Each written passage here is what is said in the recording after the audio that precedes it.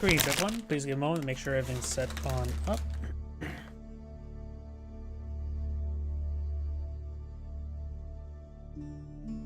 Sorry, I'm also sort of finishing up a little snack I'm starting for the stream.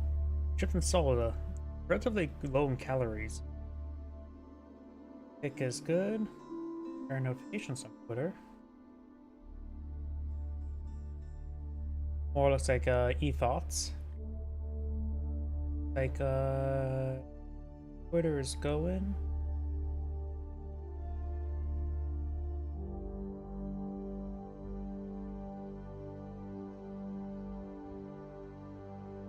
I swear the main menu of this game, it just does not like my computer. I don't know why. Other people apparently not having that issue, but the main menu for me is just not doing so good. Hopefully the microphone's coming fine. It looks like it's going fine enough. Disable the preview on OBS. Fine now.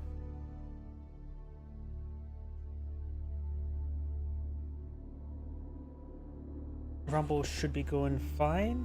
Double check my other computer.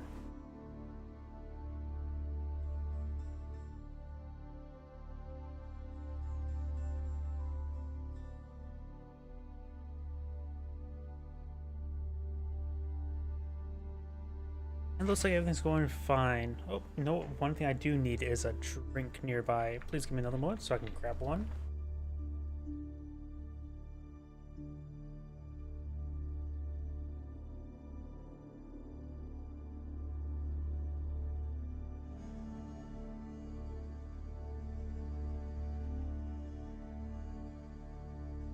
And yep, I think everything's good to go. So let's go and get started.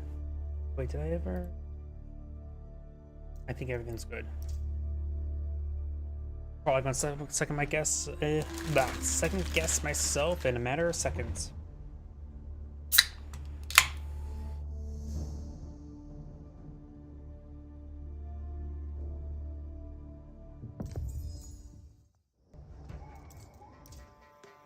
Greetings everyone, and Great here for another H-Pirates 4 replay. On the north side as the Orange Mullions, we have Core with a lowercase e. Spawn on the south side as the Blue Mullions, we have Vortex with a lowercase o. The Mongol player also has a lowercase o. Ovo's going on up. We got quite a bit of wood being clicked on up. Is he going for Spearmint or is he going for Pasture? A good eye for an early stable.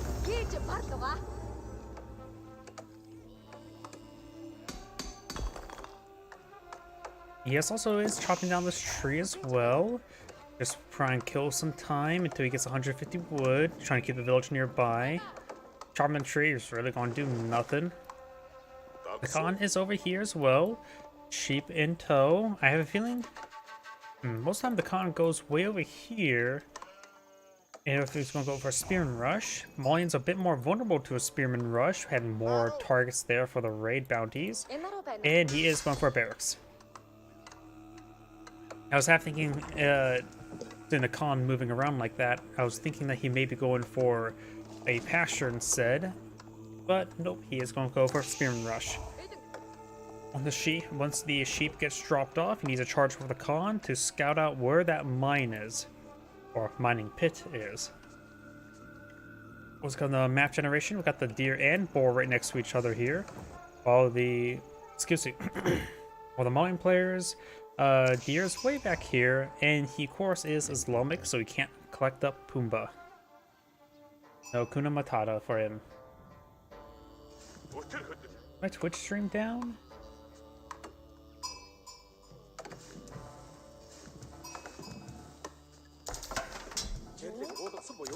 Okay, it is going. Sorry, got panicked for a moment.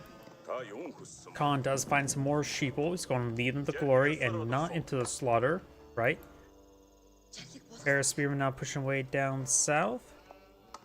His budget's running very close to minimal. He does now have enough food. He may save up for enough, wait for enough stone, so we get another pair of Spearmen queued on up.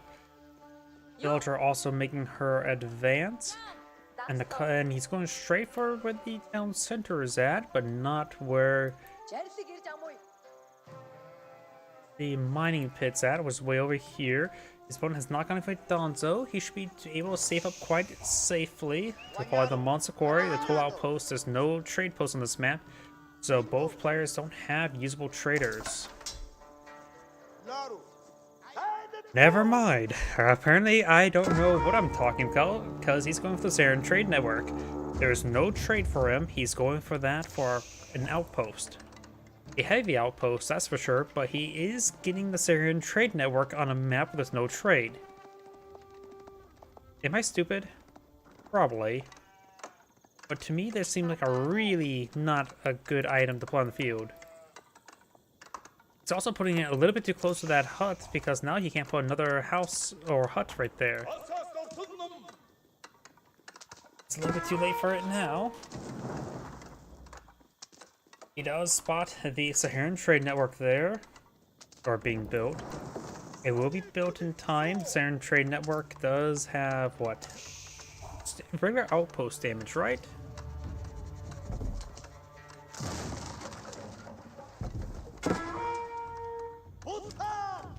These villagers do get hit by the Townsend as well. Throw some arrows onto it. Saharan Trade Network does have one arrow that does 10 damage, which is higher than normal arrow damage, right? The base damage is 8. Village trying to push the way forward with a bunch of torches. We got a bunch of angry men with pointy sticks here to engage. The outpost taking some damage there. He does split the damage all across them. That lady needs to get on back. Got some more damage there. One of these spearmen do go down. Trying to bring more villagers for torching. He does have a bit more healthier villagers this time. Does go and take some damage there. A lot more villagers now. And the outpost does get torched down, and all the spearmen go down as well. This villager just may want to run back home.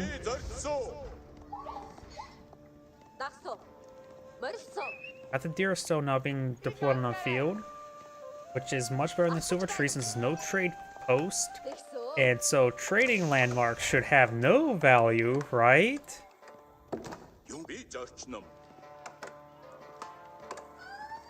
I'm just really confused about the Saharan Trade Network.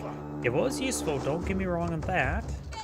You now have a archer range going on up. He does still maintain the mining pit, providing a nice steady 87 gold per minute. The Mongol player does have a bit of stone stored on up, so he could eye for some Keshiks.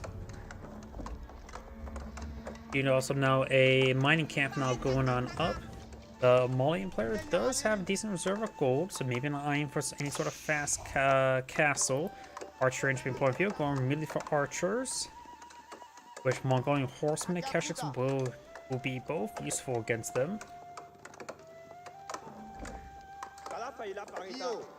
Now also got a mill here to produce some cows, so you can mill the cows to a thin red paste.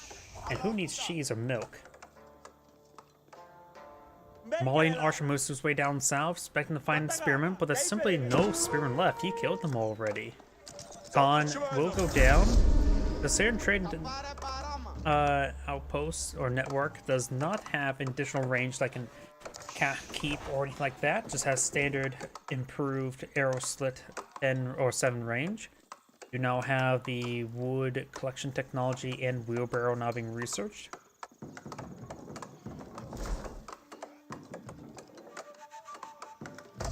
And the deer stone is finally complete. These villagers need to be retasked. Nothing being pulled out next to the Ovo. Another mining pit up. This villager that was been here this entire time is falling back now.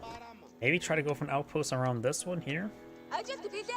The Malian player will need to push down into the crater, in order to get out another mining post, mining pit, blah. But that is something he needs to worry about in approaching Castle Age, not necessarily right now.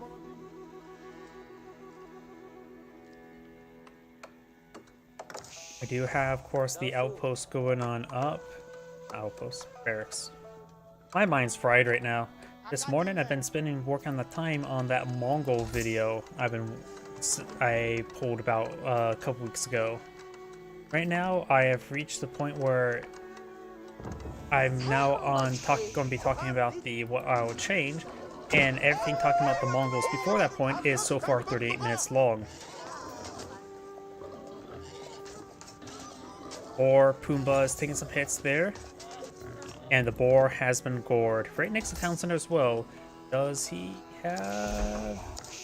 Does have survival techniques? Doesn't have any other research, so he's going to be collecting up all that juicy food there. And meat is juicy, right? No economic text whatsoever for the Mongol player. His Khan has been restored. The other mining pit is soon to be fully encased. And Deerstone has been repositioned in the middle of these two town centers. This will help him collect the deer a little bit better, as well as the berries here. He is going... Oh, cancel that for another barracks. What is he eyeing? Maybe at this point in time, he should eye to castle up to get out man-at-arms and use stone on man-at-arms. I don't think I've ever spent stone on man-at-arms before myself, and nor do I think I've ever seen a player spend stone on man-at-arms, but that may be a possibility right now. The Mongols do have plenty of gold and food at the moment. Definitely go with the Steppe Redoubt. I think the Redoubt would be very good on this map. Though the Kurultai can help him keep control of the center of the map. But right now there's plenty of gold over here.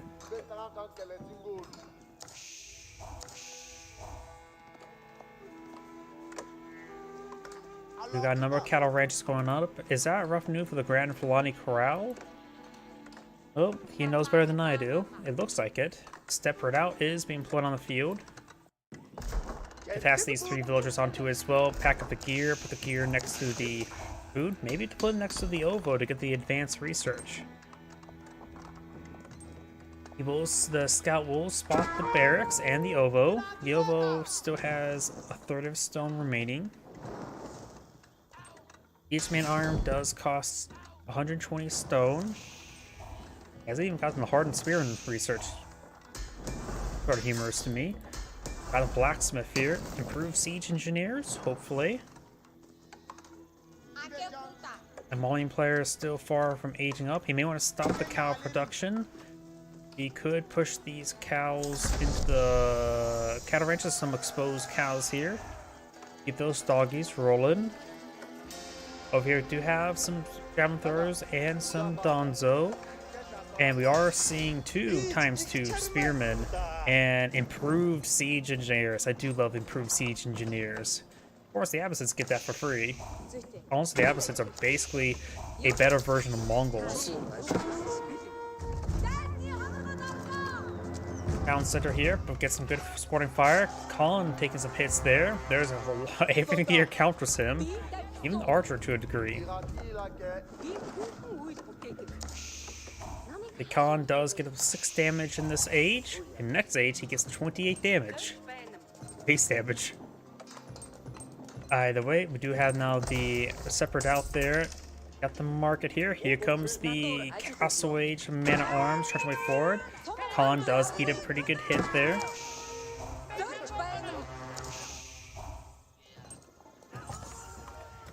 Grand Fulani Corral not being pulled on the field.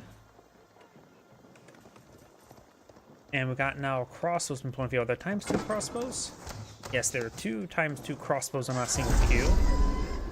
Khan down. Speed arrow has been activated, as well as the scouting falcon. Somehow he got all those buttons off in a matter of seconds. Of course, without whistling arrows, these man-arms only have a short amount of sprinting time there. Does the combat sprint. Decides to leave, escapes his javelin throwers, keeping his Donzo alive. Wait. He's going for crossbows. He must be expecting sofas. Because that's the only thing you really want to deploy against the Malians. Crossbows. And that's only to fight sofas. Archers would generally do better against the Malians if they go for Donzo and Mustafadi warriors. And we got to do a good number of stables there. So far are a good possibility. Got the moss going up. Do we have the prayer tent over here? There's the Donzo. One villager will get impaled. Couldn't save her. Got some spearmen, hardened spearmen, and castle age man-at-arms there. No textiles research, let alone improved textile research.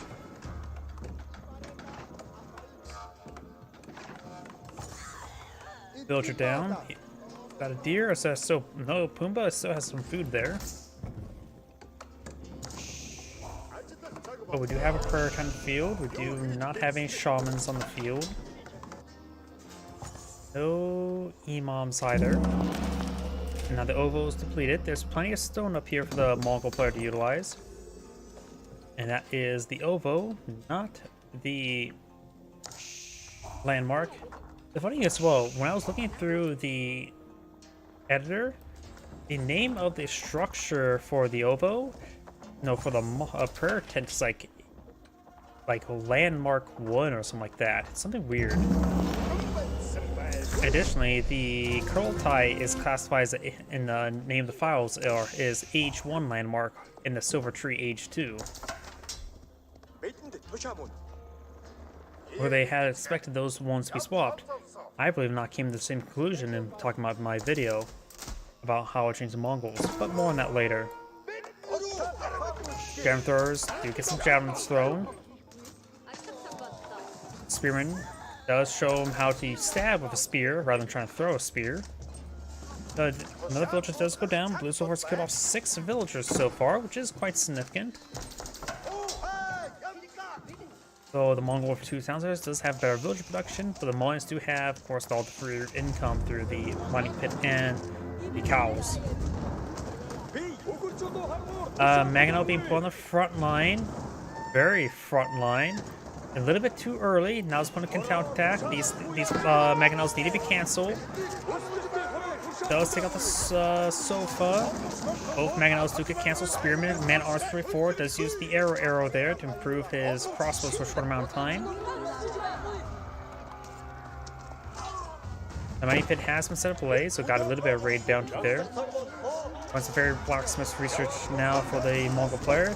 The Mongolian player has gotten no blacksmith research.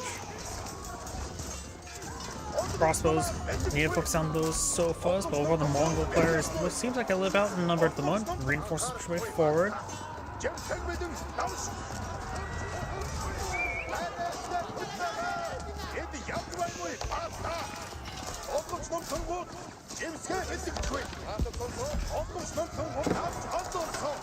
We do now have a mining pit being pulled out here.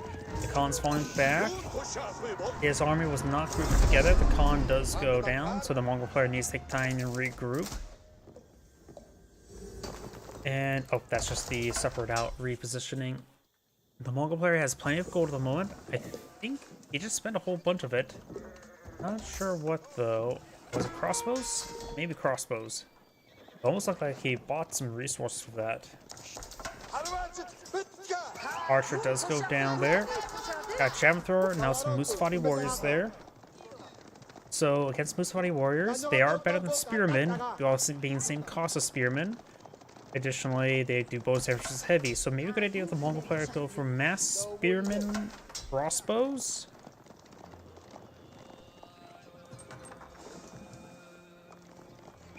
Cash tricks will still be useful, but they will receive bonus damage from the Musafati warriors. Javelin is pushed forward. One crossbow does go down there.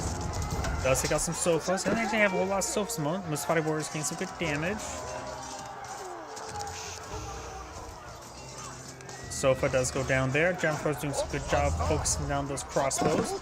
They're in a good, adequate number to one-shot those crossbows.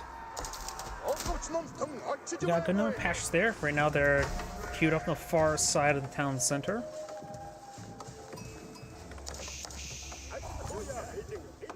Right now he does have 1, 2, 3, 4, 5, 6 pastures there. So he has 22 villagers, so he needs more pastures. He does have a spring ball placement there on this outpost, and with the Deerstone, he does have better, faster moving infantry, which help him keep up with the Musafati warriors. Maganel now pulling field, which will be very useful. Outpost down, pastures takes some hits, and he can't be losing those pastures. They are expensive. Maganel Rolls a miss there. Khan's been redeployed. He's used the fence arrow relatively soon. You better get that arrow off before he dies. Let's use the arrow, which is not bad either. Khan takes some hits there. The Khan is now a combatant. Offer no benefits at the moment. Mangonel still here. Getting some damage on the javelin throwers. He's doing a good job on Mike's javelin throwers. Spear brace on the sofas. Man-at-arms and spearman taking on the sofa. Does take on the sofa there. What are you guys important armor at the moment? More moves fighting warriors there. Archers will be very useful to engage them. Counselors firing away. More spearmen, more crossbows. Mangonel getting hit. Attempting to be repaired by the villagers. And Blue's army is getting forced them back. Do we have more forces here? A couple proxies, siege workshops.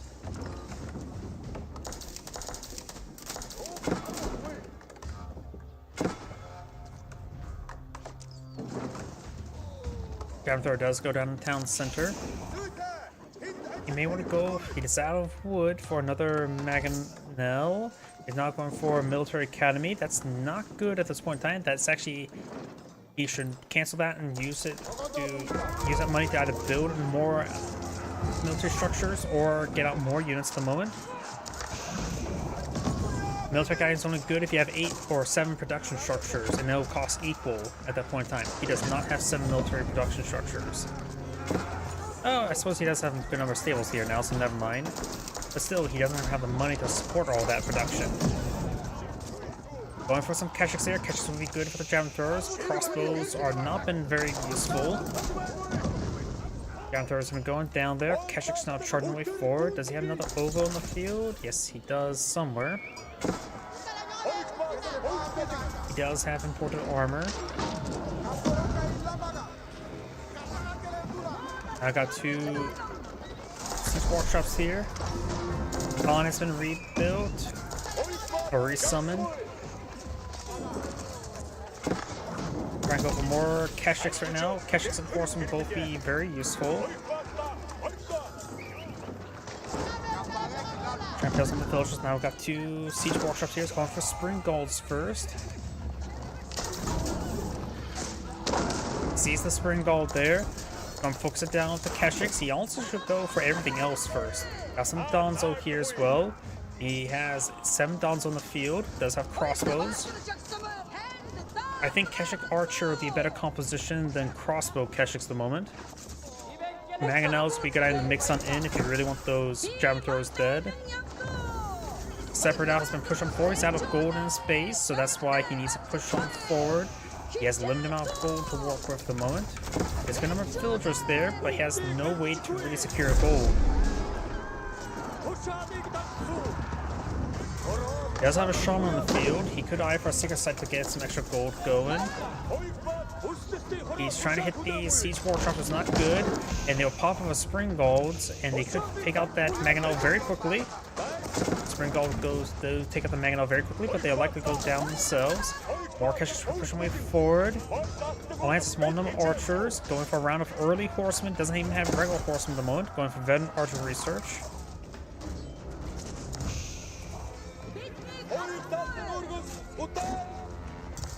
That Keshik does go down. At this point in time, the Mongol player, if he doesn't secure up gold, he's in some severe trouble. And that's the problem with these King of the Hill maps, or King of the Pit maps in this case. If you don't secure the gold deposits, you will lose. At this point in time, I don't think if the Mongol player can't force all these units back with one last engagement, he will probably lose the game. Going for early horsemen now. Get the exact gold cost to go to early to veteran horsemen. May not have enough if the veteran Magan is the same cost. Looks like the Separate now has packed on up. He's going to try and circle it now. There's some movement restrictions there. Javelin throwers do get full damage on it. Has no range armor at this moment. Does get set ablaze. Spring golden placement does go down. He is tasking a villager or 2 to repair that up. Okay, He does have enough gold for early horseman. He does have 2 relics. The blue has 3 relics, so he's getting a small trickle of gold there. He could pass forward 1 Mangonel. This one does have a Mangonel. Going for a big round of pastures because he's been lacking enough pastures for his villagers.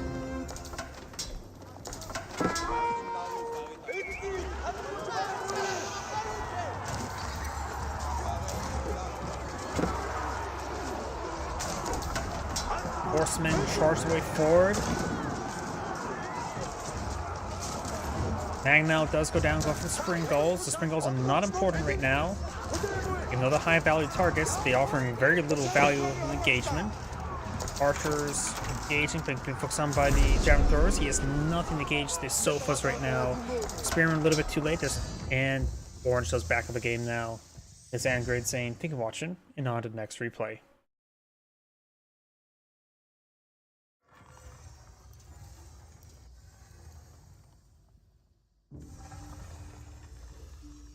Pull that down a little bit, and let's find another player. He had only one replay that was decent length enough for this week, so on to the next person.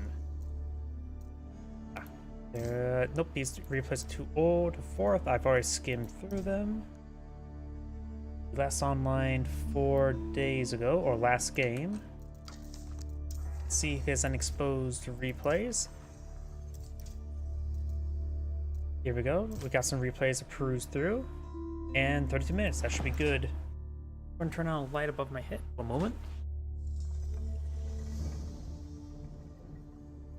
And there we go. Sorry, I hit my microphone. Get to rumble back up and going so I can see that. Oh, sorry. See something frozen on my other screen. That menu is laggy for me and breaks almost all of my streams on my videos. Or my streams. Oh well. Greetings everyone, and Grade here for another Age of Empires 4 replay. Spawn top left side or top right side is the red Ayyubids. We have Alu. Spawn bottom left side is the yellow Delhi Sultanate. We have Lucifero, capital N. His opponent does not have capital N in his name. Got a mosque on the field. We got areas being put over here. Somebody knows as well, red does have both his deer deposits right close to each other. There's also a bit of a sheep and local doggo there. We want some head pats. Yellow, his deer are very spread out. He does have gold right next to one.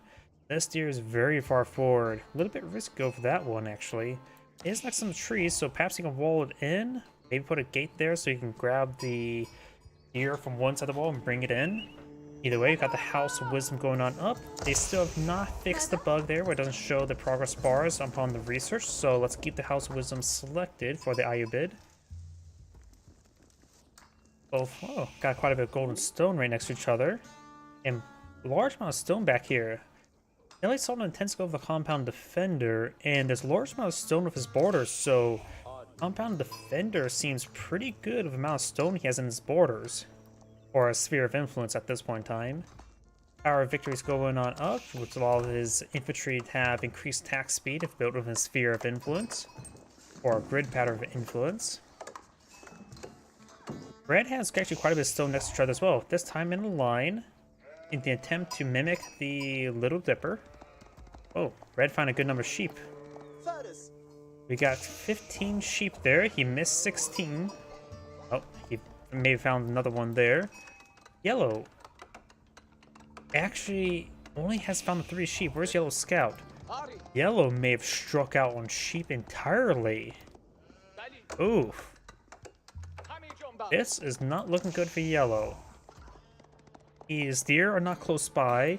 His sheep are not found. Red is looks like eyeing for an secondary town center, looks like. Oh, which one did he go for? Economic wing growth. I was not paying attention. So right now, it's not looking good for Yellow. Yellow's going to probably have to turtle in. Luckily, Deli Soldat can build walls with their infantry units. He does have a stable instead to go for some Ghazi Raiders.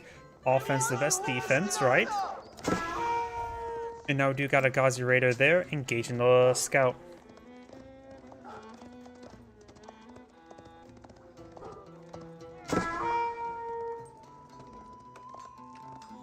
We do now have an outpost here, upgrade of arrow slit. Additionally, we've got an outpost here being upgraded to arrow slit.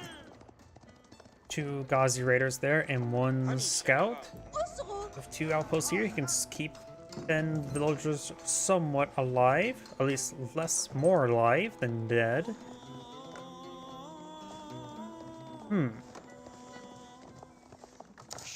At least most Sultanate Chorus gets their research for free, but professional scouts could be more aggressively utilized with how bad his deer placement is.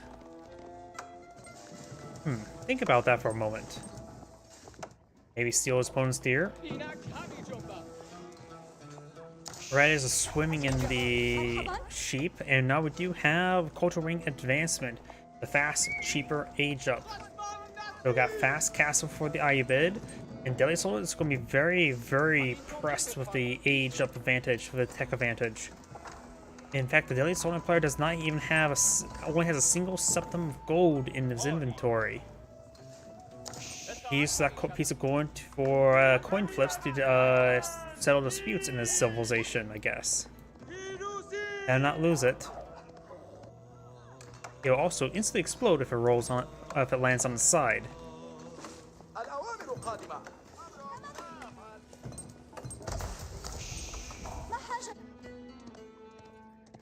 He is going to be capturing the sacred sites now, which will give him a little economic spike, but he is still pretty far behind. He's going massive in tier 2 units, which is not... It may cause him big issues. He's soon going to be fighting against some Camel Lancers, likely very soon. Camel Lancers, while the Ghazi Raiders do bonus damage, which is heavy, not a whole lot, and the damage deficit from the Camel on E should be very effective against the Ghazi Raiders. I'm expecting the Ayyubid player to go for straight for Desert Raiders. Not Desert Raiders, Camel Lancers. Attack opportunity to swipe against the relics. We've got 4 relics relatively close by up here and 1 way down south. Cultural Ring Advance is now complete.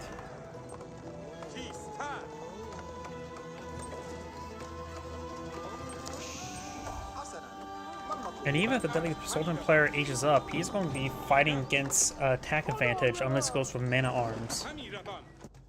And Barry's up there. He's already cleaned up the... Yeah, he still has 8 sheep still alive, which is not great.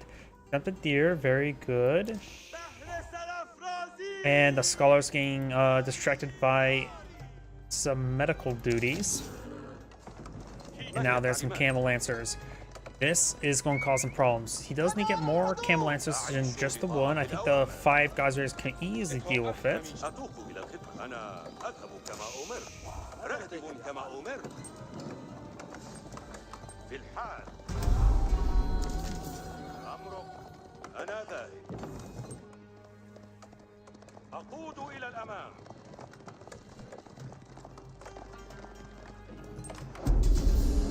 All sacred sites have been captured. Give the Deadly Sultan player a good spike in gold income. Not only collects up gold at a decent rate, he will also get improved gold collection rates from sacred sites with his research. Professional scouts is still being researched.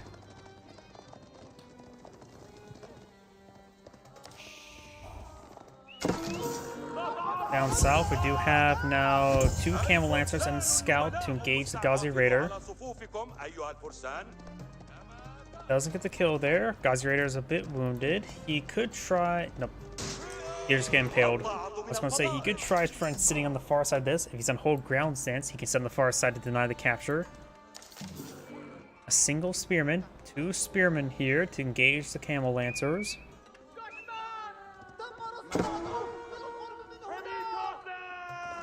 Ghazi Raiders do take opportunity to engage these villagers.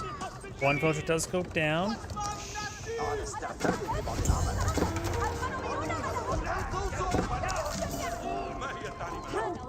Exiles have not been researched up here. We do have now the Kazi Raider getting hit over here.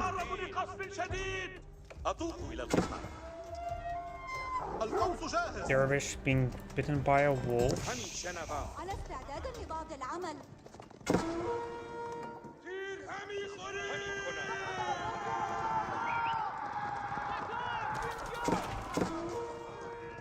Kazi Raider is getting some damage over here. We do have Kazi Raiders pushing forward, getting some damage to some villagers. He's raiding more and more villagers. Offense, best defense. Let's get another villager there. Very nice. The Deadly Soul player does have enough gold to age up now. Does find a archer there. Spearman's there. He won't be able to really gauge all too much with these nearby outposts. And so it actually has a Sacred Site victory count in his favor. Looks like this area may have been saved or was never decaptured. Either way, there's a good number of spearmen there. Over here, got more camel lancers. Scout down is nice. And now we do have the veteran archer research there by the Ayubid player, since he realizes fighting his large number of spearmen to gauge the camel lancers. Archers, of course, the natural counter. The Ayubid player now almost has enough resources to age up. There's still some more berries on the side of the map to claim. Now age up. Howdy. And now he is going to compound defender. He may really want to entrench himself hard of number of keeps, because he's doing a good job being offensive, that's for sure. I thought the Deadly Soul player would be on the back foot this entire game, but he is doing quite well. He has killed off 5 villagers, getting slight villager advantage now. He could go for that stone in order to get out a good number of keeps for Village Fortress for more villager queues. That may be probably a good idea. He has no stone in his inventory, not even a single pebble or cooking stone. Oh, we've got the AoE healing here.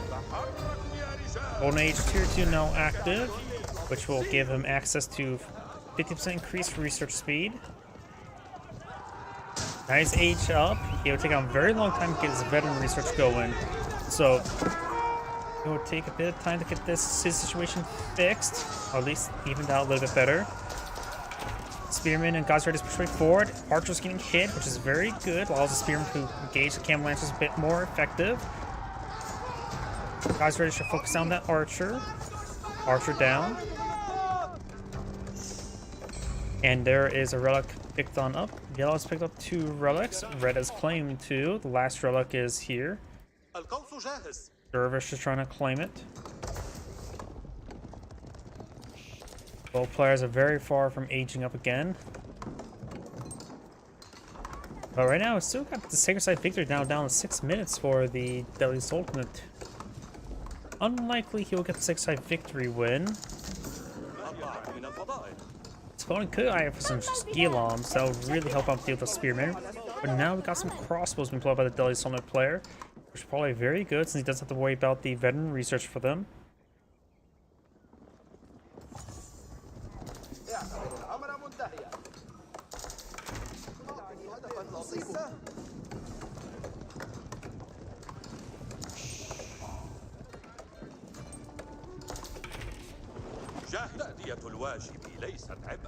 Village Fortress on the way now. Give him 6 minutes and you have it researched. Is Compound Defender classified as a university or no?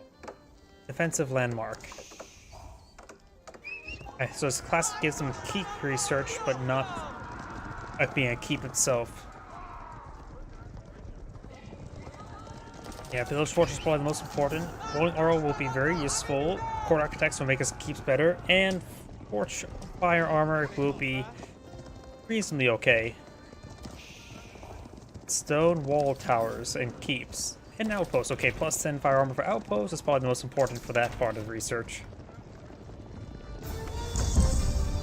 Sacred Site now decaptured, and I am for this Sacred Site to be decaptured as well.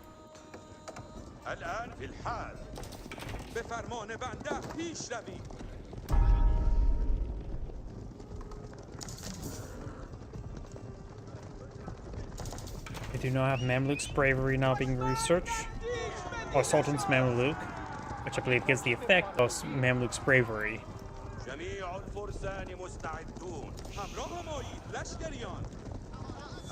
Good number of archers here to engage the spearmen. Got crossbows to aid the Ghazi raiders.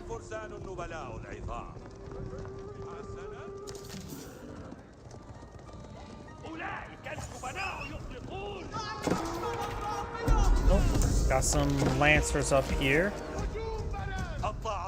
I don't see any sort of defense in this region. There's one spearman behind the barracks. Ghazi raiders and lancers push forward. Camel lancers are engaging the Ghazi raiders. Some of these units are getting Mamluk's bravery. Takes out camel lancers. He just has a little bit overkill there with the crossbows. Now they're starting to split the fire, which is actually probably good. All the Ghazi raiders are down. Only a couple spearmen now remain. Crossbows engaging the lancers, camel lancers.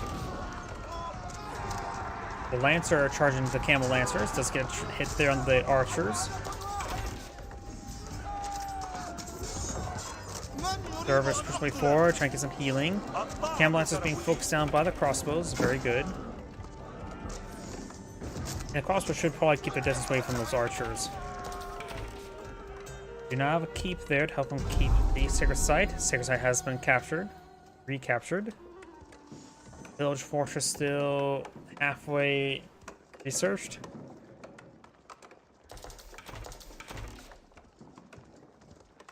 At least one of the players also going for this deer here, and the berries are still being collected on up.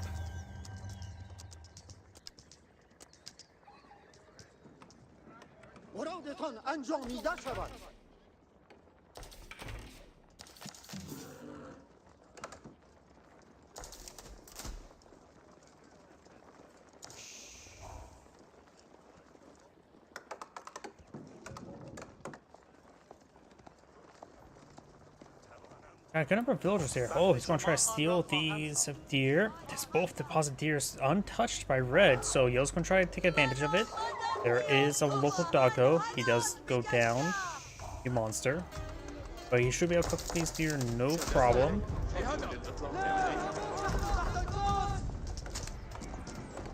And now we do have that Lancer going down. So his opponent is going for a number of crossbows, engage the Lancers.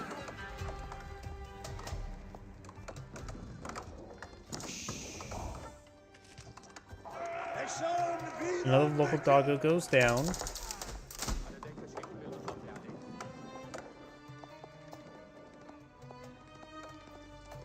Crossbows and Lancer. More crossbows being run across the map. He's going for more Camel Lancers and crossbows. There's Dervish. Does spot the keep there.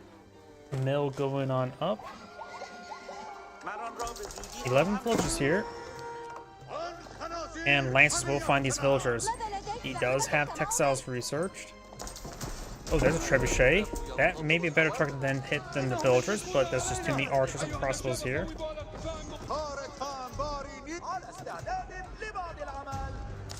Oh, he may want to get out another blacksmith right now. He is only having one blacksmith research right now. Has not gone for the melee upgrades, whether it be damage or armor.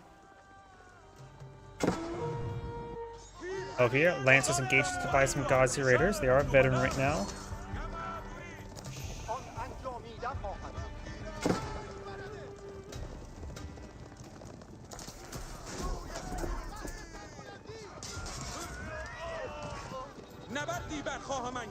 And these Lancers are now trying to run away.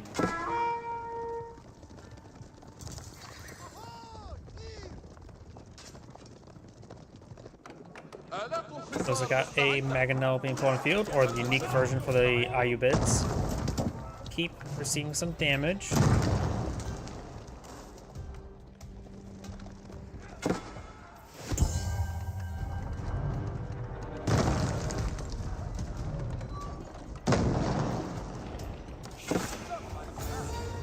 Golden Age Tier 3 is now active, reducing or increasing production speed of structures by 20%.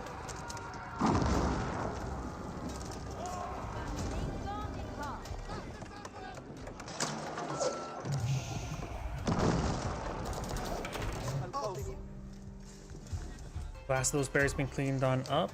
The keep looks like he's taking out the deer. And village fortress now complete, so now he can build out villagers from each of his keeps. Archers push way forward.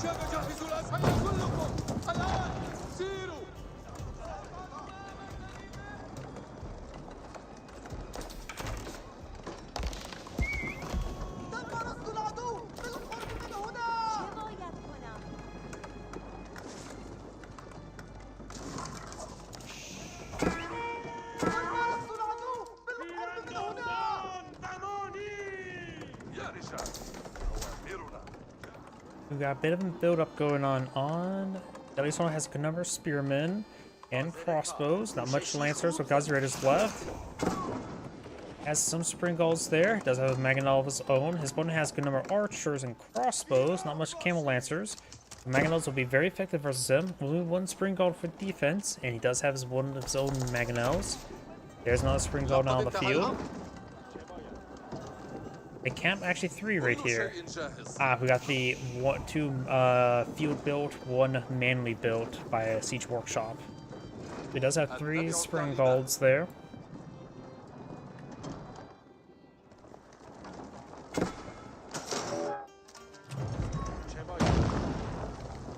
He does take some rocks there.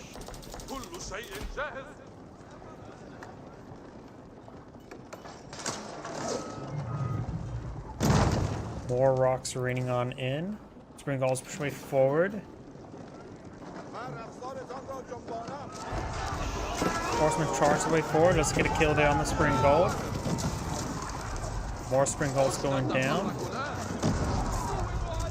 Yellow Spring Gull taking some hits there. Mangonel does get some damage. His opposing crossbowmen do take significant damage there from the Mangonel shot. Lancer falling back. Camel Lancer.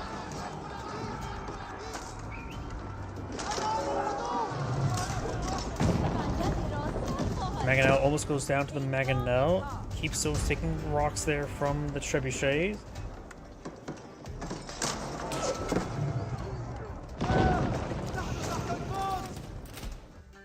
More of the deer being collected up here, though some of them are idle at the moment. There are plenty of deer up here.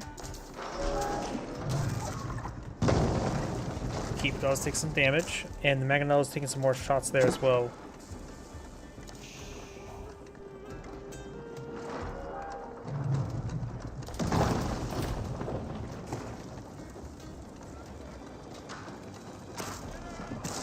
Mangonels do take some damage there.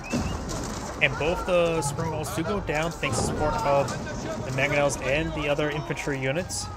Gonna break his way forward. Mangonel's creeping his way forward. Crossbows getting some free shots on in. Keeps Trebuchet still firing. Gonna fall back now. Spring Gull does take up one the Trebuchet. Horseman charges way forward. Does take a good volley there. No additional research just yet. Now all the Spring Gulls go down once again. Mangonel is still alive. Gazirator and Spearman do take some damage. But it's there. Trebuchet engage once again. We've got a red keep here.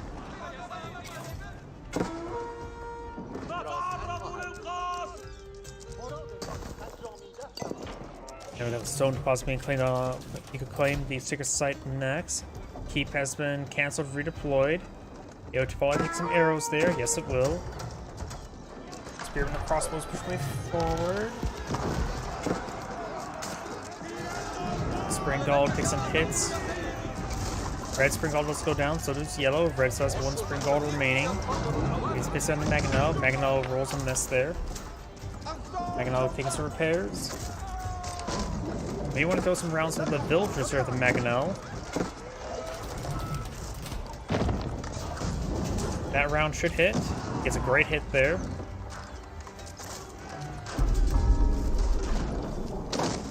Sort of rolls miss on the villagers. Keep does get built.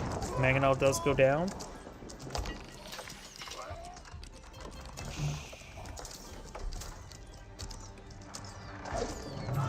Yells keeps on taking some fire. You're still being claimed. Got a couple crossbows over here. He probably does have access to siege engineers. Going for some more blacksmith research now.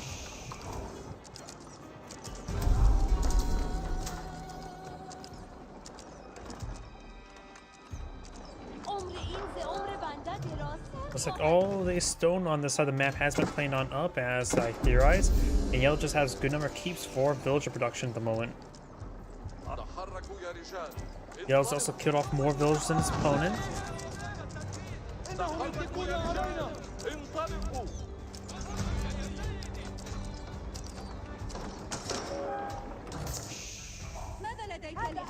Got a number of farms now going on up.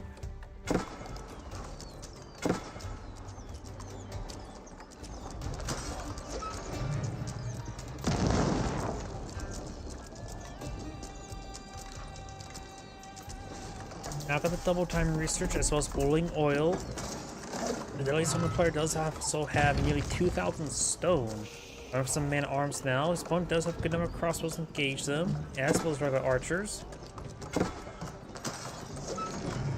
More Gauzy Raiders and Lancers maybe just in generally in order.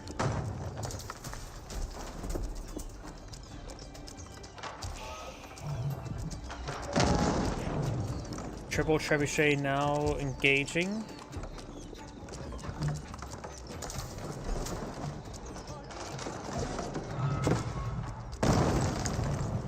Keeps taking some hits there. Gauzy Raiders way up north. I was just trying to go for more units here.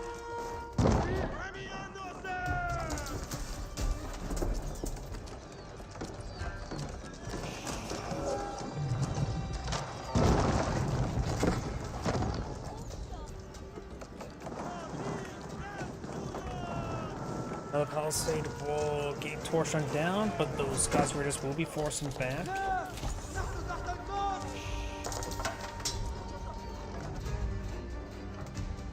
The rest of the deer over here have been cleaned on up, so he's going to need to find some other food sources. Can't claim Pumbaa, going for more stone, so it looks like at this point in time he needs to go for farms. He does have a bit of wood to work with. Watch Trebuchet's engaging, does lose a keep there.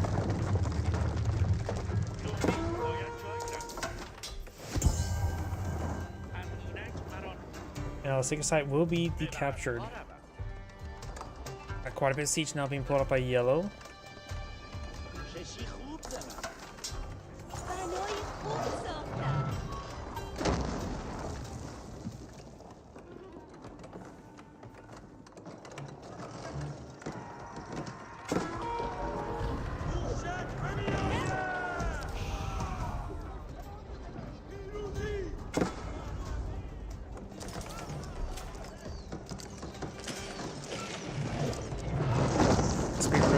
He's preparing to keep now, but it's unlikely it will stay alive.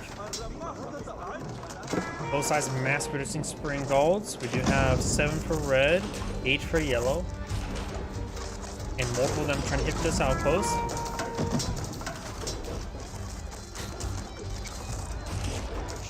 Red spring golds for 4 does get a free volley there. Those magnols for 4, maybe I'm for a counter barrage onto the opponent's spring golds. He should be in range. Yellow's lost quite a bit there. Spearman got sliced a little bit there. Man at arms and Gauzy Raiders push forward.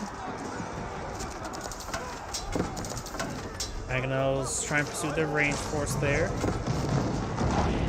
Trebuchet is also engaging.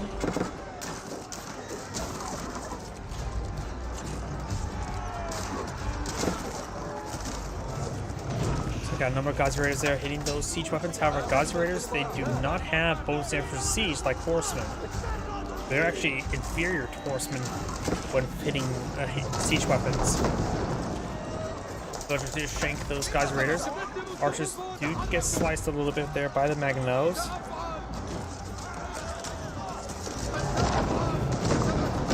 Rose miss there hits the Dervish. Ringald's engaging the Magnos now. The villagers still being utilized to engage. Those villagers getting killed off. Yellows has 6 spring golds. Red only has the 1. Building 2 more.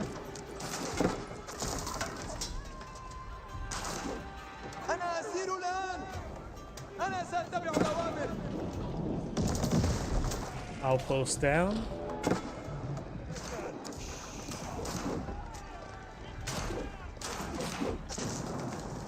Now I got the lumber camp taking some hits there as well. More barracks over here. Trying to collect some wood up here. Gazi Raiders here. We do actually got quite a bit of farms around this keep. Going for more farms around these keeps. Going for more stables on the front line as well. You know, some build lumber camps, but right now they're not useful. Though they do provide Golden Age benefits, which he did lose his tier 3 Golden Age.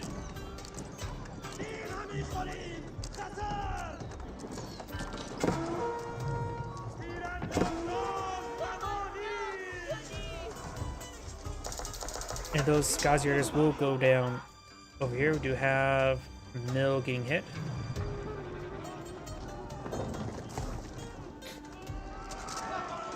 Gazi Raiders push way forward.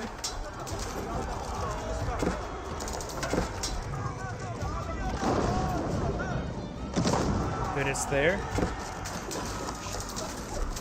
Spring Gulls engaging Spring Gulls. Spearman gains some good damage to those Gazi Raiders. Mangonels finds small hits there. Yell's gonna fall back there. Doesn't really have anything to engage all these Spearmen. Getting some good hits there with the Mangonels. Good damage there. Brad's really getting whittled down. But for more Spear and Crossbows, and does back up the game now. This is Great saying thank you for watching, and on to next replay. And before I get started with next replay, I do need the restroom. Please give me one moment.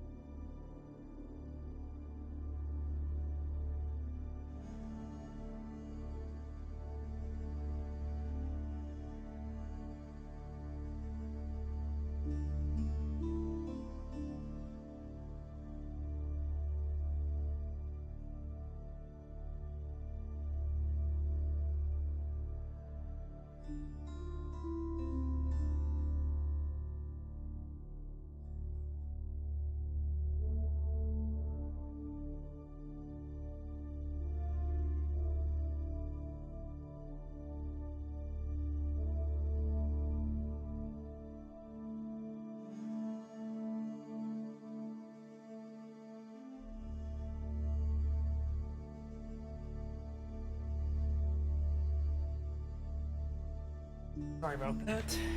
I'm back. Yeah, let's find another replay. Let's see. It's the left side, right? Howdy.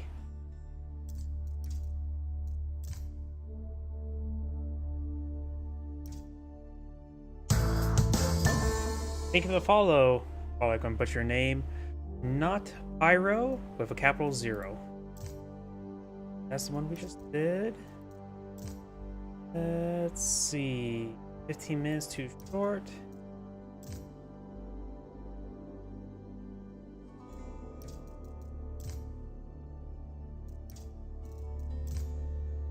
And looks like everything's a little bit too short. And the other ones are from the previous week. I've already perused through them. Can I do the kid? Let's see. That name may be hard to find. The kid? There's only a handful of them. Boop, boop, boop, boop. Probably not that one. Probably not that one.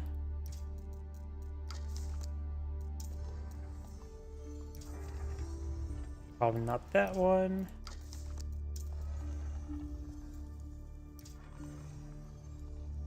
Probably not that one. Probably this one. There you go. Let's see. Got a good number of replays recently. 28 minutes. Let's do this one.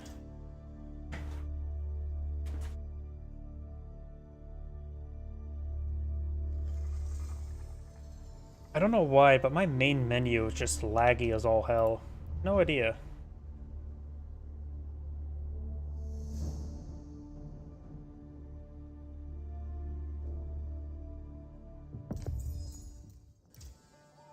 Greetings everyone, and Grade here with another Age of Empires 4 replay. Spawn on the top right side as the yellow Holy Roman Empire, we have the Kid.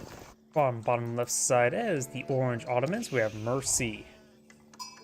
Let's see now, if you take a look at the map, I notice that both deer deposits are relatively close by here, but they are split apart by a bit of trees. Stone and deer next to each other, got a bit of gold and stone next to each other here. Oh, look at this. Orange has a nice line of gold there. You can do a line of gold. You can turn it into a thin powder for that. Got some berry bushes over here for the Holy Empire player. Not great.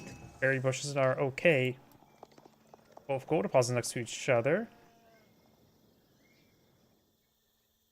Yep, it's sort of hard to say who has a better map generation. I think Orange's map generation is a little bit better, but both players have access to a decent amount of resources that are easily secureable. Let's see. Know some people prefer the villager count earlier on, and the Holy Empire players almost has enough to age up. Does only find 2 sheep there. His opponent has found maybe no sheep or dropped off some sheep. Has dropped off some sheep. Aachen Chapel now pulled on the field, which help improve the gold and wood collection rate. And it is in radius of the town center there for the sheep collection as well. And he has put his sheep on the far side of the town center. Twin Minaret Middle East now being put on the field, which will give him, of course, 4 villagers a good food income. Does have a military school on the field. First Spearman is somewhere. Your first Spearman right there, getting bitten by the local doggo. He just really wanted that stick he was carrying, and he didn't throw it. And it looks like Orange is going to take time and kill off some of the deer. Yellow is eyeing for a outpost here. Sheep being sent to the town center. Now the Aachen Chapel is complete. Spearman next to the deer, just eyeing perhaps to be annoying to deny that income. Looks like the Aachen Chapel's these guys are barely in radius of the Aachen Chapel. Though this one villager may want to be scooted over on the far side of the gold mine. And this one is not affected by the Aachen Chapel. The house there. Twin Minaret Middle East still being pulled on the field. 2 sheep have been found. Yellow Scout does receive some arrows. Oh, and it looks like Yellow will find the sheep. And there's actually another one right there, and he probably won't grab him right there. Nope. He will not lead that sheep to glory. He will go ahead and lead this sheep to glory and not to slaughter. Another spearman on the field. So far 3 spearmen. He is not swapped his production to Sipahi just yet. Honestly, spearman not bad if you want to be a bit more defensive. Gold sheep being collected, gold being collected. He's going for Fast Castle. He's almost enough resources for Fast Castle, likely for the... Well, actually it could be for the Bolgraf Palace, but likely for the Regnigs Cathedral, or however you pronounce that.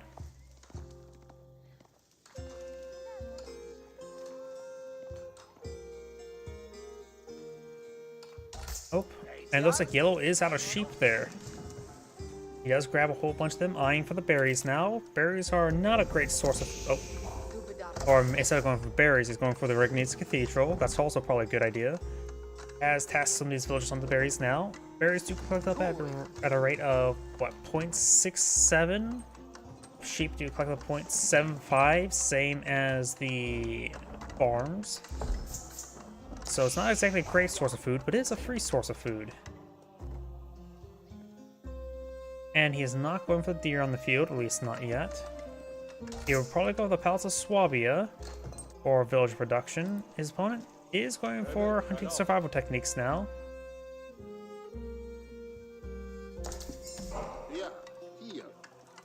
We now have another prelate there, eyeing to grab a relic. There's no relic there. He just hasn't queued up there. Got 2 relics pretty close to the sacred site. One over here, pretty safe for orange. Yellow may spot the relics. One more stab, he could have gone down. These may be regular spearmen, but they still do good bonus damage versus cavalry. Oh, and this relic's ready to be grabbed, and this relic is pretty safe for yellow. There's a good chance you'll get 4 relics. Yellow does spot relic number 5. Let's see now. He does know the location of all the relics, except for this one.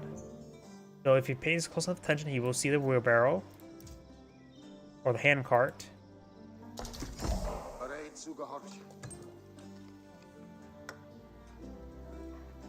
Double spearman there. Orange has a imam in the field, which it looks like he has gotten the vizier for the free imams. So he does have 2 imams. He too must be behind to age up relatively soon. Yep, almost got enough for the Mahid Imperial Army. I doubt it's going to be for the Imperial Academy of Istanbul.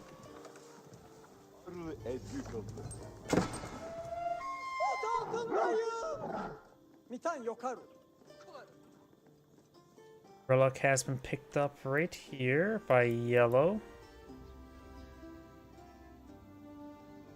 This Charlotte's now making his way up north to grab this relic.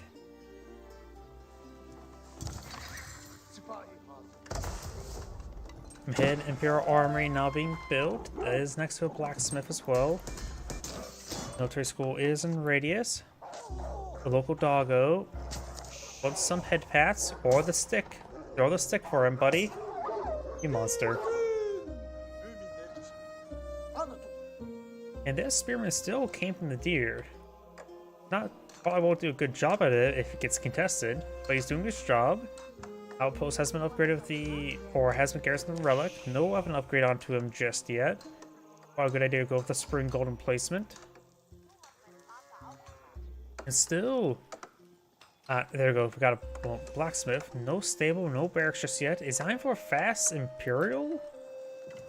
Fast Imperial would allow him to get access to faster hand cannoneers, but everything else still requires some research, a considerable amount of research to be useful.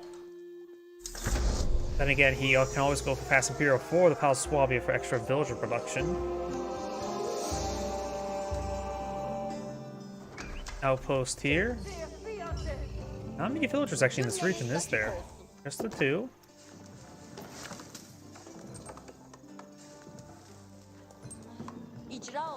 Very still been clicked on and up. Going for a large number of lumber. Orange has picked up 2 relics. Yellow has claimed 3 relics. And yellow is not going to be able to stop those relics from being claimed. Scalps are not very good at shanking imams. He does have both relics picked on up, brought back home, just needs some moss to set them in. You know, I'm also sort of surprised we didn't see any additional military schools yet by now. He can get out 3 right now. Don't think he's got the vizier for 4. Only has the 1 vizier, almost has 2. Some idle villagers across the map, or just that one now.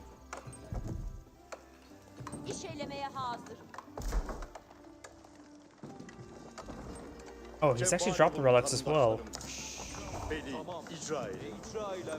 Not sure why he dropped the relics.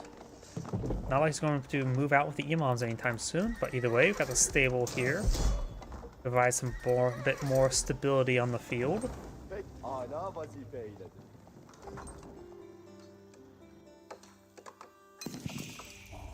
Has the outpost been upgraded? Nope, it has not. He may be just going to save it up for the cannon placement. Good stand to get another lumber camp there. Parabac's gonna going on up. Now there's the vizier. Probably extra military school. Yes, he does. So right now he only has the 2 built. Now I can get 2 more.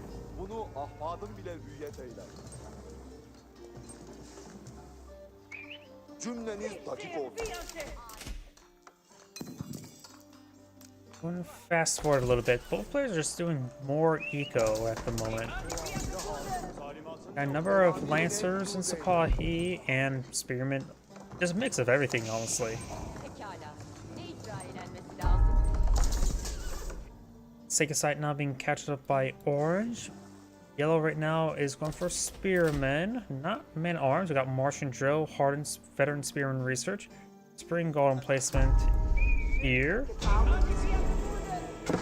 Don't really need to fortify anytime soon, since it is, of course, the Holy Empire, and Emergency Repairs is a good alternative to fortified outposts. Of course, they can, of course, stack. Number of farms going on up around the Aachen Chapel. And it looks like this relic's going to be garrisoned inside this outpost as well. And this one will be fortified. Sipahi and Lancers now pushing way forward. Scout will spot this. Scout may go down. Scout down. Herbal medicine's now being researched. Interesting. And we've got quite a bit of resources there. He's approaching enough for the Palace of Swabia. I doubt it's going to be for the keep emplacement. I forget what that one's called. Palace of Swabia now being pulled in the field. And that villager will get impaled. Spearmen now trying to charge. Both of the Sipahi do go down. Relic improved Spring Gulls do quite a bit of damage. They do 54 damage. Sipahi have what, 155 health? And there's some more Sipahi for me to click on. So we've got some regular Spearmen, not even hardened Spearmen, along with some Castle Age Lancers. The Holy Empire player does have a bit of gold to work with, so you could get out some elite Spearmen, maybe elite army tactics go along with them relatively quickly.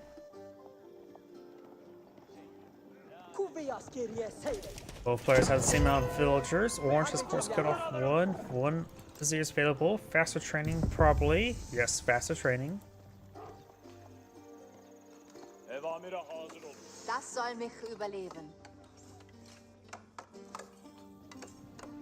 Outpost, House, and Blacksmith. Got 5 villagers here. They can course inside the outpost. Relics do also improve the various armors, and the fire armor does not get improved until it gets the fortified outpost. One Lancer does go down. Lancer right now still have 230 health, 5 range armor. Their Spring Gull's doing 54 damage, so do 49 damage per attack, so they will go down 5 Spring Gold hits. The Veteran Archers will go down 2 in return. And crossbows do have the same health as the archers. Apparently, Dark Age Spearmen have the same health as archers and crossbows. At least in Castle Age. We do actually have a single Janissary in the field. 3 Janissaries in the field to engage any opposing horsemen. We'll likely see a massed man-at-arms army. After all, the Holy Empire man-at-arms are some of the best in the game. Though I need to look at the comparison between them and the Samurai, because those are probably the 2 best heavy infantry in the game.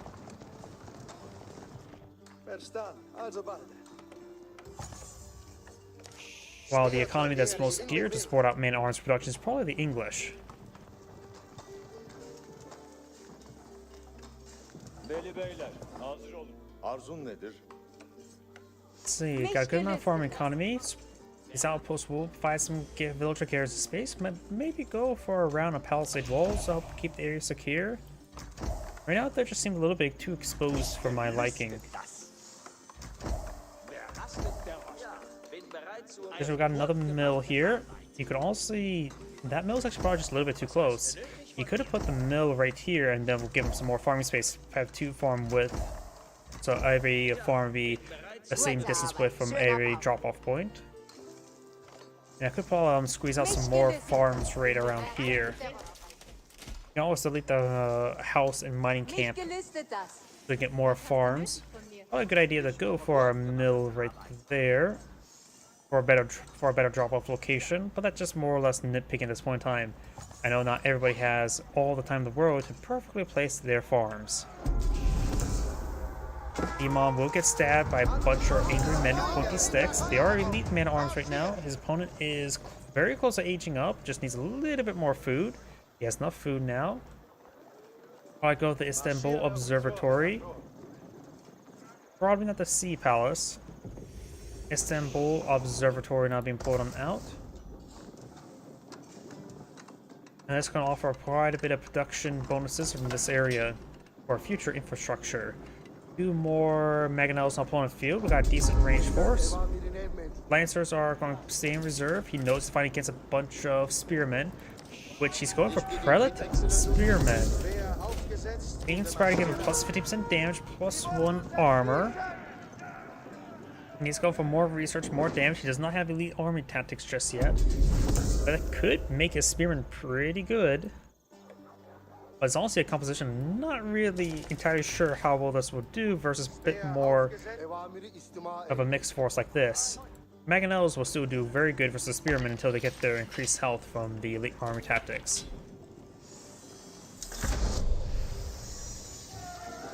More spearmen. It's just going for more spearmen. No spearmen are dirt cheap, and they're not gold intensive, that's for sure. I was going for gold there. Can get some stone as border. He may want an eye to also get a keep in this region to help keep that gold. 3 Mangonels there. Maybe the Ottoman player could go for the Siege Cruise Vizier. It's something you don't really see all too often, but could give him some really high rate of fire Mangonels, along with the adjustable cross beams. Was it crosshairs? Cross beams? The siege research. Along with the Meters, you can get some serious increased attack speeds for Ottoman Siege. Got a Willow there, trying to steal the elite spearmen. The elite spearmen do not get converted. And now the village is going to stay in the fight. That's not going to be great. Especially seeing his opponent has a Palace Swabia. He can't be affording to lose villagers. No textiles research either. They also have Imams here to provide some good AoE healing.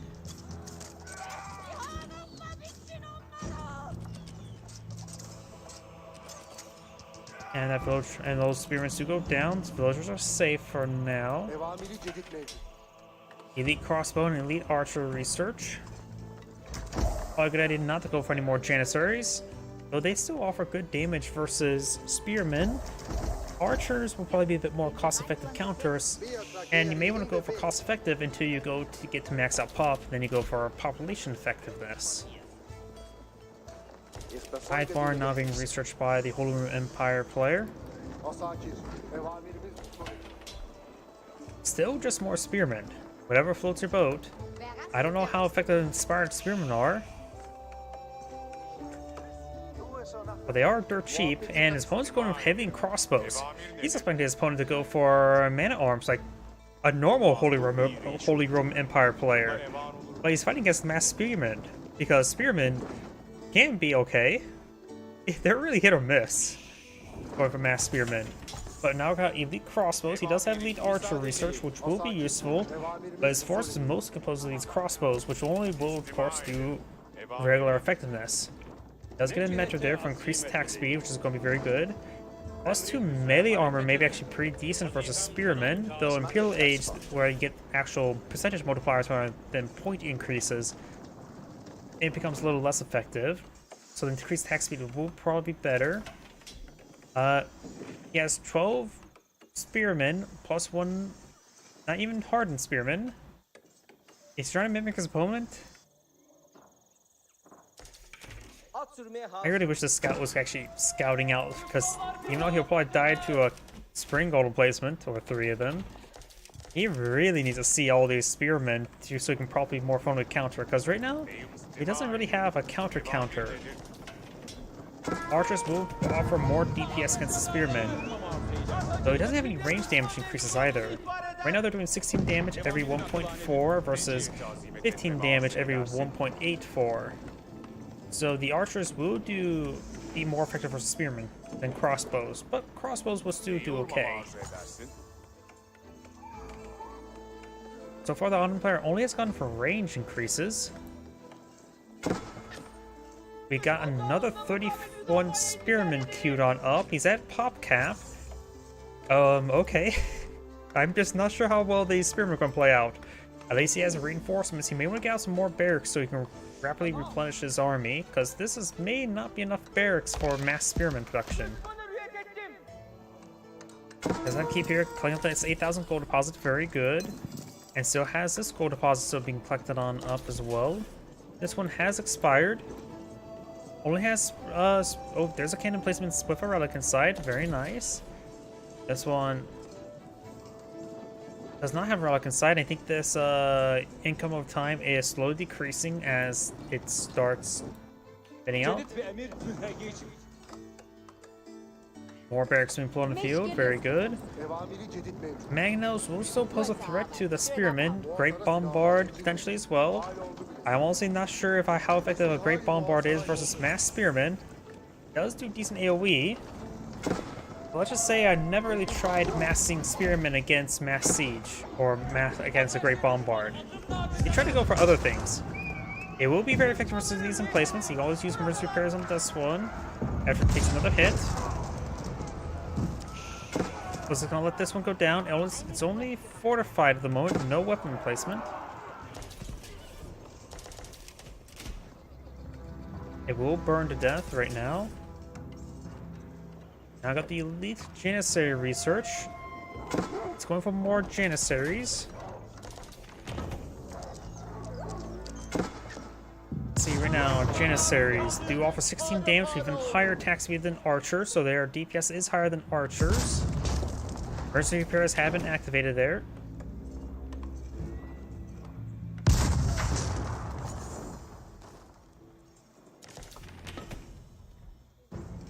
Hopefully he's going for other research in the back line. He does not have Spearmen queued on up on all the barracks. He may want to go for various man-at-arms research. The Holy Empire player also has a massive reserve of resources. The Ottoman player not so much. He also has nearly twice the amount of villagers, going for a large number of battering rams. So he can throw waves of Spearmen at his opponent, assuming he doesn't lose the engagement and it can't rebuild quick enough. He should be fine. Even if he does lose the first engagement, if his rebuild is quick enough, he will be just fine. And he's going to have a massive gold reserve since he's not spending that gold. He may want to get other research going, at least. At least get the man-at-arms researched up all the way, since they're definitely more the bread and butter. And maybe some lance connects as well. You've got a bombard in place in there, engaging the outpost. Putting some holes into it, into scaffolding. Spearmen are not going to last all too well versus mass... Battery's not going to last very long versus mass Spearmen.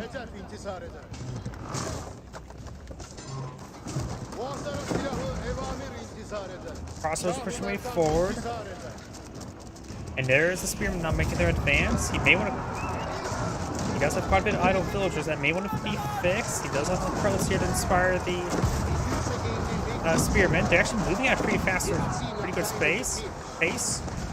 Spearmen have overran all the siege weapons. They're taking out the mangonels now.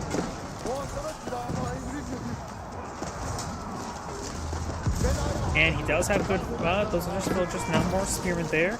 He's overrunning all these siege weapons. He's going to lose his Spearmen. More Spearmen being brought on in. Great Bombard does get overran, and looks like Yellow will win the fight. Orange needs to take time to rebuild his army. He has a bit of a resource float, but nowhere near pop cap, so he needs more production. And archers, don't go for lancers. He's fighting against Spearmen. You definitely don't want to go for lancers unless you're going to use them as mobility tools to hit the villagers.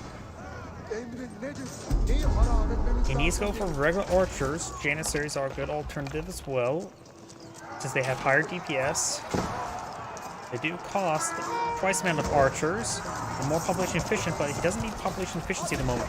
So archers would do just fine. And in fact, maybe with incendiaries, archers would generally be better. Though trench guns can be also useful as well as chemistry. Either way, Spear not pushing the way through, gain some kills on villagers. Definitely a good idea not to go for more crossbows. They're not cost effective and they have lower DPS than archers, while offering the same health durability. Another great bombard there. Does have some Janissaries right here. Janissaries do also have less range than archers.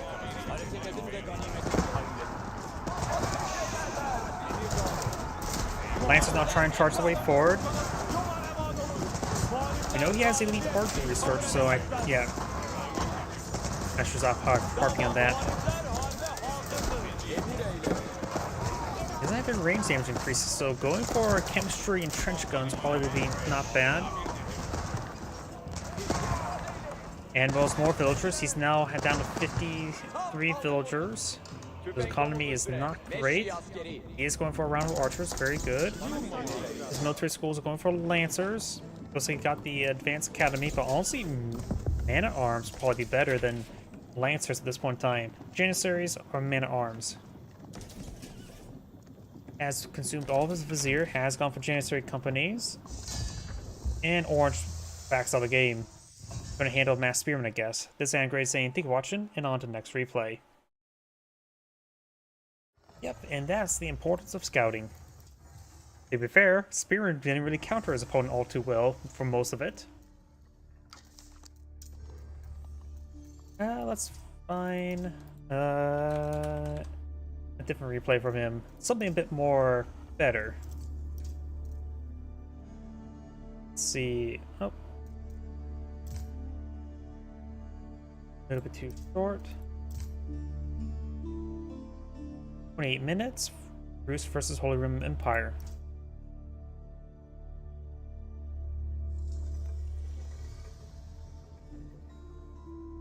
So to unscrew the lid of my drink to drink from it.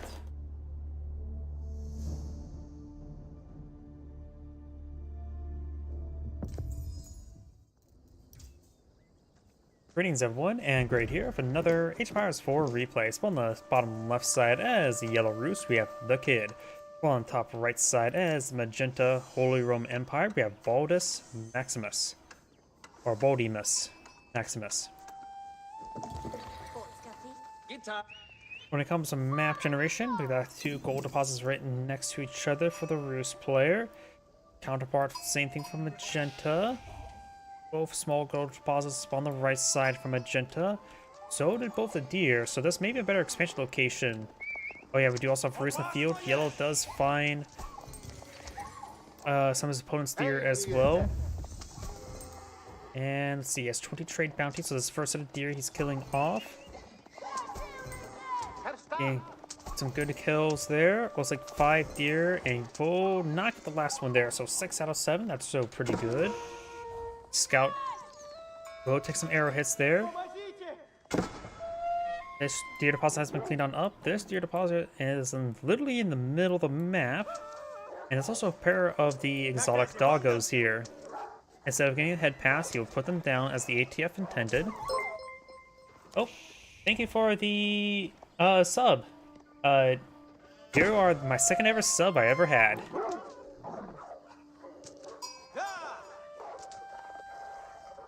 Wolf going on down. We do have this scout. He will find the deer here and has a number of sheep following him.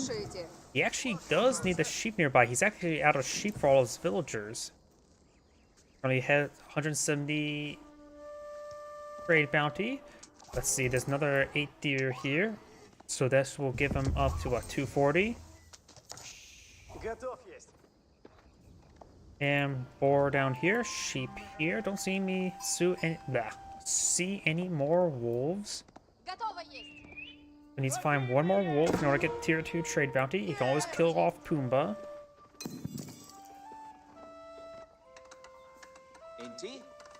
The Akin Chapel now being put on the field, which will help improve the gold collection rate and all of his wood there. His opponent is going for the Kremlin, which help him protect the stone and food. And since he's putting next to the stone deposit, I'm assuming he's going to go for a secondary town center. That's pretty much standard for Rus. Secondary town center. Not in the early nights. And he is exactly at 250 trade bounty, so I miscalculated.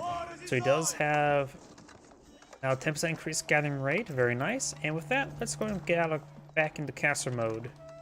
I really wish they would make it so you can see the trade bounties up here. Be if it is easy, as well as some other things like the Chinese. If you highlight the dynasty to show what the effects are, like they were like Song Dynasty, things that sort. Going to fast forward since both players are in the build their landmark phase of the game.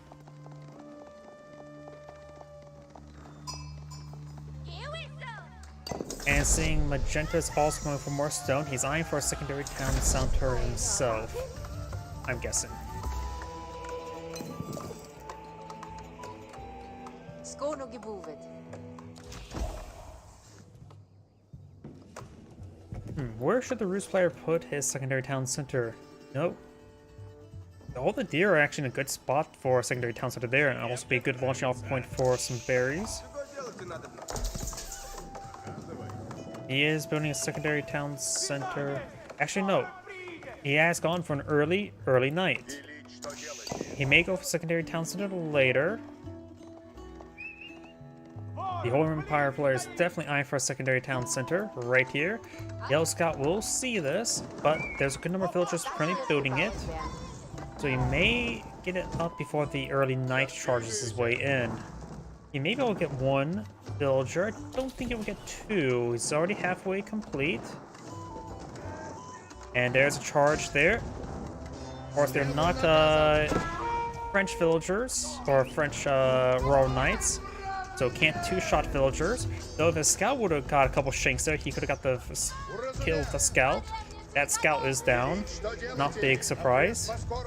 And the early knight does take some hits as well, but does get two villager kills.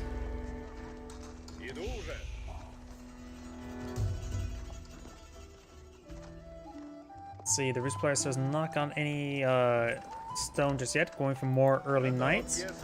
And got archer range there as well. Maybe eye for a blacksmith to get out siege engineers. And we've got a line of palisade walls there, which will slice through the berries.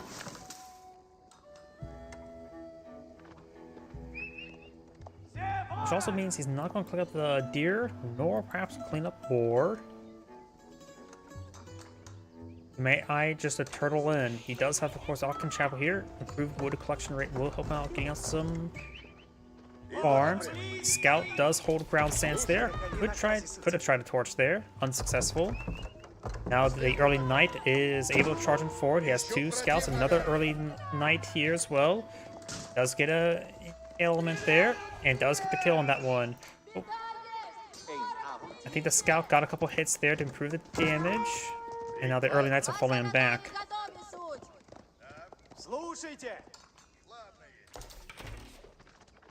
Scout. Almost dead.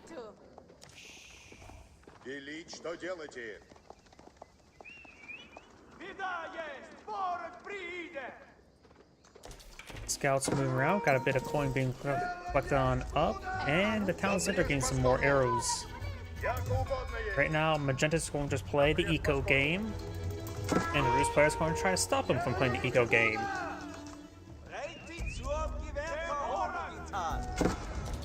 Does get some of these villagers garrisoned in there, has 4 archers. We see a blacksmith. We do see a blacksmith. He needs some more gold for siege engineers. Ockham Chapel is usually pretty easy to raid, in my opinion, the villagers around it. That's at least what happens when I play Mongols. It's pretty easy to raid them. Scouts moving around. More archers, more knights, more early knights. Wheelbarrow and textiles being researched. Textiles, always something you should have researched a little bit earlier with the amount of aggressive early knights on the field.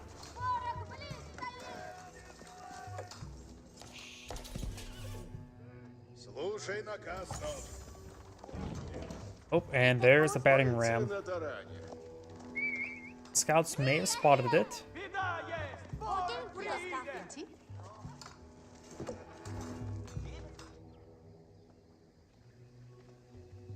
There's player is still not completing stone. I wonder. Did him placing the Kremlin right there, did that throw his opponent off what he's going, what the Rus' plan was? Maybe he put the Kremlin right there, next to Stone Deposit, in order to give a false sense of direction to Holy Roman Empire player. That could be a possibility. You now have battering rams being built, ready to batter down the town center. Scouts do actually have bonus damage versus siege. They can really shank a battering ram for extra damage.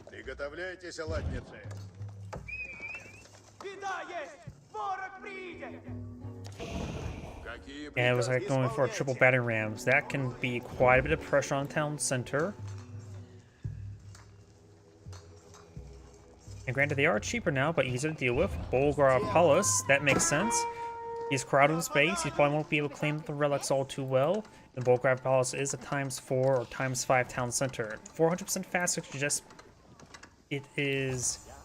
I don't know if it's plus 400% or times 400%. So it's either 4 or 5 barracks in one. Very useful.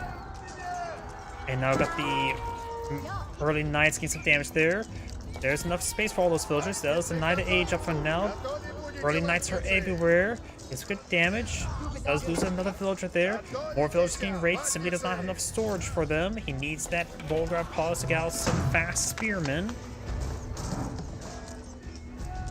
Scout down. More villagers going down. The villager count's not equal. It's not looking good for Magenta. Knight getting some hits over here. Mercy repair is not activated. I'm trying to say Mercy War Speed, but that's the wrong game. Archers getting hit by the town centers.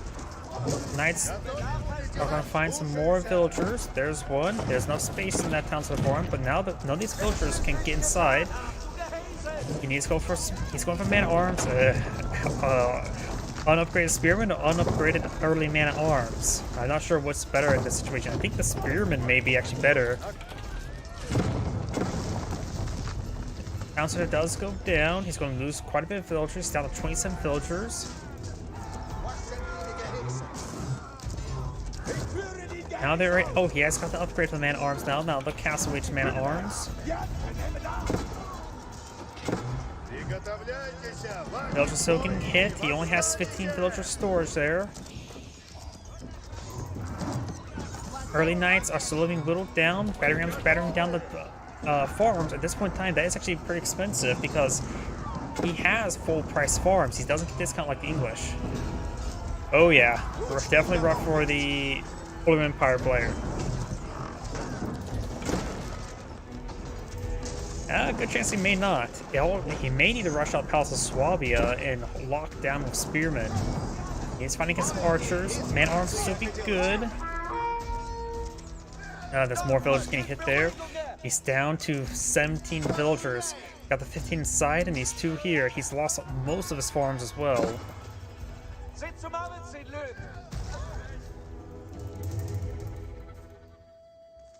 If I was purple this point in time, I would probably just back out the game. So the Rus player is very far from aging up. So he will be fighting against an age advantage, but he has more than double villagers on one town center. And his opponent had 2. Yes. No, that's not even feasible to go for the Palace of Swabia. At this moment in time, he needs to rush out secondary another town center. Not necessarily rush out, but build another town center to get more villager production. Because I don't see any way he can age up pretty quickly enough. Though he is pushing forward some man-at-arms, which will be very effective versus these archers. They'll take actually 2 damage at the moment. He does have 1 range upgrade, and these guys do not have +1 range armor. Militia are doing 6 damage, so even +1 melee damage would be very good against the militia, reducing damage output by half. But these early knights are still going to pose some problems. They do 19 damage and 29 damage charge attack. He's just trying to run away from the militia. Does not have marching drills either. The militia are going to die from dysentery in 25 seconds.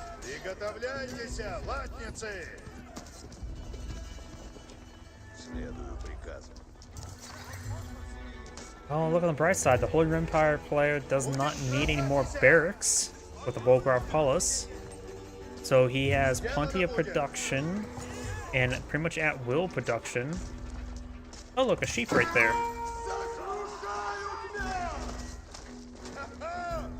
The militia have died to a heart attack.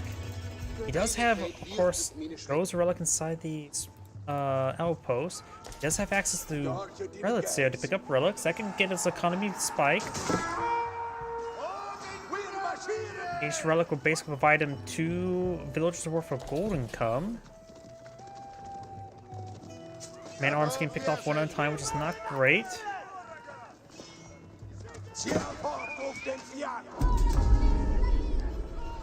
Relics increase does this. Inside of a garrison does plus 50% armor, in this case range armor, not important, plus 35% range damage, plus 25% sight range, and plus 20% weapon range. So when you upgrade a spring golden placement, as it is right now, it will have 54 damage per shot, which is not bad. Against the armor of the early knights, it will 4-shot the early knights. Additionally, the extra arrows will have increased damage as well, but not great. So 8 damage against 4 range armor, it's not too bad. But he is losing more villagers right now, which is not good.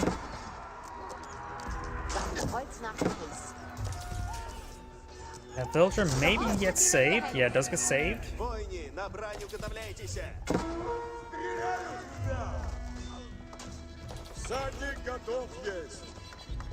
Another villager does go down. Taking out every additional villager is going to be very painful for Magenta.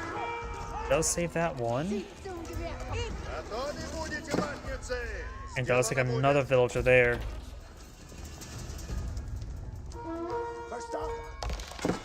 He may need to rush out blunt weapons right now, so that would be a bit expensive right now. Blunt weapons will give him plus 4 damage versus the the early knights. Let's see, he is going for blunt weapons. It is 350 resources for, as this moment, he has 20 villagers versus 52, so it is incredibly expensive right now for him. Will greatly improve his man-at-arms, so now they're doing 18 damage per attack against the knights. In fact, the knights he's fighting against only has 20 damage, so these man-at-arms can be incredibly cost-effective versus these knights now.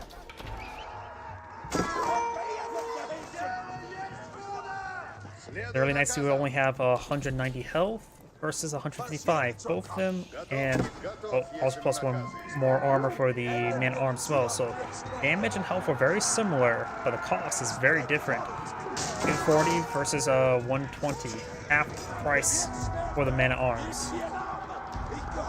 Granted, they have to run on their own feet and not on a pair of hooves, or 2 pairs of hooves.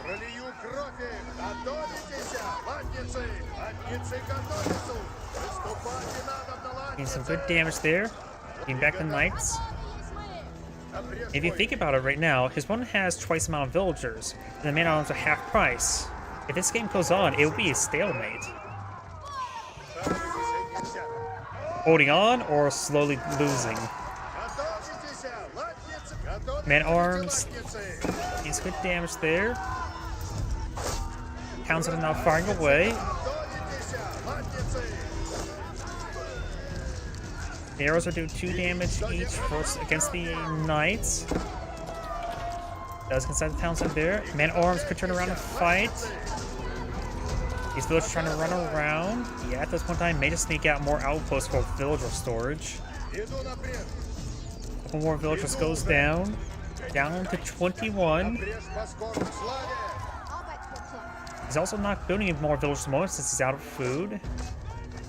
That means he can't really afford any more man-at-arms. He has a bit of wood to work with. Maybe grab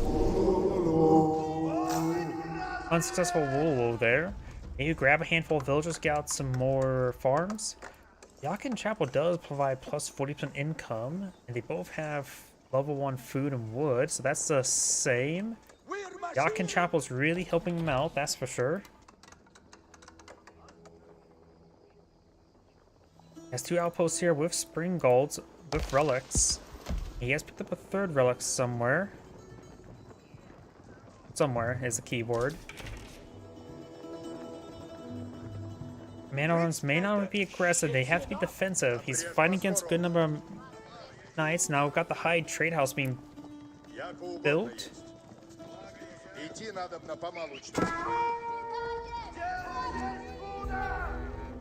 He's gonna run up here. The villagers can get inside the outpost. They're not fortified at the moment. With the spring golem placements, they can get some good damage on the early knights. Those man-at-arms still advancing, but these fortified palisade walls are going to be very hard to break through. Though there may be an opportunity where you can slip on by over here.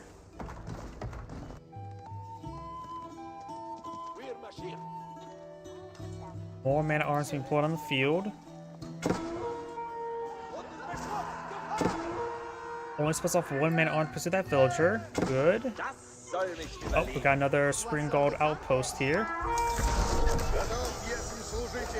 And there's next age. Now the Roost player can bring in his regular knights, rather than early knights, and then get Boreas Fortitude. Think about knights. There's a good number of knights right there. And very late response there by Magenta, so he does lose a good number of villagers. He now has 1/3 of the villager population of his opponent. So these man-at-arms are going to be harassing some of these villagers. He does have a bit of gold to work with. And now I've got marching drills being researched.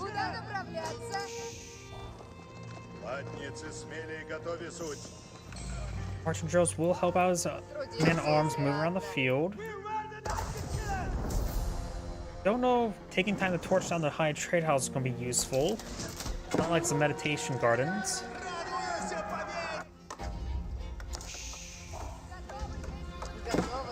Right now the villagers do move faster than man-at-arms unless they have the combat sprint. And more of these man-at-arms are getting some hits there. Well, even though his man-at-arms won't really accomplish too much, they will keep his opponent back in his base, preventing him from being assaulted. So they will get impaled. 9 man-at-arms in the field. We know that there's 2 here and 1 here.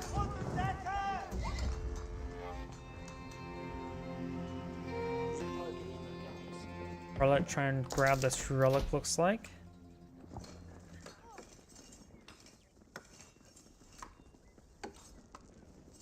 He has quite a bit of food stored up now. And now the Roost players are going to go for some crossbows, which are hard to counter those men-at-arms.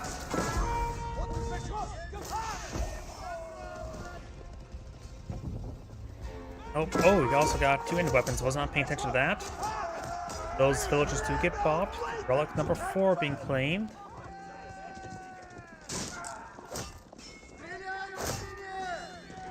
And he does not take up that knight. He does have a number of wounded knights, so getting out a monk to heal them up wouldn't be half bad. Or torch down more of the walls.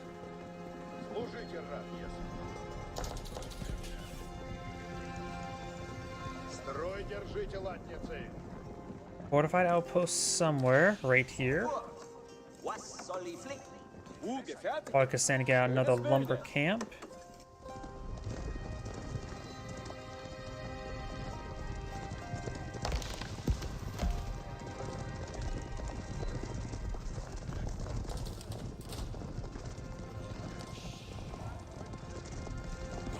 Holy Roman Empire player does have 2 range armor. Maybe he's squeezing out some mangonels, because you know he's going to be fighting against crossbows relatively soon. So I'm thinking maybe mangonel man-at-arm wouldn't be half bad composition. Mix a couple spearmen in for spear braces against the knights. They don't even have to be veteran spearmen, they could be just hardened spearmen. Villagers do escape from town centers. He's going to lose some farms. Man-at-arms trying to engage now. Multiple of these Roost Knights are quite wounded. Got these Roost Knights now engaging. Got spring golds everywhere. He has claimed 4 relics now. These Roost Knights are about to go down, honestly. The man-at-arms now pursuing to engage.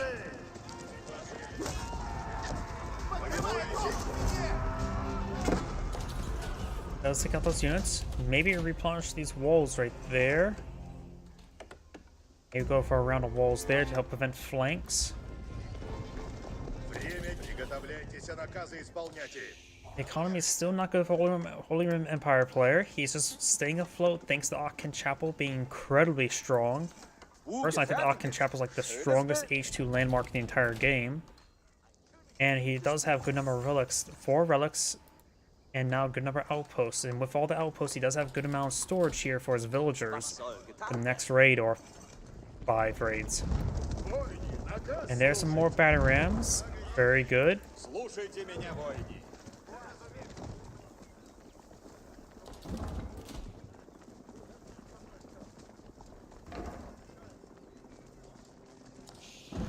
I'm sort of glad they... Also sort of sad they sort of got rid of the circle dance around the siege weapons that are being built. But now they will queue up siege weapons a little bit better than play Ring Around the Rosie around them. You now have military academies in the field. It's best to go to military academies once you have 5 or 7 or greater military structures in the field. I don't see that many, so probably not a good idea to go for military academies just yet. I think I just saw a purchase there. I think it was for some wood. Well, I'm going to try to really push out battering rams to crack Spawn's base finally. Zieht zum Gewehr kommen. Das soll mich überleben.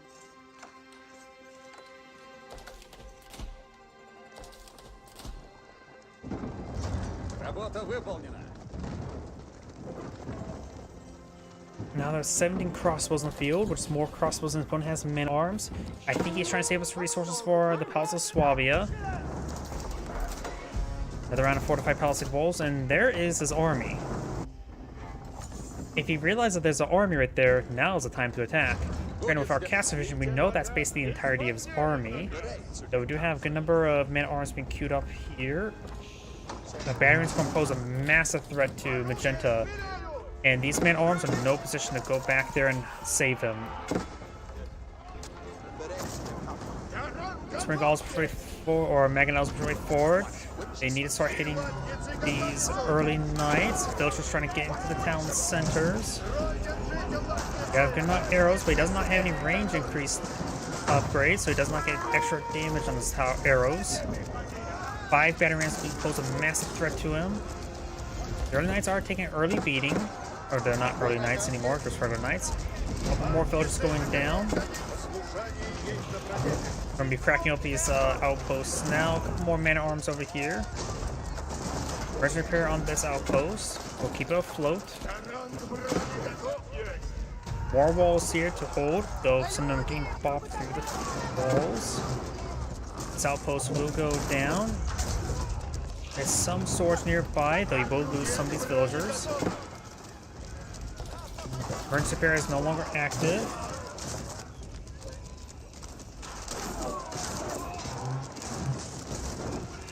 This outpost will go down, though maybe the villagers can pop out over here and start pushing down these handful of battering rams. Because the army is slowly being whittled down. Man-at-arms being brought back, a little bit late, I would say. More outposts going down. All the outposts are now down, and Magenta finally back to the game. It's Anagrade saying, thank you for watching, and on to the next replay. Yeah, that was a bit of a slaughter.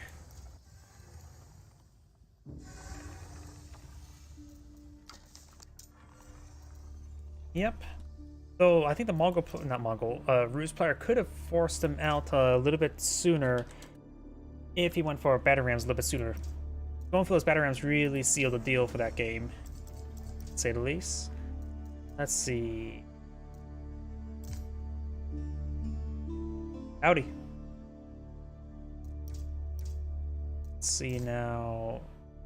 Let's find one more replay from him. 12 minutes. A little bit short. Too short. You can always add that 20-minute one. 22, Abbasid versus Jeanne d'Arc. More Jeanne d'Arc versus Mongols.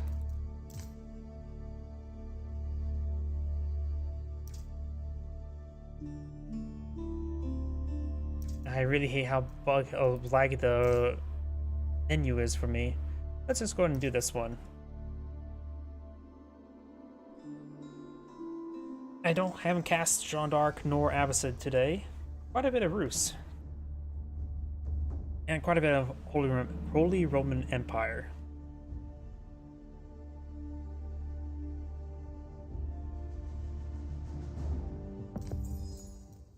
Oh, it's the same map. Oh well. Greetings everyone, and Great here with another Age of Empires 4 replays. Well, on the bottom left side as the yellow Abbasid dynasty, we have the Kid. Well, on the top right side as the pink Jeanne d'Arc, we have Beastie. If you take a look at map generation, all of Pink's gold deposits spawn on the right side with boar in the corner. So that's be Jeanne d'Arc's first quest to slay the boar. Her first job, her first task as an adventurer is not to kill skeletons or slimes, is to kill a boar. Both his deer spawned up north as well as all the berries. Pink's spawn locations is very bipolar. Food up north, gold down south, and stone mixed in between, but mostly up north.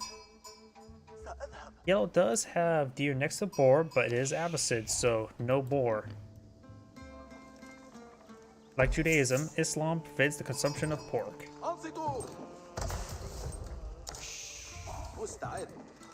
And his deer deposit also spawned up here as well. It looks like all the food spawned up north from both these players. So we do have some berries here. Gold and stone. Quite a bit of stone spawned down bottom right for him. And now we do have the military wing being employed on out versus the School of Cavalry.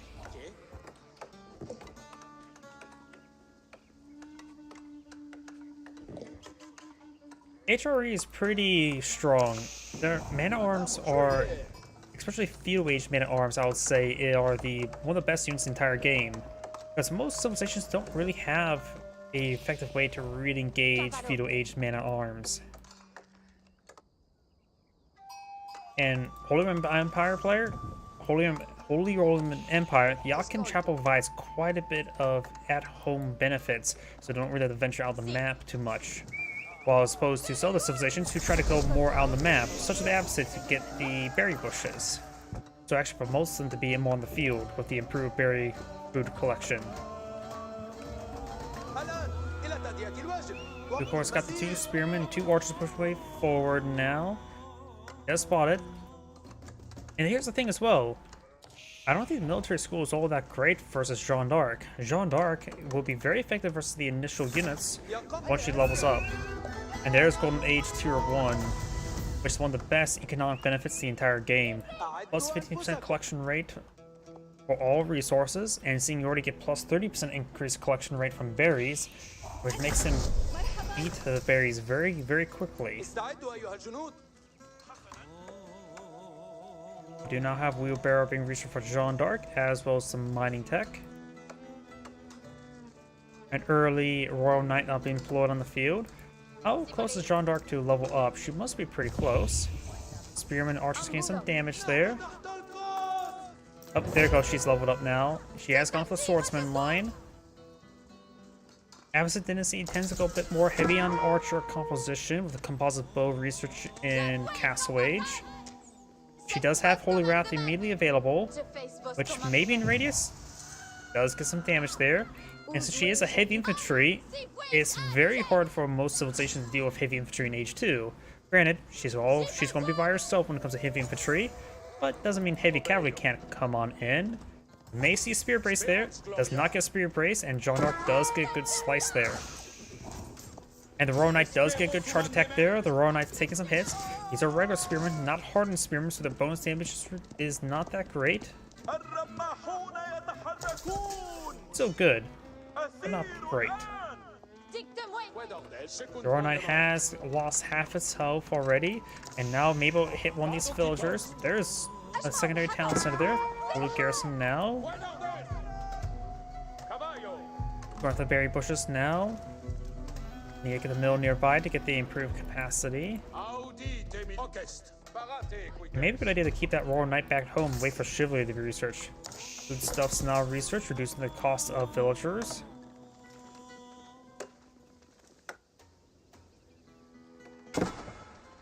This Royal Knight does take some hits there, but no garrison here. Good number of sheep, 16 sheep. And Pink only has 3 sheep remaining. Let's see, Jeanne d'Arc on eye to age up. No, she's not getting a stone. Not age up. Additional town center. French could eye for some traders.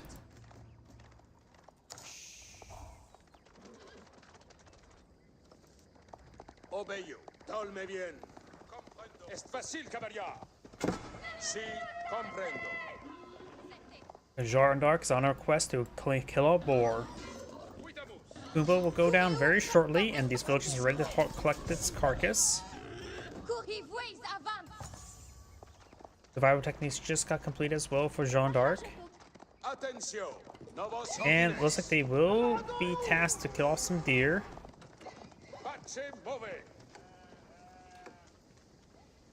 See, right now we do have more spearmen being put on field. No hardened spearman research. Good chance he should still go for that against the French.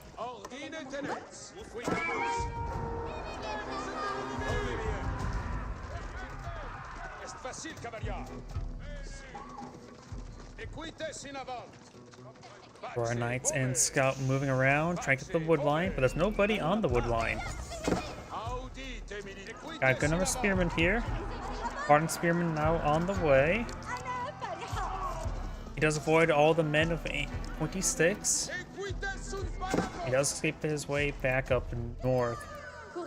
So she just consecrated a building. She consecrated the town center, reducing the cost of the villagers down to 37 versus the foodstuffs cost of 32.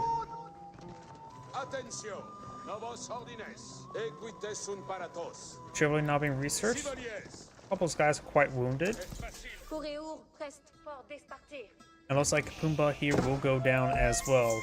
Also putting outposts there. Wolves do not provide Jeanne d'Arc with any experience anymore, so taking time to kill off the local doggos, not important. It does get around the walls there. That area not traversable? Yeah, if you look on the mini-map real close, you can see there's a solid green line there, so this area is not traversable. So this area is traversable, especially when there's a bunch of Royal Knights on the scaffolding. Good little pick there. The Abbasid player is at 39 villagers. Jeanne d'Arc is at 32. 6 villagers there. May want to set up an outpost to keep them safe. Speaking of outpost. And now we got a camel archer there, just purely meant to provide the camel unease debuff to the Royal Knights. Camel archer does offer good damage versus light melee infantry. Attack speed's not bad either. Problem is, its range is not great. It's also incredibly expensive. What, 240? Yep, 240. But it only costs wood, not coin. Jeanne d'Arc does have Divine Restoration available, and there's a good number of spearmen here. Scout will go down, which actually is important because it's the majority of the scouting or vision range there. Going for an outpost as well, very nice.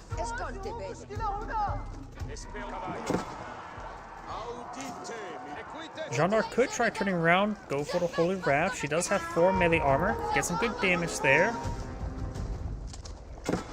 The camel archers do have good base damage, so they can punch the armor a little bit better. Another Holy Raft there, but she's taking some hits. Divine Restoration's coming in order relatively soon. Go before she goes down. There's Divine Restoration there. Now the spearmen are engaging. Does get another Holy Raft before she goes down, and does need to fall back. Also a couple of Royal Knights there.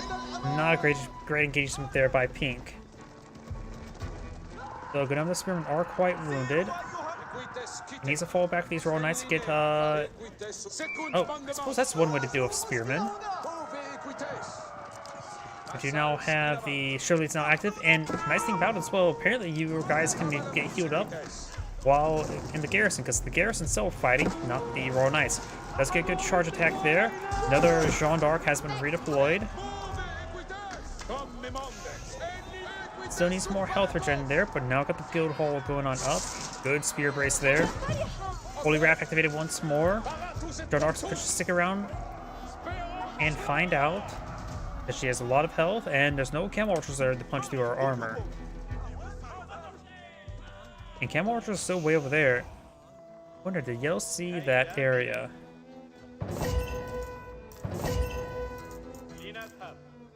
Yell, I don't think I've seen up there, though I may realize Boar went down. Those, the switching between the players' vision's not always 100%. Oh, wait, I thought I said the guild hall. It's apparently the Royal Institute. I must be going crazy.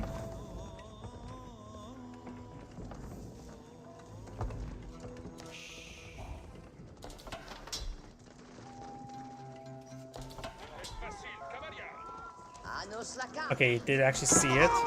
4 villagers there. I'm not sure where the other 2 may have went. There's a chance the villagers will probably go down.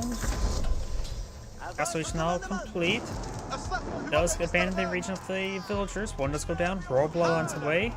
Where he goes for his veteran Royal Knight.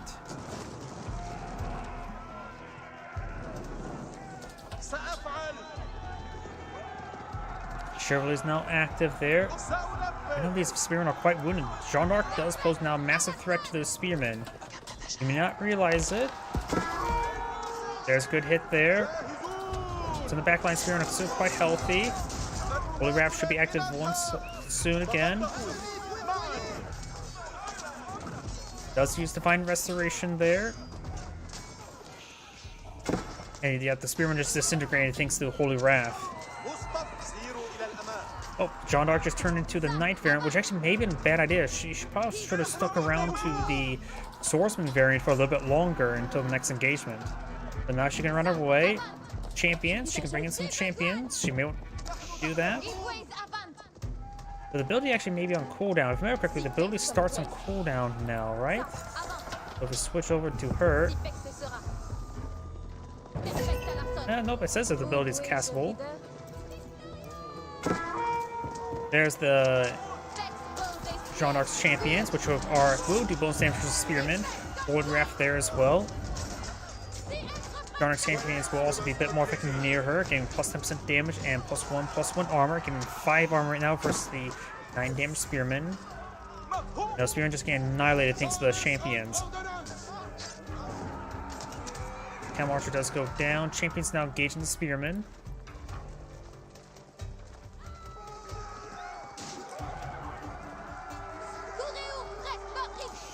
More hits there. Knights to push 4. They are currently veteran Royal Knights with Royal Bloodlines, which means they have 310 health, which is a lot. This guy may want to fall back, get healed on up, but could stick around for Jeanne d'Arc's Divine Restoration. Champions doing some good damage there. Spear Brace there. The Absent player is not aging up, has enough resources to age up. Jeanne d'Arc needs to fall back, maybe with the rest of the forces. Another Royal Knight does go down. Now I got the Economic Wing being researched, which can give him access to, of course, cheaper economic buildings. Not that important right now, but agriculture will, of course, give him another level of economic tech or food collection research, which also does help out berry collection, such as these berries there. Does not get applied to. Actually, no. This particularly says farms, while the regular economic tax affects all food collection rate, just not hunted meat. Does that apply to shore fish or no? Because technically fish are meat, even though some people say for vegetarians fish is fine. I probably think about it too much. Should apply to berries if I'm reading correctly.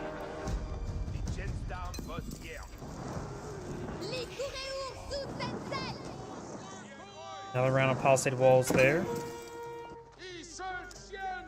Royal Knight trying to charge the town center. Don't be a hero, buddy.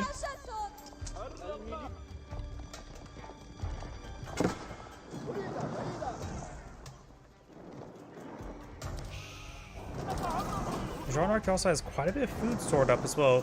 And now we do got the companion equipment. You know, before the patch, I'd never see that get researched. But this time, we actually do see research. He may be eyeing for Mass Jean d'Arc's champions. Champions are not bad. Definitely good versus Spearmen, which can complement your Royal Knights quite well. Though honestly, Jean's Rider is also pretty good as well, since they help do bonus damage versus crossbows. Local doggo demands head pats. You could toss him your stick, buddy. That would defend him really quickly.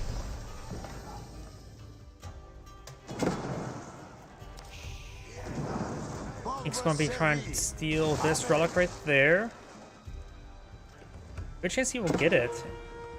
Over here, another Royal Knight charges way forward, a little bit foolishly. More Royal Knights here. Ink's going to be eyeing to collect up all the relics. That's 2 relics picked on up. The last remaining 3 is in the middle, also in the middle, and very safe on his side. Mill down.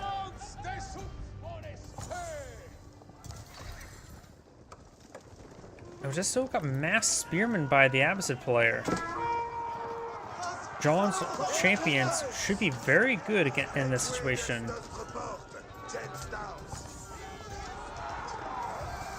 Does use Divine Restoration there. The Royal Knights just want to keep his distance. Lets the champions draw some fire. And these guys should be able to run away pretty quickly. Veteran Spearman research there. Jean d'Arc could eye for a keep to get more champions. Champions finally got put down. Royal Knights now heading their way, trying to hit these villagers. Riel does have quite a bit of villager advantage as well. And there's enlistment incentives, Ordnance Company. They can consecrate even better.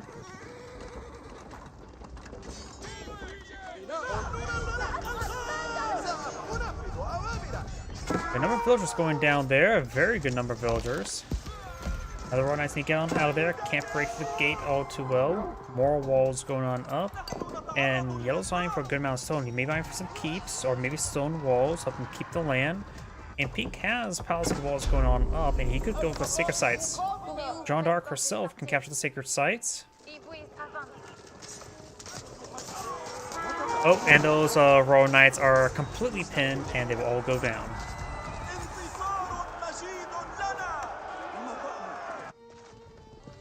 Jean d'Arc can now bring in some more champions. Probably a good idea to immediately cast it.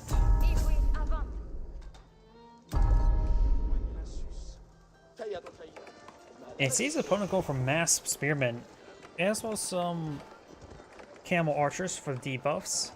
Also got a camel lancer here, or camel rider. Yeah, I think mass Jean's champions would be very good.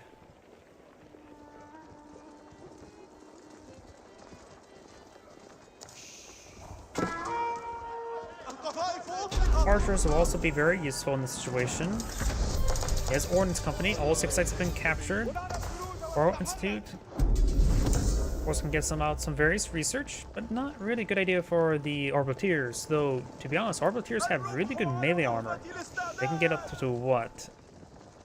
8 melee armor this age, and these spearmen are going to do then 3 damage each. So honestly, Arbaleteers are not half bad front line unit against the spearmen as well. Jean d'Arc has plenty of options to go with. Let's see what options she will go with. Royal Knights are not a good option at this moment. Does have 4 rounds of Holy Wrath available. Town Center needs to be garrisoned. Some of these villagers actually may go down. They actually get body blocked there a little bit.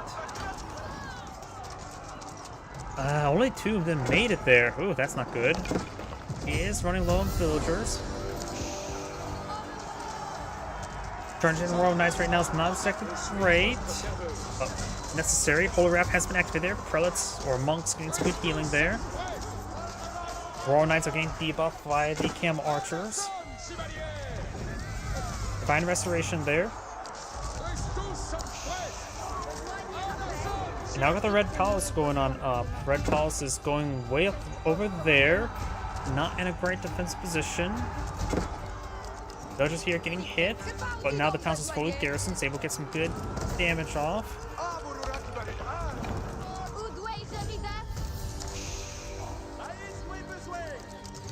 Red Palace is starting.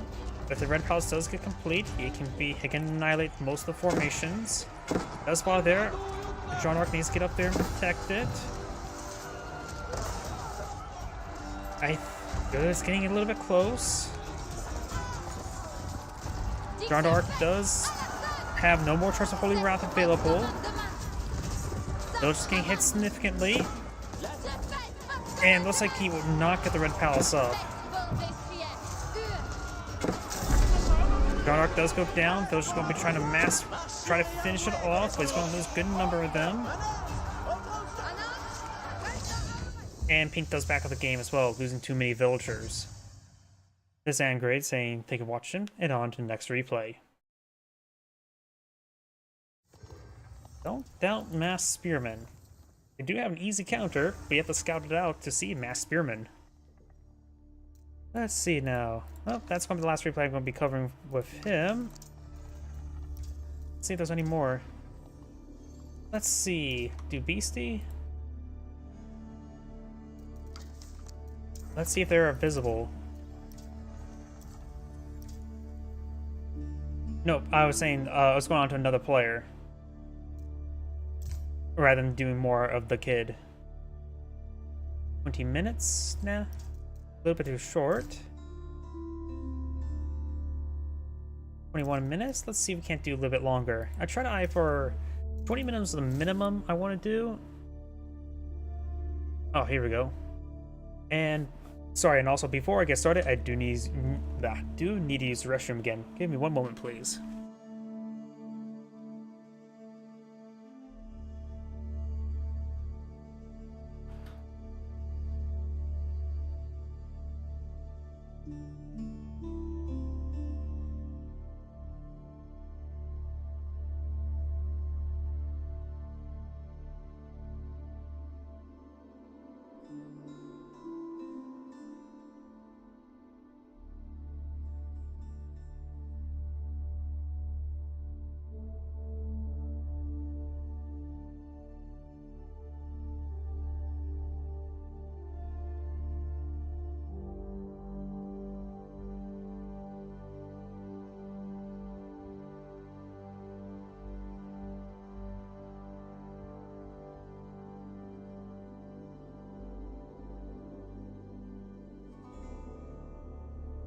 Sorry about that. Go ahead and get started.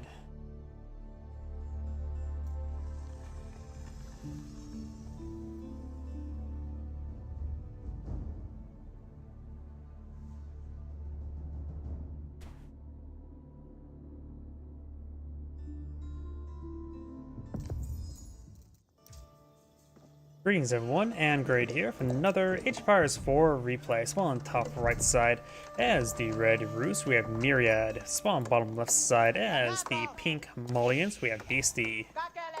And since we do have a Roost player on the field, let's back out castle mode and take a look at the trade bounties. Looks like Red does find some local doggos and some sheep to lead to glory.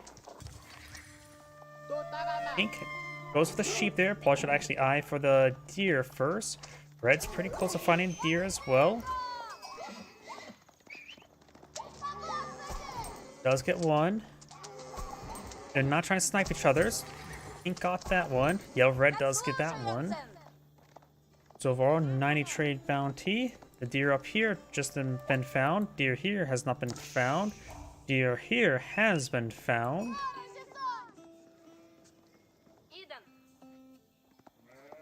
Red's making way down south. Pink does spot a wolf there, so go and clean that up. Red will be finding some sheeple here.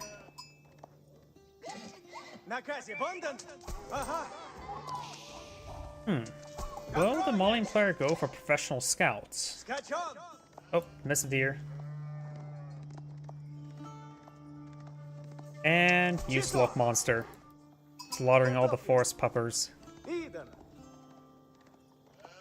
More sheep are being found there. He will find his close deer deposit there. And right now he's at 160 trade bounties, so he does need to find some wolves in order to get the tier 1 trade bounty or tier 2 trade bounties. you take a look at the map, red has all this gold like in a line right there, so it has a clear expansion direction.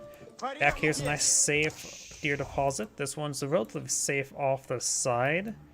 Pumbaa is a little bit up more north. Ink's deer deposit a little bit spread out, has some berries in the back line. Of course, even though he is Islamic, does not get improved berry capacity stuff. But cows are pretty nice as well. Ink's been finding some dogs. At 130 trade bounty, just need to kill off one wolf, and then he'll get his tier 2. There's one. And wheelbarrow now researched. Gremlin now being built out as well. And red does find some, bring back some sheep. Does find a wolf there as well. He did not find that wolf, but this will get him a tier 2 trade bounty. Most of the time, people have to get the high trade house for tier 3.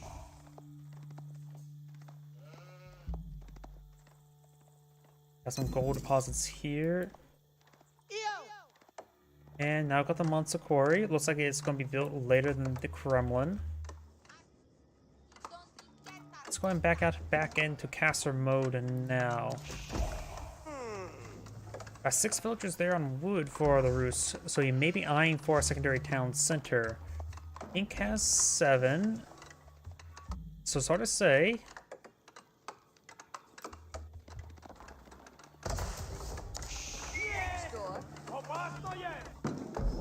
The cabin is providing nice amount of 22 gold per minute, and now do have stable, so we're going to see some early nights. And now we've got some scouts move around, getting some torches there onto the housing.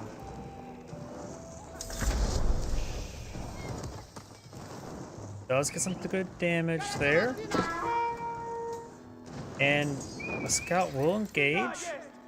There may be a possibility we'll see warrior scouts, but maybe not. And the house will be saved. Red's other scouts falling back. Red scout is one shank from death. Rain almost got him caught up.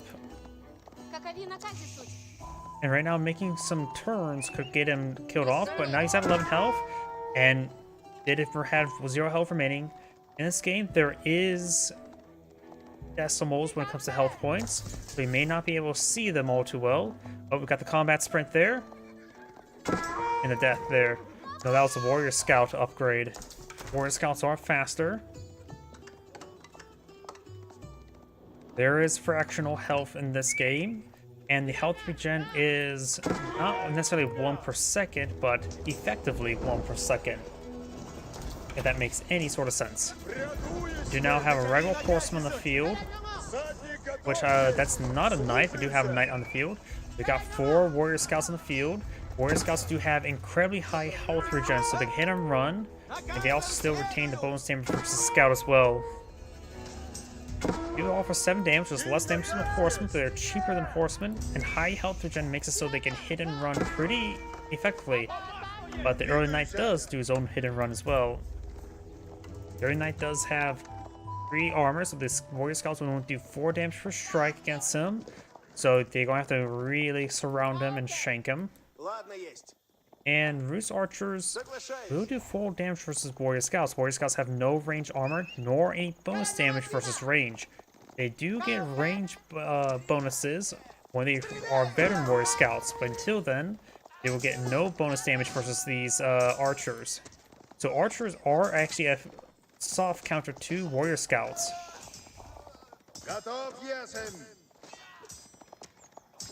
And one warrior scout does go down there.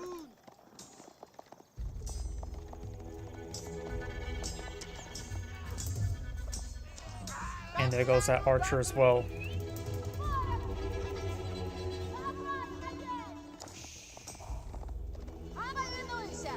Warrior scouts also only have 2 attack speed, which is not great either.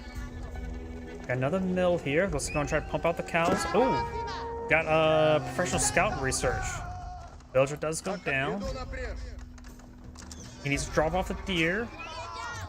And now he can You have some good amount of food. If he continues grabbing the deer, he will have great amount of food at home, so he doesn't have to venture out the map too much. The Reese player has the other towns over there, so he's not going to be able to steal these deer, or at least not all too well, but he can steal this deer. He's going for his deer deposit first. I'd say actually maybe better to grab this deer.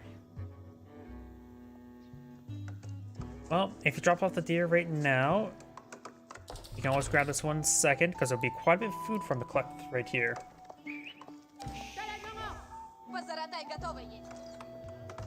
And, oh, he does steal some deer, at least 2. He's getting greedy. And red does not retaliate this time either. So you will steal 3 of the deer, very, very good. But now he's going to retaliate an early night, and some archers will get some good damage. It does drop the deer carcasses, which actually make it very inconvenient for red to collect up.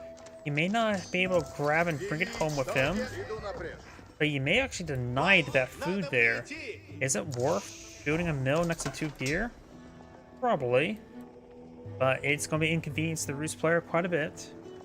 And these other 2 warrior scouts do hide away in the corner.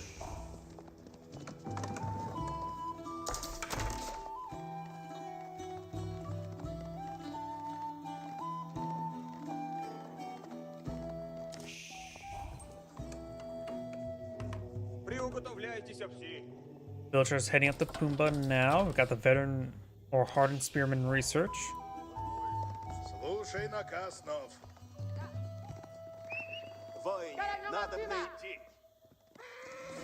And it looks like the warrior scouts once again try to steal some more deer. He probably should stand and fight. He can hit and run against the spearmen. Decides to drop and run away to draw some fire. They'll just do get a pretty good round of shanks onto him. Warrior scouts do move faster than the horsemen, but the combat sprint will help them keep distance.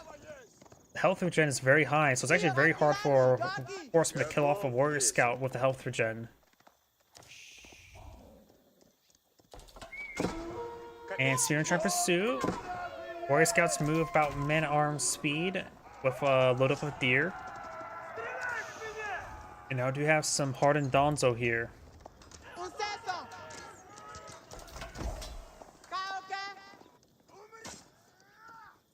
You'll get some good strikes there. But the health regen will help him keep him alive. More Roost spearmen and archers being blown in the field. Versus Donzo.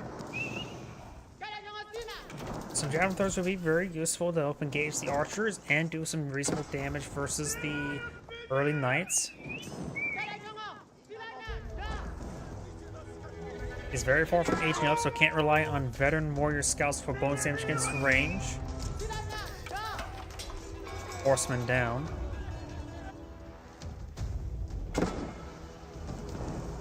The house will be set ablaze.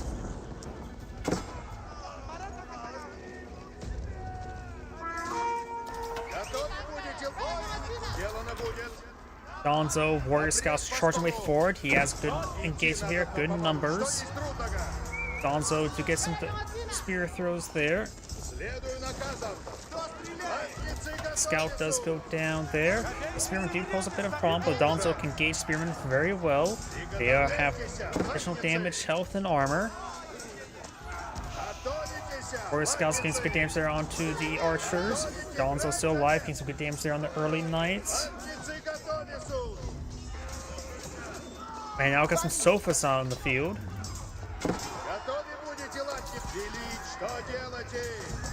Oh, we also got a villager there. The villager got shanken. You may want to fall back, buddy. Another multiple early knights, more archers and spearmen. Sofas do slight bonus damage to infantry as well. Keyword slight. I sort of references anti-armor damage, so they just help negate the armor. And you also got a Mustafati warrior here. Mustafati warrior will get some good damage onto the knight, and also does beat spearman 1v1. There goes that villager. Honestly, Donzo will help him 1v1 villagers, spearmen as well. Уразумел. So they won't be as great and cost a little bit more than Musfari warriors. It'll still be a generally good unit to help also provide bonus info versus the early knights. That wounded villager got really impaled. Are these forces moving forward? What, 4 deer remaining? I wonder. I don't see those deer carcasses anymore. Not sure what happened to them.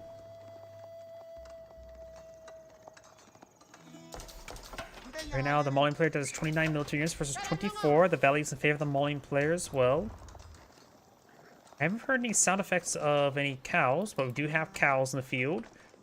But based on the positioning of everything here, he may be going for the Fombia garrison, because this is not great for the Grand Fulani Corral. It's still a good idea to go for the cattle ranches, even if you don't go for the Grand Fulani Corral, because it still provides some good food generation. The Mauling player is pretty far from aging up. The Roost player is far away as well, but not as far.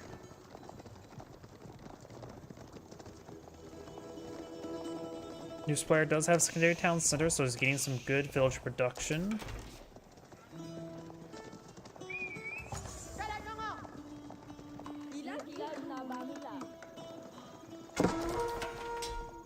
Up here, we do have now... Oh, good engagement here. Not a single villager escaped into the wooden fortress. That is a very good engagement there from by Pink. Outposts do get counseled there, or total outposts, I should say. Try and get some villagers here. Sofas and everything there. Try and push way forward. The Roost player does have a decent army of spearmen. Some archers, some early knights. So Musfari warriors will be very useful since there's not many archers to counter them, but we've got more archers there. Barracks will go on down. Cattle farms being garrisoned.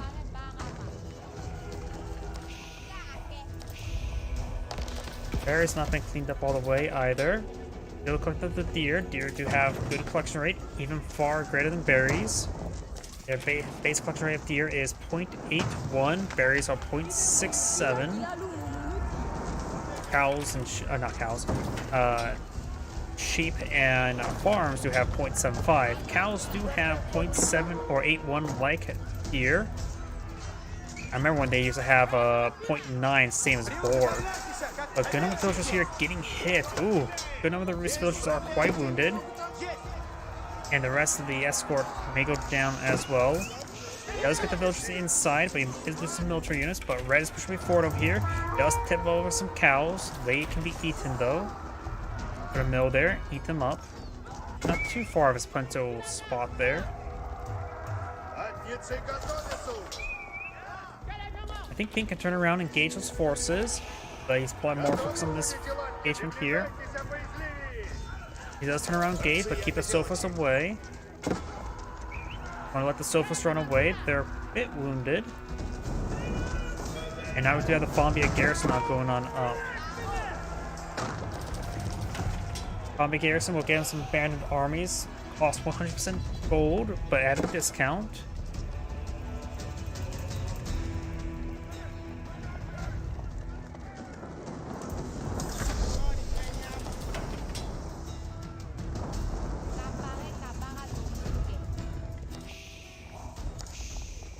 We do now have these Sofas as possible to gain those villagers.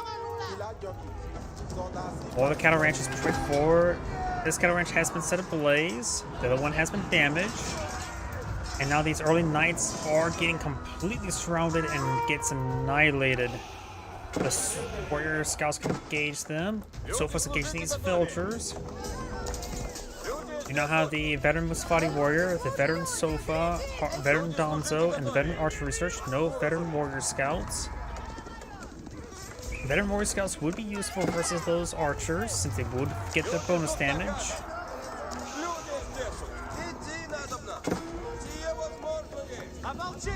And these Sofas may just need to fall back and get and fall back to an Imam because they are wounded. You literally have 1 health remaining. So even a scout can shank you. High trade house not being pulled out. Ugh.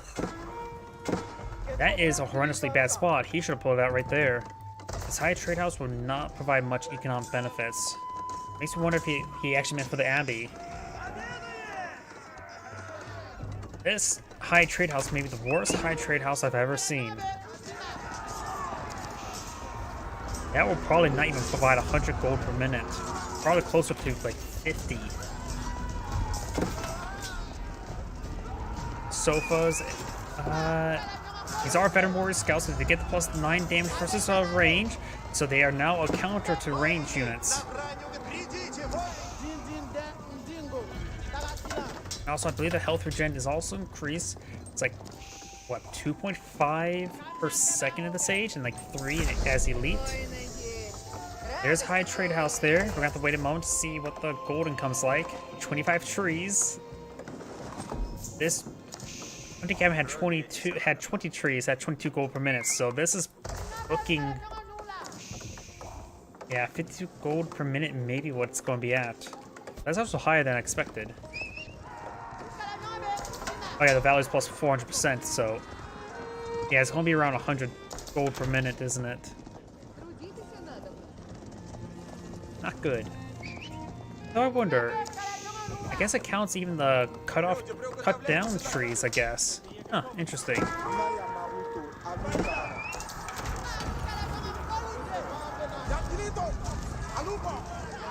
There's a good number of spearmen here, gotta be careful. The archers could engage them. You also got a round of militia just 4 though. He can blow it up to another 18 if he so chooses. Sophie is a bit wounded.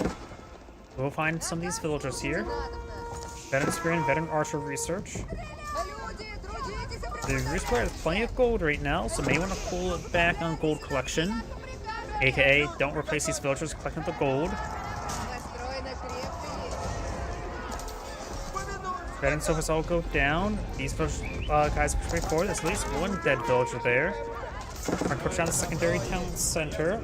This player still has more villagers, but the income's probably very similar since thanks to all the cows and mining pits.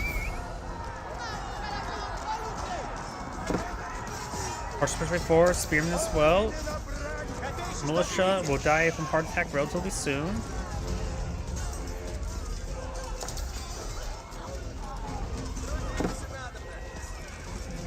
Warrior scouts will go down. While they do still do bonus damage versus range now, they still have no inherent armor.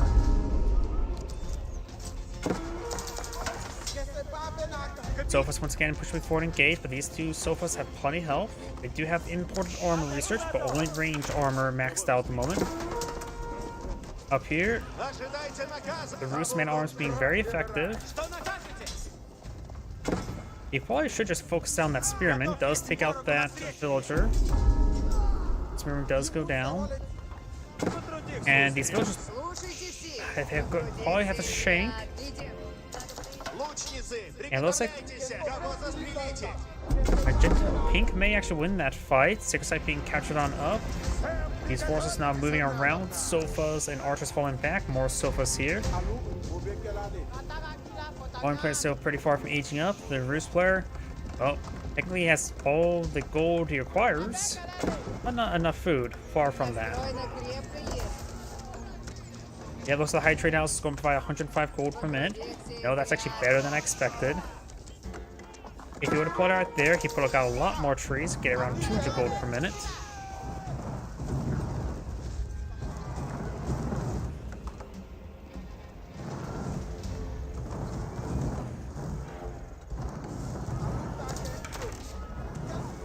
Spearmen and men-arms will flank those Sofas. Thanks to the fortified palisade walls, he's able to really hold on. And now Sofas are completely trapped. Nope, there is an opening there. We'll take out those 2 archers before falling back.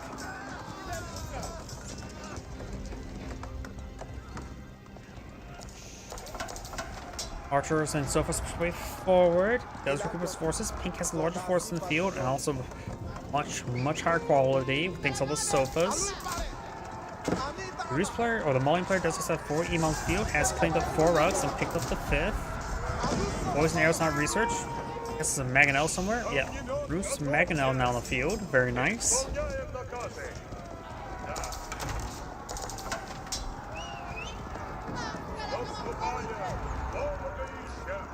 And our pink is now falling on back.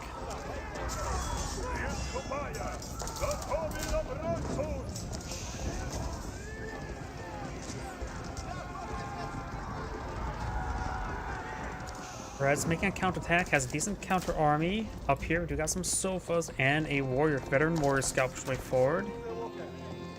More sofas. Its forces starting to regroup over here. More reinforcements here.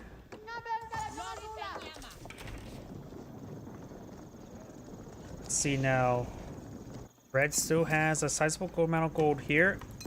This gold deposit is almost out, so he needs to start pushing out expansion. Pink's starting to claim up some of this gold up here. Maybe Red can head down south for his gold. Sofas and Warrior Scout push way forward. Mangonel gets picked off there. That's a pretty nice pick. He needed that Mangonel to engage the archers. Distraction, whoa. Sofas engaging the archers. He doesn't have any crossbows in the field, but it's not a good number of them.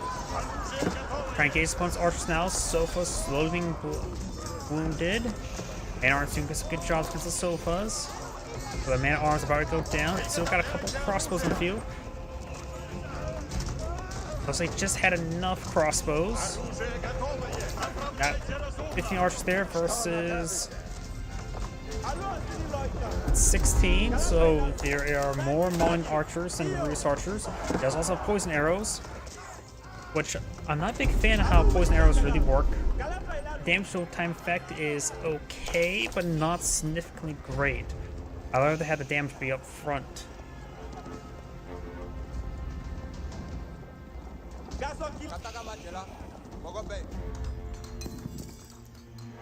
8,000 gold deposit now being seized. Villagers repairing up the wooden wall. Looks like he's out repairing the damage.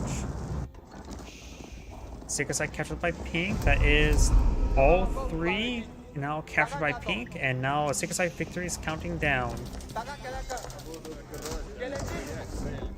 More Ruse Man-at-Arms. Ruse Man-at-Arms will generally be good. Sofas will be effective versus them, however. But they will be effective versus the Mauling archers, which they will slowly get whittled down by the poison arrows. Poison arrow upgrades more or less a way for his Mauling archers to do a little bit more damage versus heavy. Against light, they just generally outright kill them before the poison has a real effect. But heavy does offer a little bit of damage, but usually, most of the time, units don't exactly die or are alive for 6 seconds as fights start going and they start taking damage. And that's it's 1 damage every 2 seconds for 6 seconds. So 3 damage over 6 seconds. That's a better way to put it. Mauling player is going for another keep here to help him keep these sacred sites. Ruse archer here. Maybe he'll decapture in time before the keep gets put on field. He needs to put on whole ground stance. He's still decapturing. He's not whole ground stance. I don't see the icon glowing. But it does take some damage there and actually stopping him from being interrupted, but he will get killed off before the point gets decaptured. 2 spring golds versus 1 spring gold. The Ruse player does not have large enough military in the field. He is going for a scout. There are some high shrubbery here.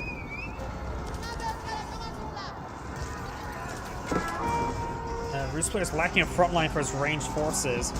Mangonel does take a hit there. You need 3 Mangonels to take out spring golds to take out a Mangonel now. But he does lose the Mangonel. But it also means now the Ruse spring golds, even though they did their job, they didn't do their job quick enough, and now they're dead weight.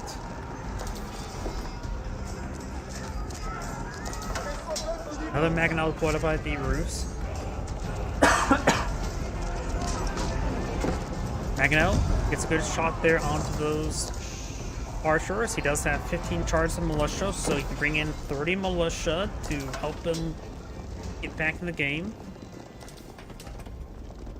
The archers will do bonus damage versus the militia. Now I got Fort of Hunters not going to feel. The Malian player is going to either age up with Keep. Help them keep the central sacred site. This Keep up here will provide some sphere of influence on the sacred site there, but doesn't particularly completely protect it, so it can't be flanked. How long have this wall's been repaired by paravillagers?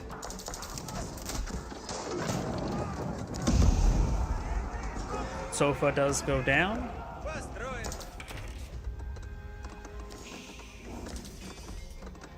Oh, sorry, I just saw your comment. Oh, you just made that comment. Yeah. It is interesting. Warrior Scouts, they were overpowered for a time frame, but then they were nerfed quite a bit. Maybe a little bit too much, but overall I think the nerf is actually pretty accurate for their costs now. Though 90 is still quite high. I don't know. Maybe they can get some range damage in Feudal Age to make them a bit more useful. Maybe say, let's see. They have what? 9 bonus damage versus range at the moment? Maybe if they would have like +3 or let's see, archers have what, 80 health, 70 health in Age 1 or Age 2? So maybe giving them like +3 damage versus range would be a great way to just give them, even them out. It all depends if he can stop the Sacred Site victory. The Sacred Site victory is what's the countdown against the Rus. And now with the Fort of Hunters there, all these archers are now camouflaged. Apparently, imams do not get camouflaged. They're not classified as infantry. At Axis of Keep, infantry nears a landmark enters the cell for 30 seconds, so imams are not considered infantry. Good to know. They're non-combatants, not infantry. What am I thinking? And looks like the spearmen will finally kill off all the horses. Yeah, I wasn't paying attention, honestly. They've been throwing torches for how long? At least for like 3 minutes, 4 minutes. We do now have Formia leadership, giving increased movement speed by nearby infantry. Which will actually make Mustafadi warriors really fast, wouldn't it? Will that make Mustafadi warriors keep pace with Sofas? Oh, apparently Sofas already have heightened movement speed compared to regular horsemen as well. Not bad. Got some walls going up to make sure the Sacred Site doesn't decapture. Very nice. 5 minutes remaining. The Rus player, wait. Look at that. The Rus player has quite a bit of food. Trying to get enough gold to age up, but he doesn't have any gold in his borders, does he? May want to go to a market, sell off some food in order so he can age up if he's planning to age up. But even then, without any gold, aging up is sort of pointless because he won't be able to deploy out any elite units or elite research or deploy out even Schultzy.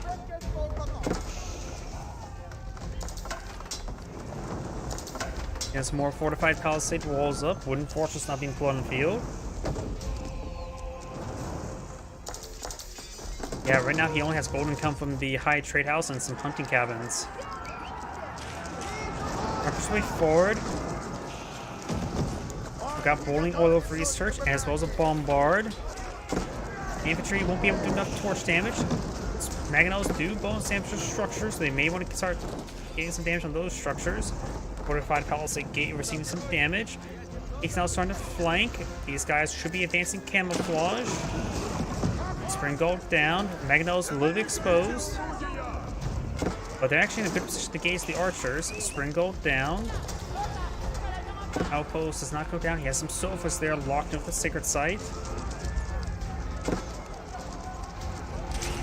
Villagers cook inside the keep there to get some extra arrows going.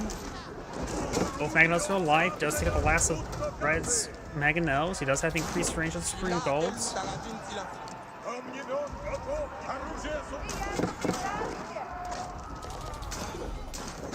Mangonel does go down.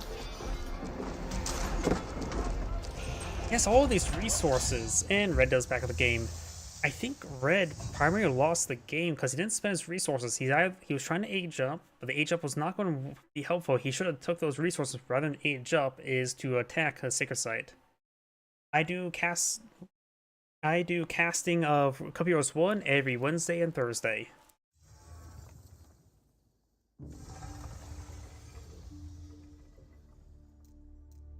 But yeah, I think he did sort of improperly manage his economy there. If you're going to lose a slow victory, might as well spend what resources you have to really engage. A little bit short. That's the one we just did.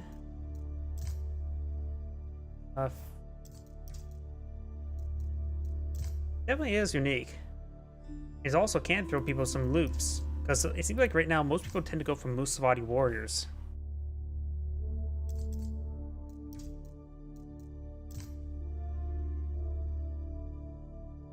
Too short.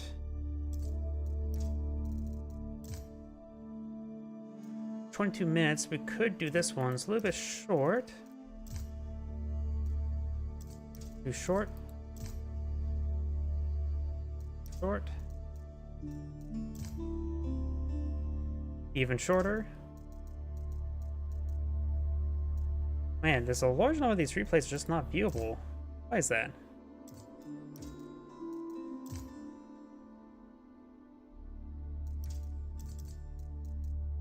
And yep, let's just do that 22-minute one, and then we'll go on to another player.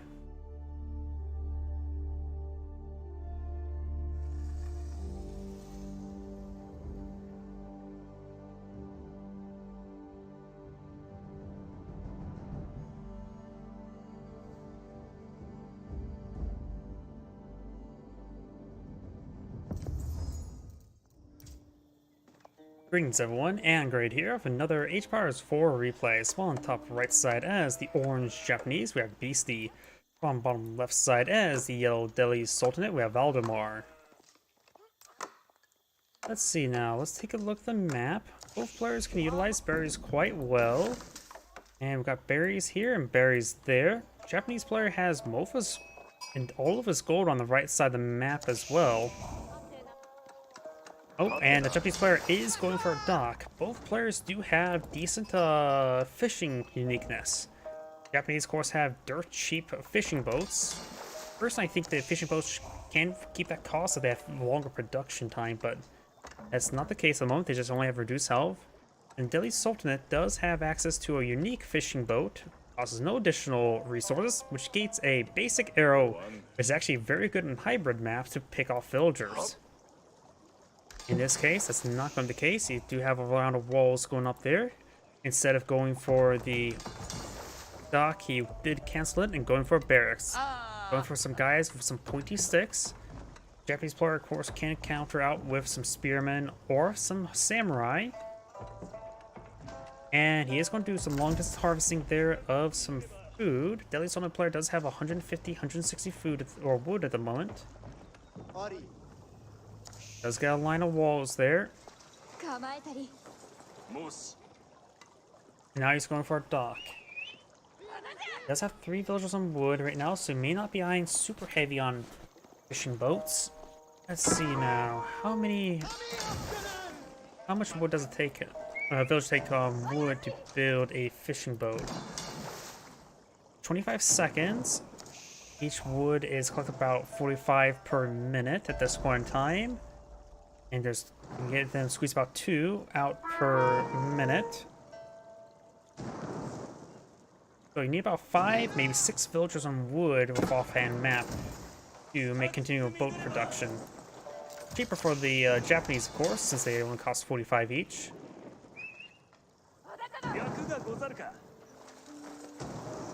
The Japanese fishing boats only have 100 health. I think regular fishing boats have, what, 150 health? More spearmen. Japanese player has no income right now, so he won't be able to go to the next age anytime soon. He's getting some berries now. 3 villagers on gold. Huh, what did he spend his gold on? Ah, he went for the early wheelbarrow thing. So he already has that, which improves berry in collection, as well as villager movement speed and carrying capacity. The dock will be set ablaze. First fishing boat on the field, or at least the Deadly Sultan player. It does have a single 7 damage arrow.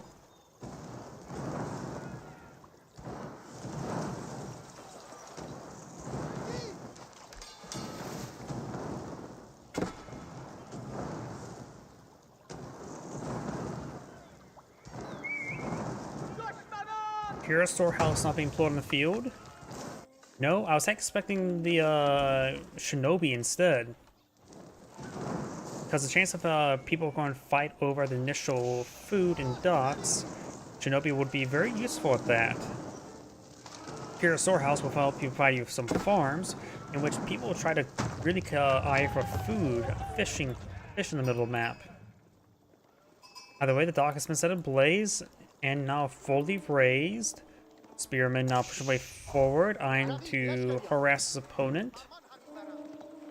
He may want to bring back those sheep. That's a good number of sheep. You gotta be very careful not to lose that scout. Orange has actually quite a bit of sheep here as well. 10 sheep. He's collecting the berries first. Some of the sheep have been slain, you monster.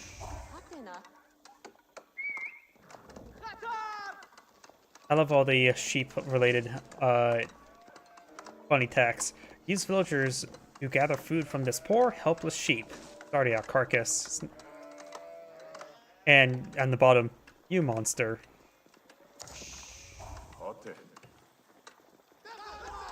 Spearman try and engage these villagers. The outpost will go up, but he may lose a villager in return. Villager down. He actually may lose 2 villagers. Nope. Stab. He really went for that one. He jumped in the air and everything. New age has begun for the Japanese player. The Deadly Sultan player has not even started as its landmark. Has quite a bit of wood stored up, so he needs to rebalance his economy. Got the forestry upgrade. Yep, I think the Deadly Sultan's really managed the economy all too well, since he has not even started his next age up. He should probably pull off some villagers off of wood so he can eye to get that food going. Now, the Japanese player has a pretty sizable opportunity to do a counterattack, but he is not. No barracks being put on the field.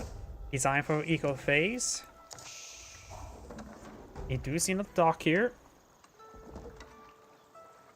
And now the Tower of Victory is being put on the field. Yep, if the Japanese player would have gone for the shinobi, he was at something township, those shinobi could have done some great work. Of course, that's why our castle vision where we can see everything. One thing, the way you can keep your fishing boats alive is actually arrow ships. Arrow ships provide excellent shore bombardment. Great way to keep your fishing boats alive and your docks alive. Honestly, in Feudal Age, it's actually pretty hard to deal with arrow ships, other than with mass archers. Of course, you can just ignore the archer ships by going for a battering ram to hit the dock.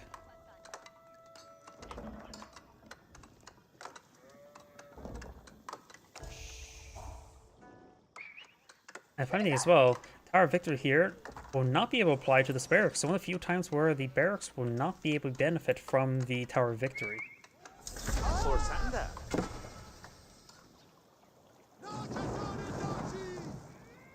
Let's see, just only making a single hole there. And there are the fishing boats. Which honestly looks like they have the same model as like the light chunks and other archer ships that the Abbasid use. And the Mongols. Of course, the arrows don't have 100% tracking. They use a scatter formula.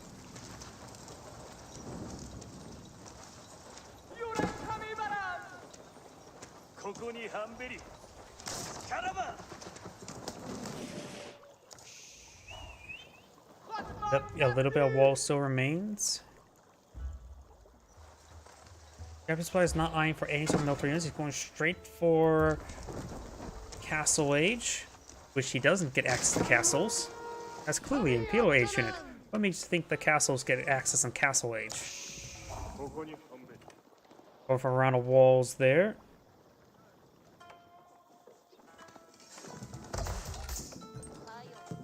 Which, see, he's going to floating gates. I was wondering which one he will go for.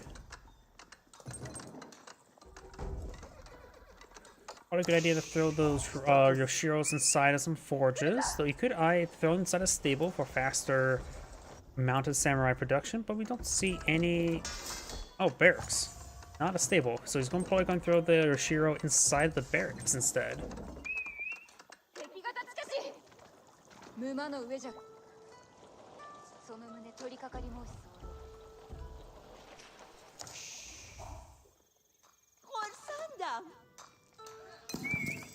I love how the fishing boat is on the military tab, even though that technically does have an arrow, but it's probably shouldn't be on the military tab here. It doesn't get counted here. The scholars do. Compound defender not going on up. You know, I was actually half thinking it's going to be the House of Learning. Because you don't really need the village fortress upgrade rushed out when you have fishing boats like this.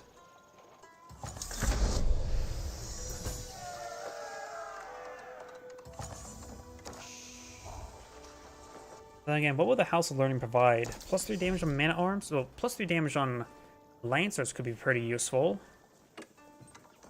Plus 10 carrying capacity is always useful. And now got some Onobushigas now being pulled in the field more rapidly.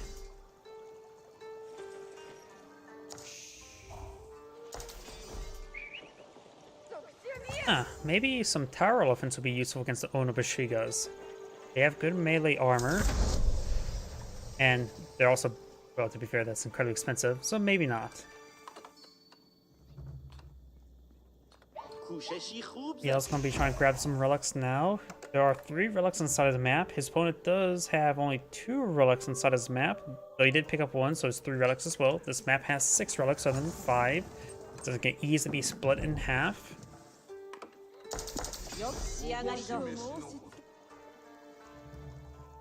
Let's go with number walls there, and you can see by these little wall bits here, this area probably is not traversable by water at the moment. He will have to delete the dock to make it traversable.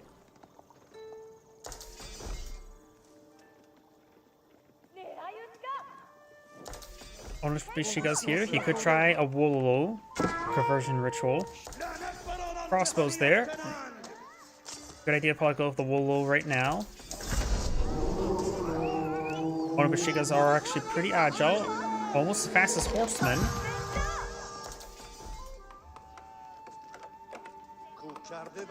Did we see? Yeah, there is a mosque here. Multiple archer range is not going on up. Daimyo matter not complete. Archer range will employ some archers, of course. Who would have thunk? But it will be very useful against the Onobushigas, who are light to melee. Not crossbows. Definitely dunk with crossbows. Man arms would be good. Higher armor and counter damage are good if it's the high rate of fire units. The villager does get force on back there. More gold is being obtained. Onobushigas move around. Got some crossbows and spearmen there. Second side has been captured here.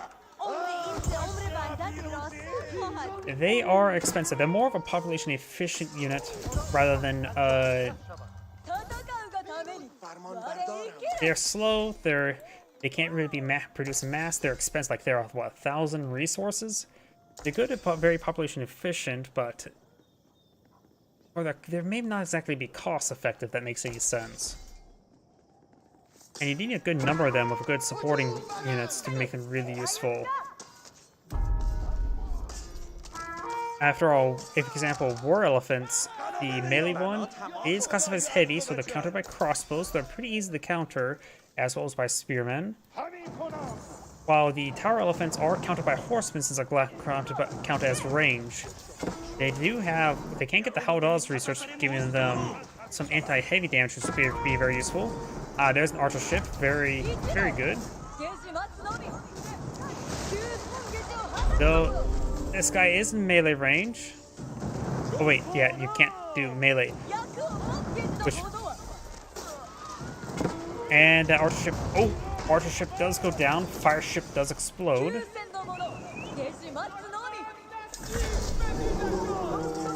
And Scholar does go down. Also, another reason why you don't really see elephants all too much. Most people don't play Delhi Sultanate anymore. Onobushi goes straight forward.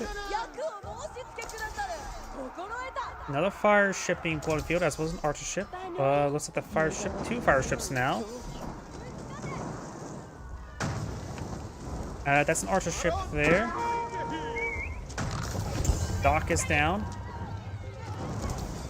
Archer ships are affected by arrow upgrades from the blacksmiths, so that's a great way to really pump out damage. More walls going out there, this time by orange. There's a fire ship. More walls going on up, getting hit by a scout. Doesn't ghost this area just yet. And the villager does get hit there.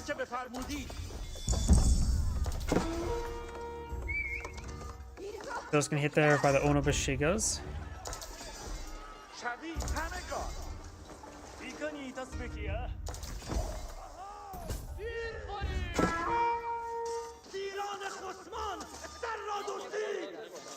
Man-at-Arms getting hit there quite a bit.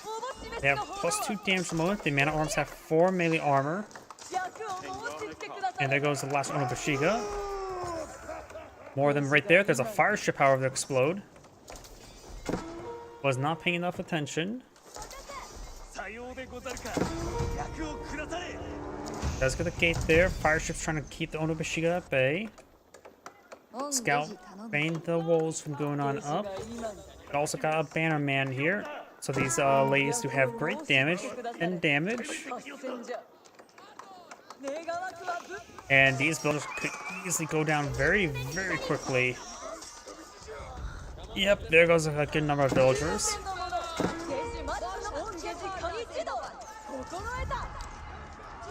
Only one escapes the town center. Villagers trying to escape up over here, trying to get a gate up and going. Hey, does see the villagers there. They should get the gate up in time. But they weren't queued. Q move does lose a villager there. Got some samurai here. They don't have the Odachi upgrade just yet to get improved damage versus infantry. So the Delhi Sultanate's man-at-arms will do just fine until they get upgraded. So we wish we got additional melee upgrade as well.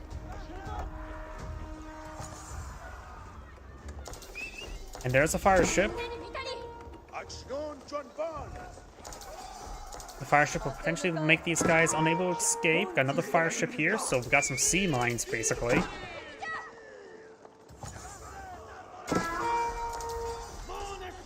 And arms falling back with the Onobushigas. More economic techs, more military academies. We do not have a tower elephant on the field. Or being deployed on out. How much armor does a tower elephant have in this age? Right now, the Onobushiga's damage is really starting to spike up. The Bannerman's, however, dead. Not any villagers back here. There's the tower elephant. Looks like the daimyo palace not complete. The tower elephants in this age has 0. They can get some additional armor from one they research.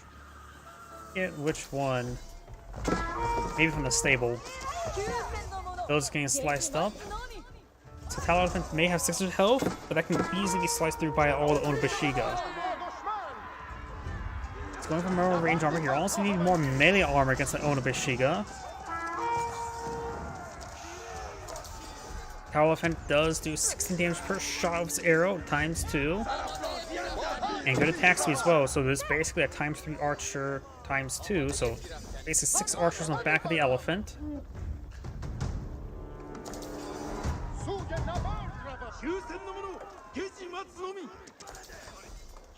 Villagers here are very exposed, but they're not getting hit.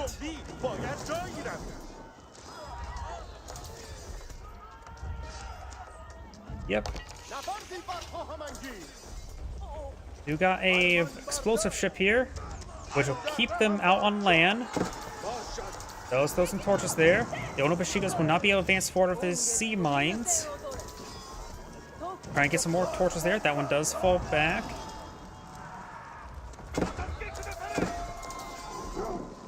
Over here, we do now have local doggo demands head paths. Yellow's trying to go for some walls here, but do got some Onobushiga to stop them. Right now, the elephant also is moving slower even than the man-at-arms, so it's not like the fastest beast. Single Onobushiga engaged by a single archer. Onobushiga is trying to torch down these walls here. We've got these Onobushigas moving around trying to find these villagers. Got an outpost going on up. Torching down to the walls. There's an opening right there though. Wolf getting some bites. Man-at-arms trying to pursue the Onobushiga. Yeah, good luck trying to catch the Onobushiga and an elephant. There you go, the elephant's now in range. Onobushiga's getting some good damage from the elephant. The elephant can move and shoot like Magadai. He's quite wounded. Best heal the flesh the elephant with a scholar. They can tend to those sadistic beasts. Oh, there's a large number of dead villagers. And now do got the Shogunate Castle being researched as well. I wonder what all these heroes are. That's a triple relic here. Both players have 3 relics. Looks like he does get some inside the forges there. Archers starting to engage the Onobushiga now. And looks like they're just giving a move order there. Villagers do go down there. Here comes the fire ships that were not properly in position. And does not manage to engage there. Fishing ships now migrating to another spot. That man-at-arms goes down. Yellow's just trying to pursue these forces. These walls are not started just yet. And those fishing ships need another dock over there.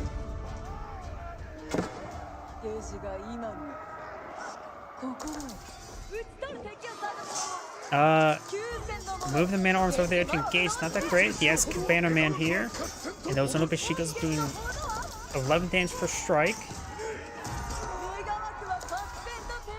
Yellow's eyeing for a counterattack. He bunch to engage. Does have a fire ship to explode over here.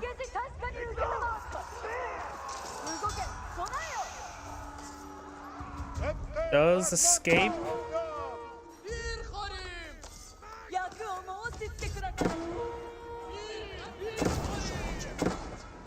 You can torch down that. Does have bowling oil research almost complete. Going for the drift nets, which help him with fishing food capacity.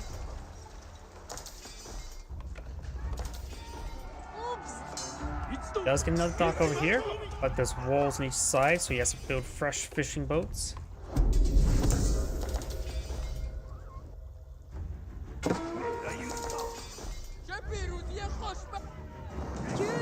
Taking out some resource drop-off points. Need some more reinforcements here. There's definitely now some openings here. That was pretty forward, but now we do have the Shogunate Castle. The Shogunate Castle does do massive damage, plus 190 damage versus cavalry. The elephant is classified as cavalry, so it will be destroyed by the town center. The elephant's bashing his head against that house there, and his archers is getting neither dead. That is a horrible play there by Yellow. And Yellow does back of the game now. This Android saying, thank you for watching, and on to the next replay.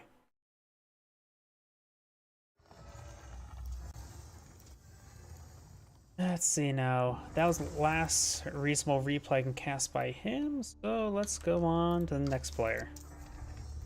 I have no idea.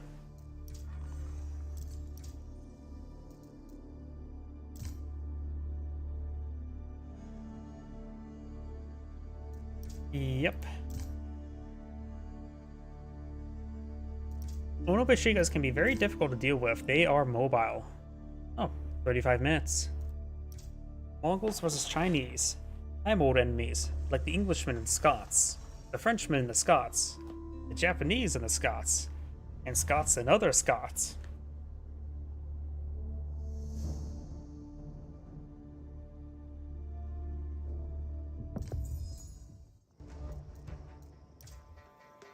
Greetings everyone, and Grade here for another Age of Empires 3-4 replay. Spawn on top left side as the Magenta Mongols, we have Zerti.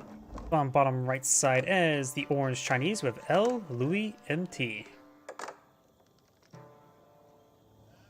Something I like to do as Mongols on this map is actually send my trade post or my gear to a deer deposit to collect on up. But that deer spawned incredibly far forward. They must have changed the spawning on this map on the deer. So last time I checked, it was like actually pretty close by to this initial towns with a spawning point. Looks like neither side's going for some docks just yet. If the Mongol player goes for docks, he can't go for spearmen. And if the Chinese player goes for a dock, he'll get spearmen. So both sides are not eyeing for any fishies. Villagers do gather up fish at the same rate as deer, so it's actually not half bad to send villagers out to fish. When it comes to map generation, looks like Orange has majority of his gold on the right side of the map, but he does have 2 small gold. Plenty of stone on the left side as well. They are pretty close to each other. The Mongol deer deposit is very far forward, as I mentioned earlier, but this resource over here seems really congested. Gold next to boar, stone next to deer, and a bit of wood. Up here is a little bit more sparse. Got gold and stone relatively close to each other way over here. So this is a good expansion location for the Mongols.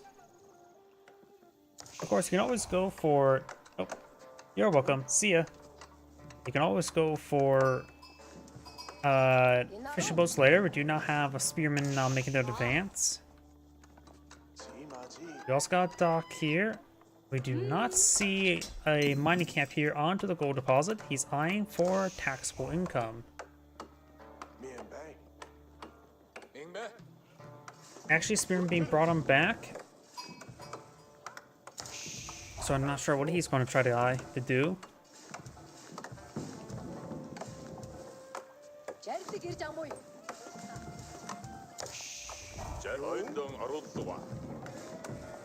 Sheep are now being tasked to the town center. Got a good number of sheep there.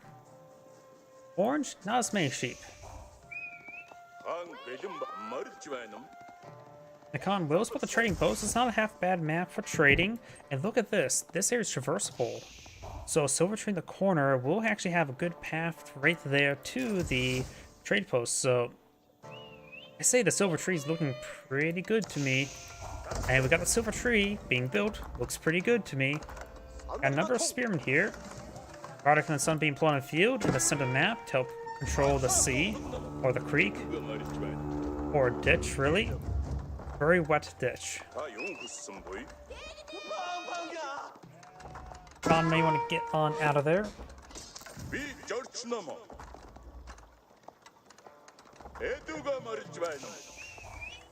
There's a bunch of Mongolian spearmen now pushing way forward. Won't stop the Barak in the Sun there. Does have 4 defensive spearmen here as well.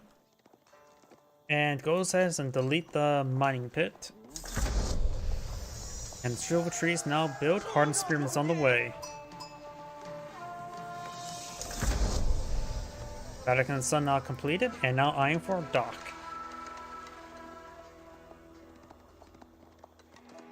Barak in the Sun there, so it's probably not a good idea to go for any Spring Gold ships. It has a large amount of health to work with. Going for some early battery rams could be very useful to help knock it down, but we got a dock over here just for getting his own fishies. Outpost here. Garrison outpost there will help him keep his fishing boats alive.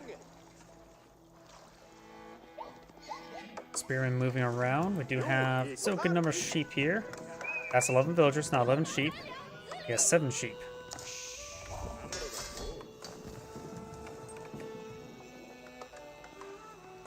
Silver Tree's migrating down to the corner, or left to the corner.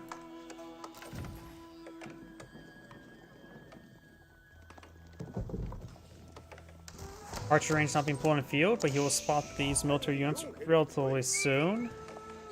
He decides to keep his distance for those military units. Villagers here are a little bit exposed, however. His own spearmen, I am not sure where they are at the moment. That villager does take some hits. Going for an archer range here. You can always migrate to the OVO later.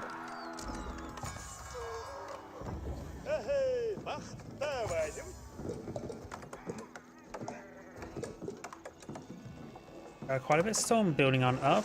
The Silver Tree has been redeployed. Imperial Academy is going on up, which will give him the Song Dynasty.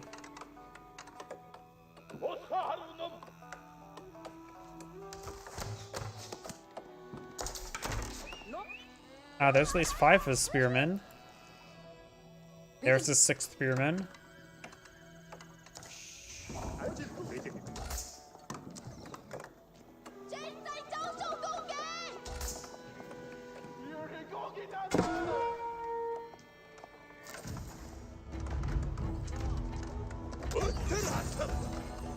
Does use the archer arrow.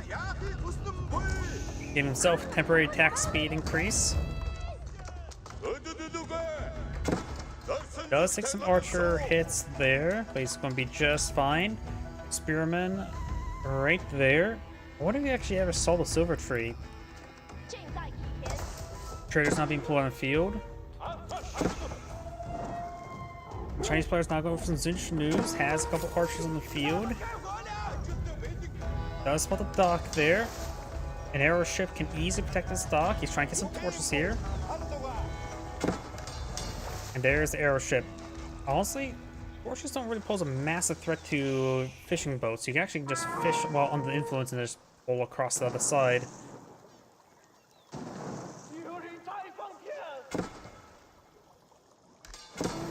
Plus, there's only 3 of them there. And so there's more spearmen. Yeah, garrison inside would make sense. Okay, that column's been gliding and bugging out quite a bit. He's taking some arrows hit there. The sheep's gonna watch him die. He shall have his revenge. And there's the arrow ship. 1 spearman down. And does fall back out of there. Alright, he's only got 3 fishing boats there. He's also doing some manual fishing.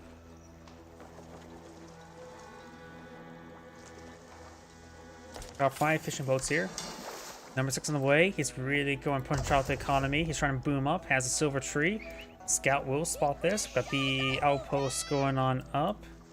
Though right now the Chinese player does not have any horsemen to really engage it, nor really a standing army at the moment. He is going for Secondary Town Center. Scout will get some slices here. It'll take a bit of time to shank that horse butt.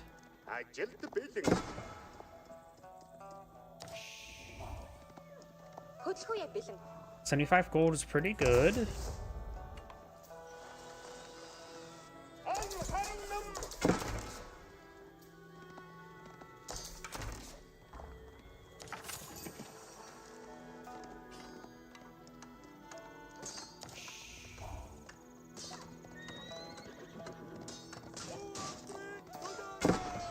And the scout does take some damage there. Got Keshiks. And now got quite a bit of migration here, but there is a good number of villagers here. Looks like he's going to eye for boar. Let's the Khan threw a couple arrows there. He's going to eye for boar. Boar has 4 melee armor and range armor. The archers in Zinch News are going to just do 1 damage each. Boar's tough. The boar just took out, taking out the spearmen. There goes both the spearmen. And the villagers actually do really well versus boar. 12 damage per attack. Spear attack versus the boar. Yeah, that was... You don't want to use a spearman or archers against boar. Boars are stubborn bastards. Uma knows how to keep his Hakuna Matata safe. Now I've got an arrow slit research there. Is it naval arrow slits? It is not. It is this outpost going for arrow slits, which provides some protection. A good number of catches here and good number of Mongol archers. He has 31 military units versus 14. And cannoneers slept there. Only 4 villagers here. Could bring up a 5th one. Their civilian count AR is quite similar. Both players accounted for a good number of fishing boats. The Mongol player does have the silver tree. The Chinese player does have 2 town centers. Does use a speed arrow there. Gotta go fast. Archer, spearmen here in small numbers. You need to focus on those spearmen with the archers. Khan does go down, but at this point in time, this arrow spent. He's nothing more than a weak combatant. Now all the spearmen are now down. The Keshiks will rip apart these Zinchnoos. They're doing 3 damage per volley against them. Does have the outpost here. It's not like you can get through that pretty easily. As a hand cannoneer slit, so offers good damage. Archers push way forward, taking out some of the various Zinchnoos. Taking out the military units is always a good idea. If you can't kill the villagers, kill everything else.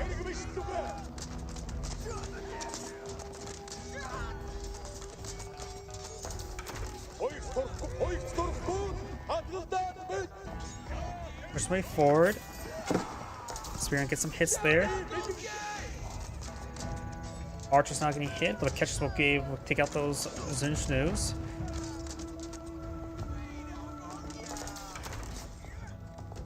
Range armor not being researchable among a player. That'll keep him nice and safe. The opponent does have range damage, so now these Zinchnoos do 5 damage, which the Keshiks will take 2 damage per bolt now. Gotta see the difference from the Battling Sun. This one will almost get one-shotted by one. 13 trays on the way, more trays on the build queue. I have good income. Though some of the pathing's not great, he may want to get some of the... If you redeploys a creature here, start cleaning up this wood, it'll make the path better. Sometimes you gotta do a bit of terrascaping. Ovo has been redeployed on the front line. He always go for the larger stone deposits back here later. Right now, the Mongol player has 36 military units. This one has 25. Makes a spearman and Zinchnoos. The Mongol player does have 20 archers. Archers do have longer range than Zinchnoos. They'll take a lot more damage in return. And the Keshiks find a good group of Zinchnoos to pick on off. And now you can perhaps go for the arrow, the speed arrow wouldn't be half bad. Does use the arrow in time. And he will be able to get a good volley off, make pretty much full usage of it. He does not have access to siege engineers, so can't deploy out some veterans to clean up the region. He needs to focus on those spearmen with his archers, so the Keshiks can charge his way forward.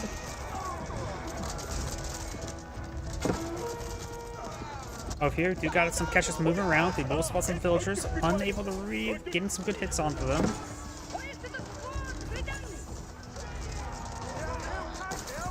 And now we do have an archer ship providing some good shore bombardment. The Mongol player won't be able to do much with him around. Keshiks, one does go down. These Keshiks push way forward.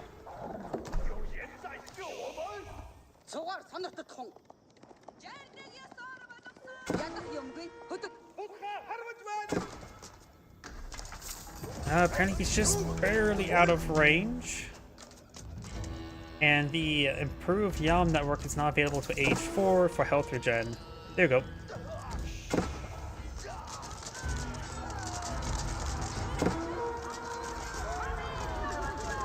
Khan does go down there. These Keshiks trying to find another opportunity, but they will get pinned in the corner and goes down. Those not trying to shank a Keshik. That's just the health regen per strike. It's not exactly great to shake them. The number of villagers here on that berries. Those berries not going to last all too long. Orange outpost goes down there. Kurultai not going up, and siege engineers not improved. Siege engineers not being researched. I would say go if you have the opportunity to go for improved siege engineers. Able to field deploy Springulls and Mangonels are very nice, and traction trebuchets. All the Springulls will be very useful to deal with the ships, and the traction trebuchets will help them deal with the Battling Sun at range. And Mangonels will help them deal with everything else. So you can actually make good use of it right now. You now have the spear mobility and research qualified to go along the Kurultai.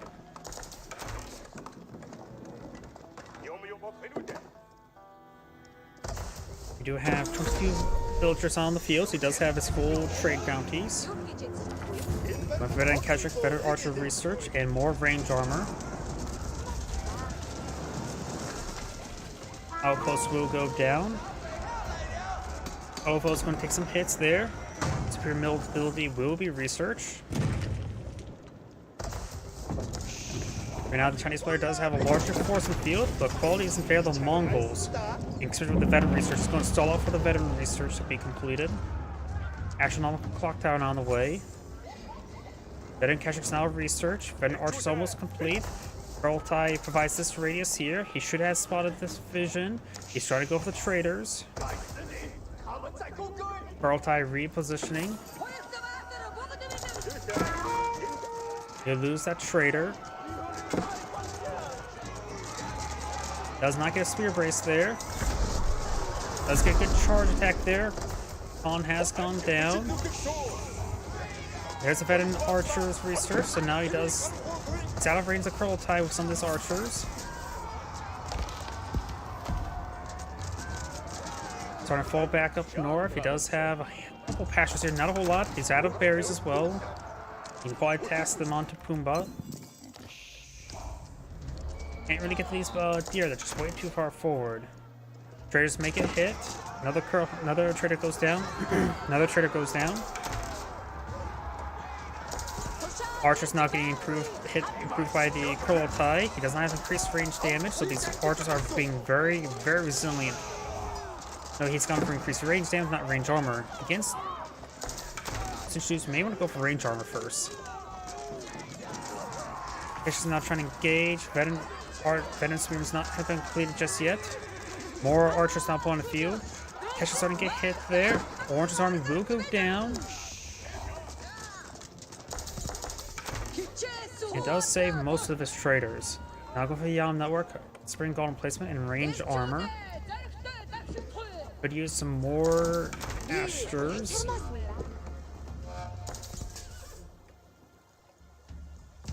Orange has built a big line of palisade walls. Oh, Jinta has a pair of villagers here. First off, kill off the wolf. Second off, maybe a good idea to go for a proxy infrastructure. You may lose a villager to that wolf.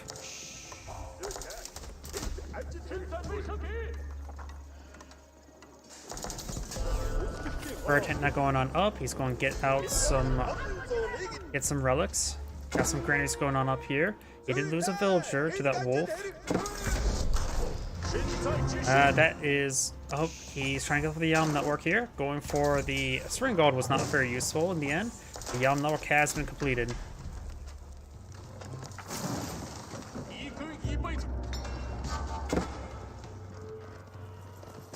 Kesh is now broken on through, torching down some outposts. Kurultai has been redeployed right here. Got a good spot for some traction trebuchets in the siege camp. There's a traction trebuchet now. It will have increased damage being nearby the Kurultai. Archer ship fighting some shore bombardment. Trying to touch on the archer ship may not be good. He's good damage there. And he is not paying attention, does lose the archer ship.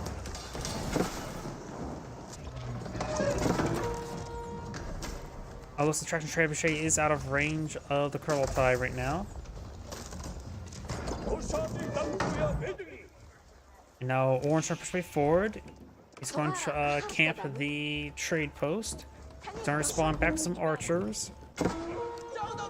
Needed more defensive units. That village just got shanked. And the trainers in this region, so he does have some time. He does pull back a group of them. Very good. Outpost taking some damage. With the Yalm Network, these guys have pretty good mobility.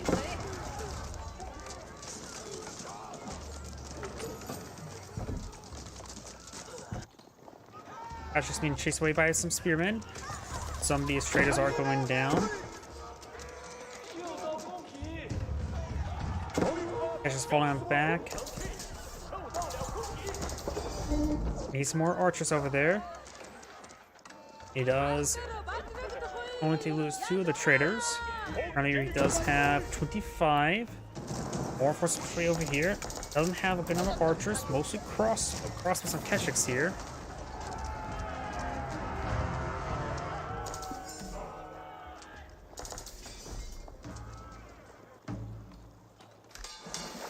I would still say it's a good idea to go for another archer ship or two over here just for protection.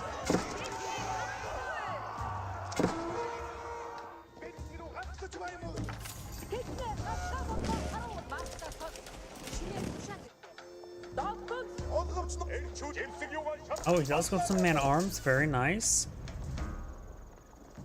Mongol man-arms, except the Imperial Age ones, are actually pretty good versus Palace Guard. Especially with the improved elite army tactics.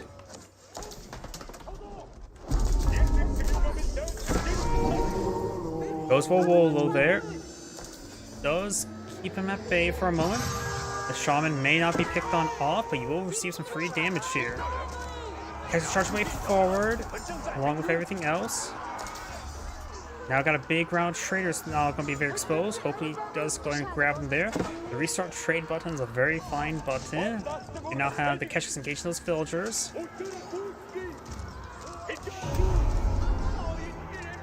So it's like Orange is going to get run down there. Second side here has been captured. Traction Trebuchet is sieging down the Bardic in the Sun. The Spring Guard may not be able to range it. It does have 15 or 14 range. And he does have defensive Springbolts here to help protect it. Additionally, the Kurultai can give the siege weapons health regen. More times I've wondered, thinking an archer ship there would be good. Orange right now does have 122 villagers, but traders, they are a bit more effective right now than single villagers, so it's hard to gauge the economic differences. Oh, and we'll lose some traders there. They did get their trade off one last trade. Got multiple Mangonels there, very good. Vatican Sun is being repaired on up. Shaman over here may get gunned down by the crossbows.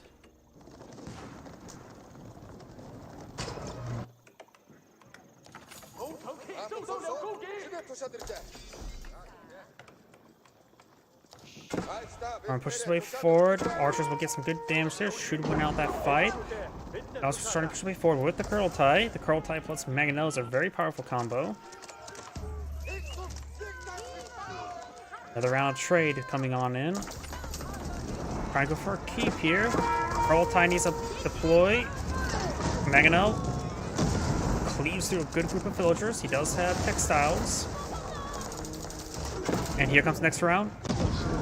Now a good round of villagers went down there. If the Kurultai was built, the first round would have got a good number. Now he needs to fall back. Mangonels do outrange keeps, arrows, and hand cannoneers, so it is possible for you to use your Mangonels to siege down a keep. Will it be a hard counter? No, it's more of a soft counter. But it is something you can always do. And now we've got the Great Gatehouse now being employed in the field. Thank you for the follow, Duke Hers. With a capital RZ. Kurultai moving down south. Where's the Great Gatehouse being built? I'm trying to figure out. There it is. Very, very defensive. Now I've got the Cognate Palace now being employed in field, which in my opinion is one of the best landmarks in the entire game. It can give you immense value. It gives you roughly around 750 resources per minute in units. Which is now breaking on through. Got a battering ram here. More trade being brought on in.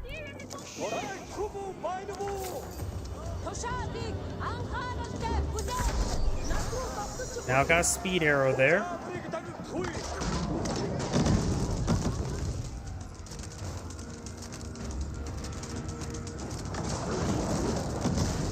Outpost down. I wonder what Ovo research do we see? Is there even Ovo on the field? He does have stone on the field, so he does have Ovo somewhere. Take a site now captured on up. There's the Ovo. Nope. He could go for the Whistling Arrow improved.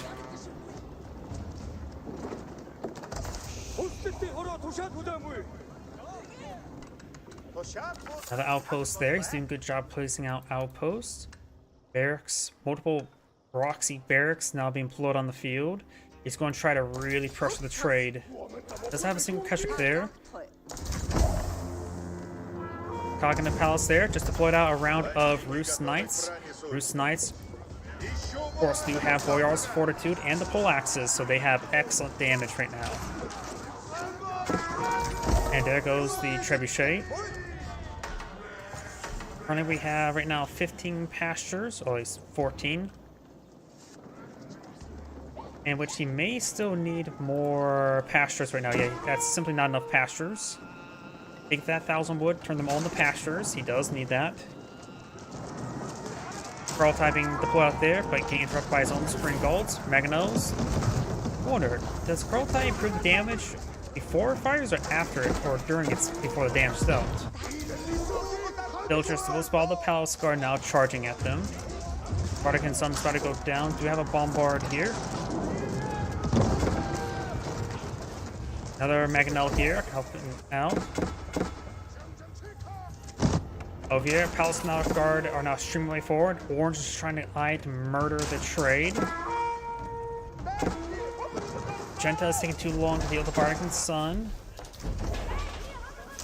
Does have 2 Springolds here. He's going to lose some traders. 34 traders remain. Battering does take up the dock. Man arms do go down. More Springolds now being deployed on out.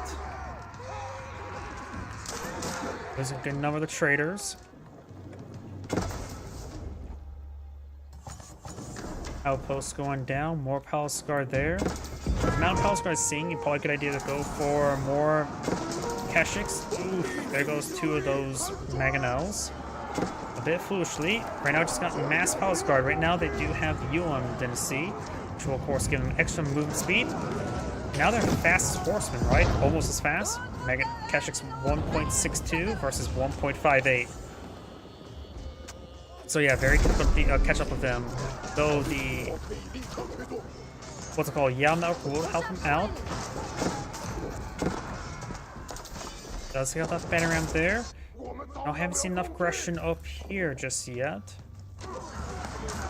Got 2 Mongol bombards here.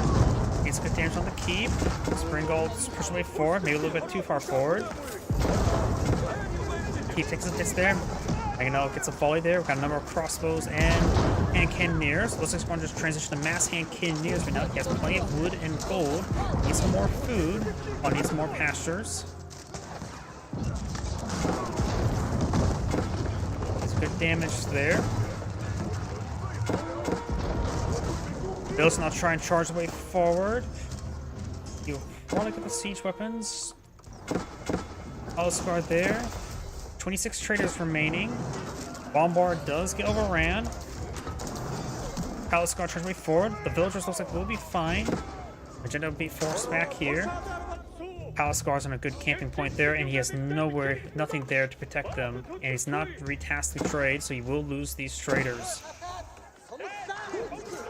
Magenta is getting ripped apart from multiple sides. He can't control the battlefield without any walls, because Mongols can't get walls.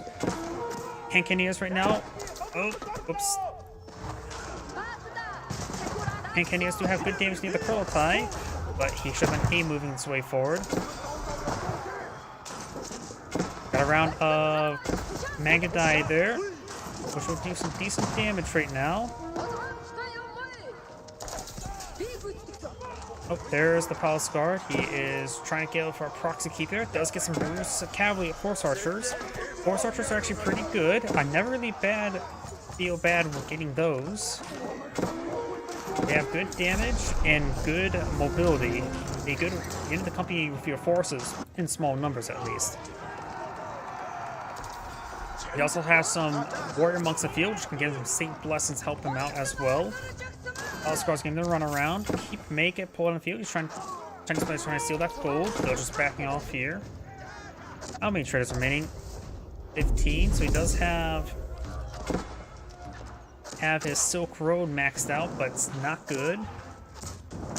now do have the ancient techniques from research. Palace guards still being pursued. More palace guards being deployed out here. Horse archer and man-at-arms trying to stop him.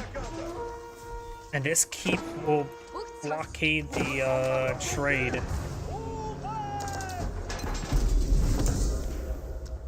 Yeah, right now the Mongol player is just getting ripped apart from multiple angles. He cannot keep this up. He's down to 68 villagers or civilians. His opponent has 145, which is too many civilians. He does have the army tactics as well as battle hardened. Iconic Palace is going for another round of horse archers, which will help him deal with honestly the palace guard that are everywhere. More villagers getting hit here.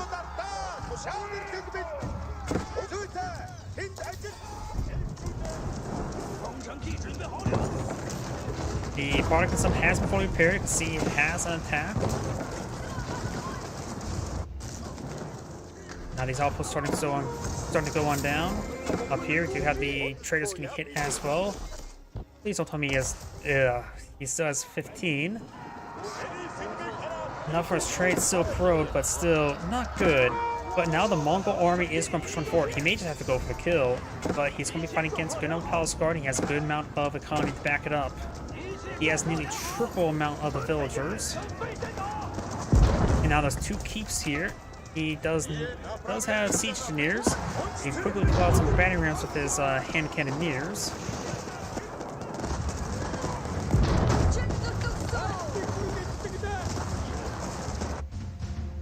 Now his opponent's going to wall off the silver tree. He can always remove the silver tree. He can't move the trade post. Palace Guard not charging up here.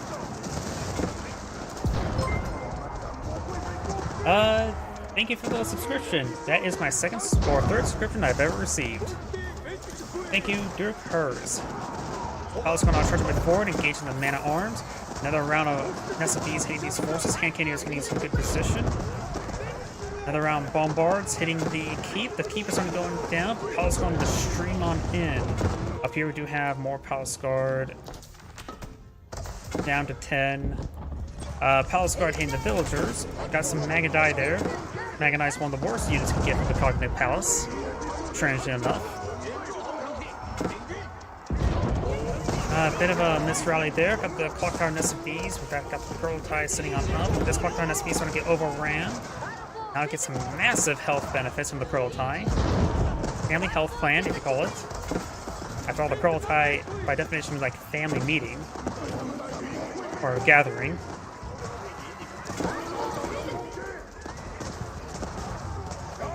More Palace Guard being brought in. Got another SPs here. Khan will go down. He's in a good position there. It's going to receive some volleys from the SPs, however. And looks like the Mongol player got max out of the game. Just too much. Got ripped apart. Literally. It's Angrade saying, thank you for watching, and on to the next replay. And I probably have time for one more match today, the replay today, but I can't speak right now. My voice is starting to go out. Going at it for almost 4 hours now.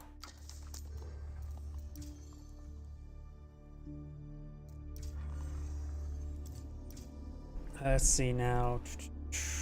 We did Mongolian Heights. Was that this one or was that the one below it? It was that one.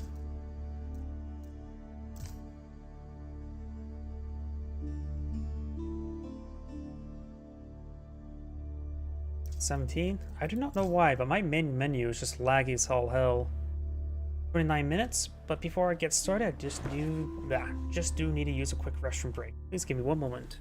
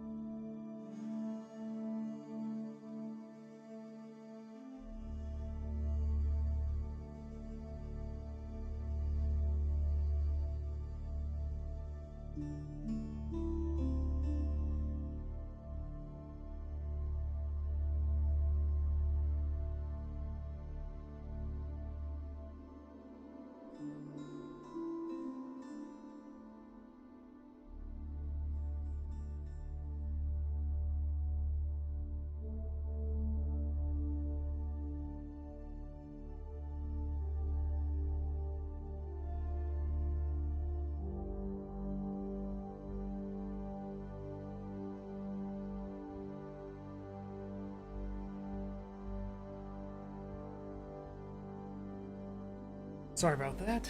Let's get started. Oh crap. Tuning pack. Let's not do this replay then. Long story short, downloading the tuning packs can cause some issues and take a little bit of time. Even though it's only 2 megabytes, it just doesn't download properly or immediately. Let's see now. 8 minutes.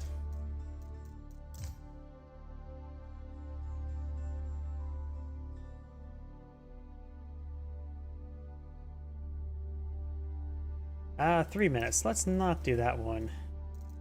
Large number of 2v2s, or not 2v2s, team games, 4v4, 8 players. Yep, that's it. Either way, Byzantines versus Mongols.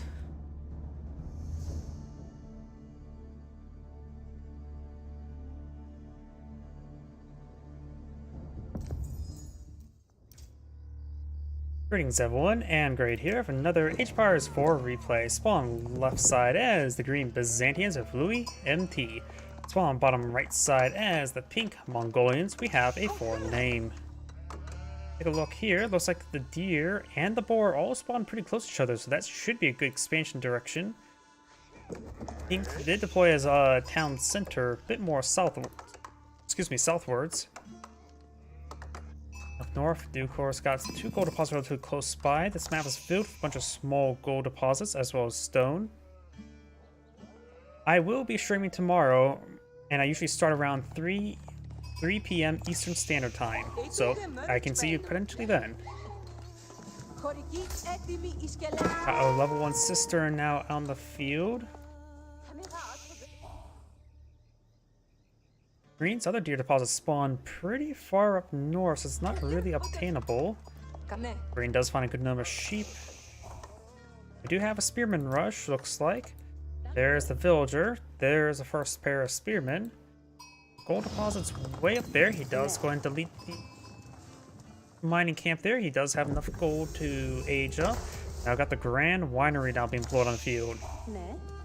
Instead of trying to deny the gold deposit, maybe a good idea to try to deny the berries. Because after all, the Byzantines do like their berries. Going for outpost way up there. I disagree with that spot as mentioned beforehand. I think outpost would be right there, would be just fine. You gotta activate the Akritol defense. Give him +1 damage. I think that affects torches, does it? More spearmen there.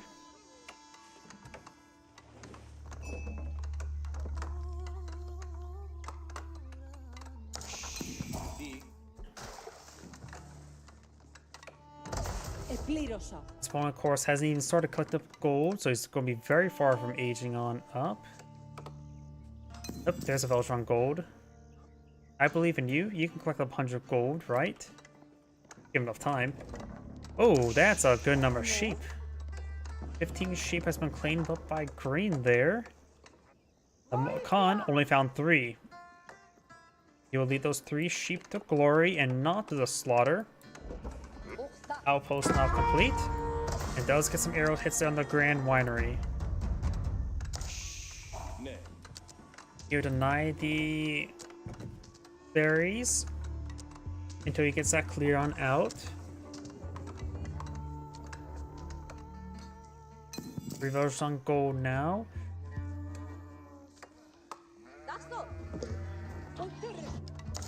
And now got the Khan there. Speed arrow to help him scout faster.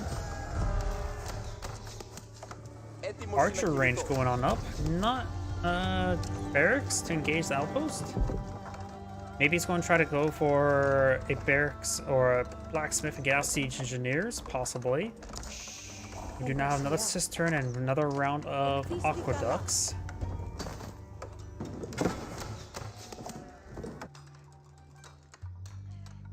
Outpost going up here. Got the silver tree now being blown in the field. He may have some trade. If it puts in the corner, I don't know what the trade path will look like. If it's like that, it'll be fine. But if it goes like up right around here, which it probably will, that's not great.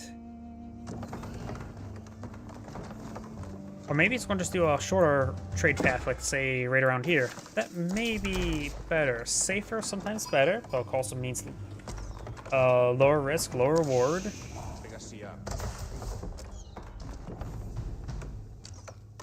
And what should he go for mercenaries? Let's see, native mercenaries. There's also the mercenary Magadai and the Desert Raider. Actually, Desert Raiders may not be half bad.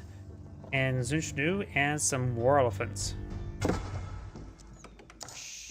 Huh. I wonder how effective the Golden Tower is for getting out free mercenary war elephants. And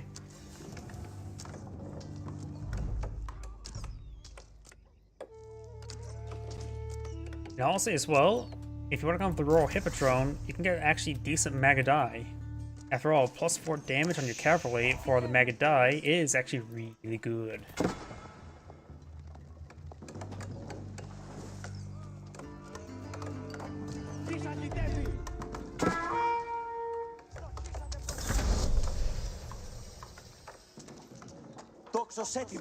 Hero H is now complete.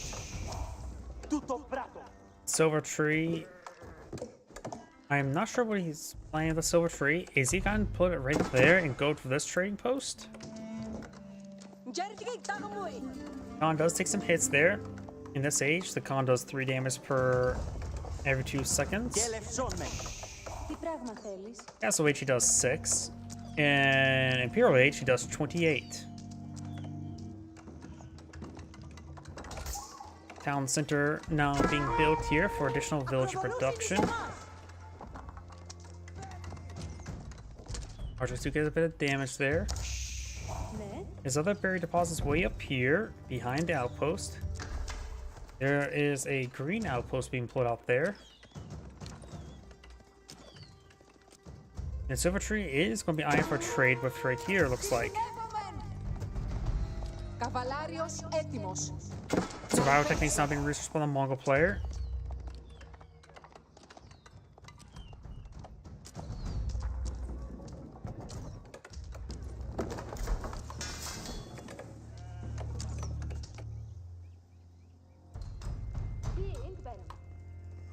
Wood chopping research there. More housing. Barracks, archer range. No mercenary house just yet. Oh, villager down. Does stop the outpost from being built. He does throw a couple torches there, so if you cancel it, he will get some trade or raid bounties. Is it going to try to go up and tap the outpost with our hammers? It does get inside as well. Going for an arrow slit research. Over here we do have the scout.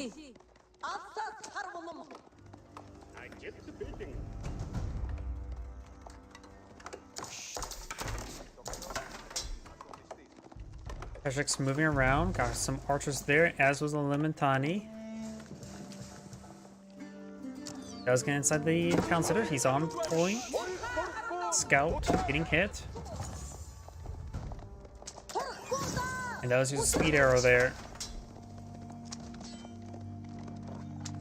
Khan does claim the kill. And now the local doggo we put down.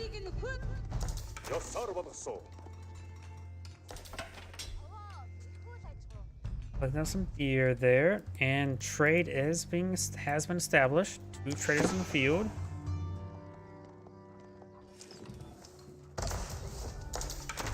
Could go with an arrow slit there, just get a little bit of extra damage and a little bit extra range.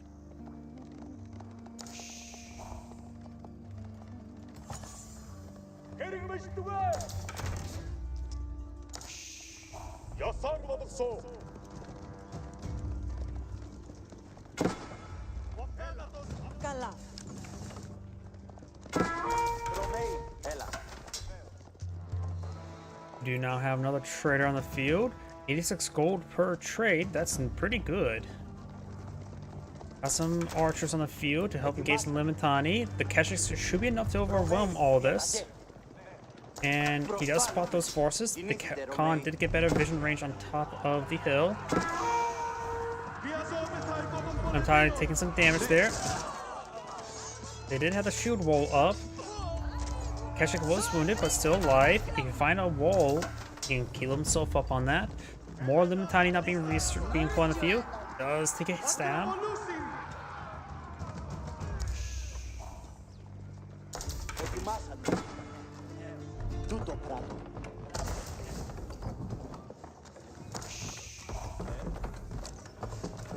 Another round of aqueducts. They're getting out a cistern here.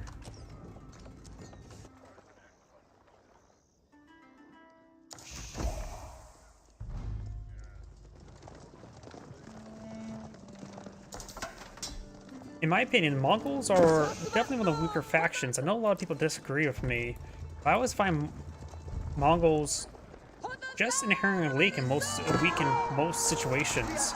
They don't get massive economic benefits, and it can be very difficult to play, and their trade is not exactly secureable. I'm actually starting to make a longer form video talking about the Mongols and how I would change them. That's be more on my YouTube channel. I'm still working on that video. Oh yeah, they're hard and they have very little reward for most of their stuff. My biggest comparison I'd like to give to them is actually Abbasid Dynasty. Abbasid Dynasty almost does everything better than them. The only thing they don't do better is having Age 2 heavy cav, and that's literally it.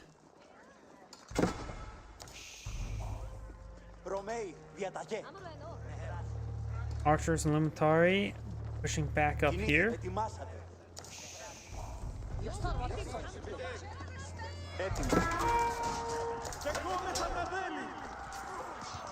I'm working on it.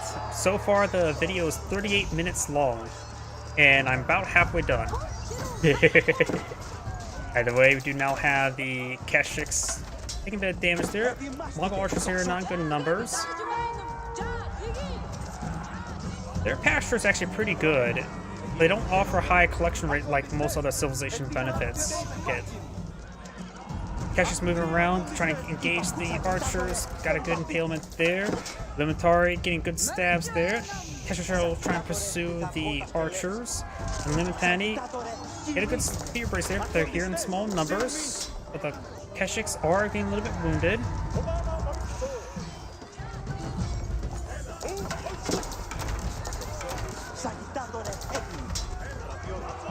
Nope, no spear brace there. Keshiks slowly getting whittled down. A couple more archers and Keshiks there. That Keshik does go down.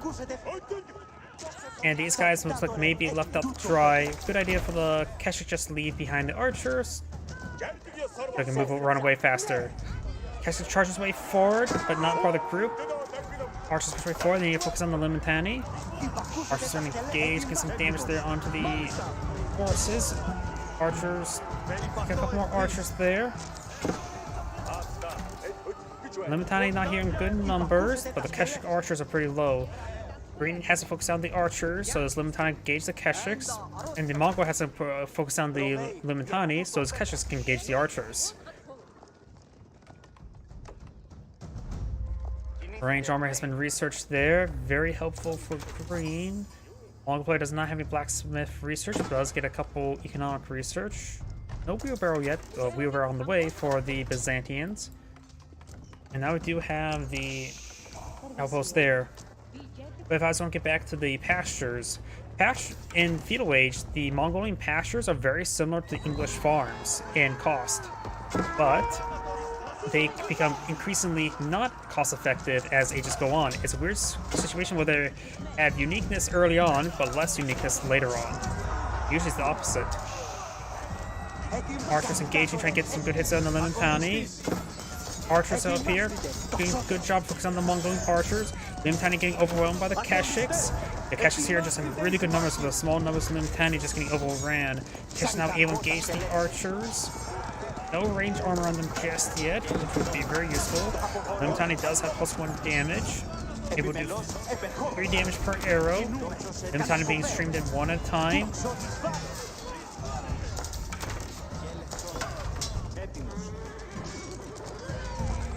Now the Keshiks now falling back. They have taken some hits here. And there's no walls for him to find and start throwing torches to get some health back. Oh, there's some walls. Though they're a little bit too close to the enemy force. The Khan is still alive somewhere. There it is. Or there she is. I'm pretty sure that's the female Khan. ετοιμάσατε εις μάχη. Έλα. Πιταχώ τα σκελέτα. And they do take out a nice bit of walls there.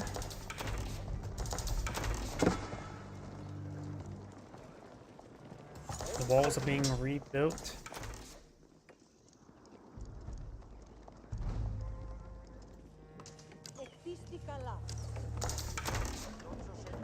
Oh, we got a Cheerio siphon, or Creo siphon now being employed in the field. Creo siphon, of course, the battering ram alternative. Less health, a little bit of range. And all of this seems like not exactly the same amount of DPS. Got the arrow now being utilized there, but does not have the whistling arrows, so its duration is very bad. There's push way forward. Archers getting some good damage there on the Limitani. Most of the Limitani are now going down, but the Keshiks are not in good numbers anymore. Do have about 19 archers there versus about 15 Mongolian archers, and now we've got the Kurultai now being employed on the field. Western mercenary contracts now being employed on the field. Lance connects. I don't really find a good situation for Lance connects to be employed on the field. If your opponent goes for a good number of heavy cav, mixing them with some spearmen is actually pretty good. But he's probably going with that for the longbowman. There goes the spearman.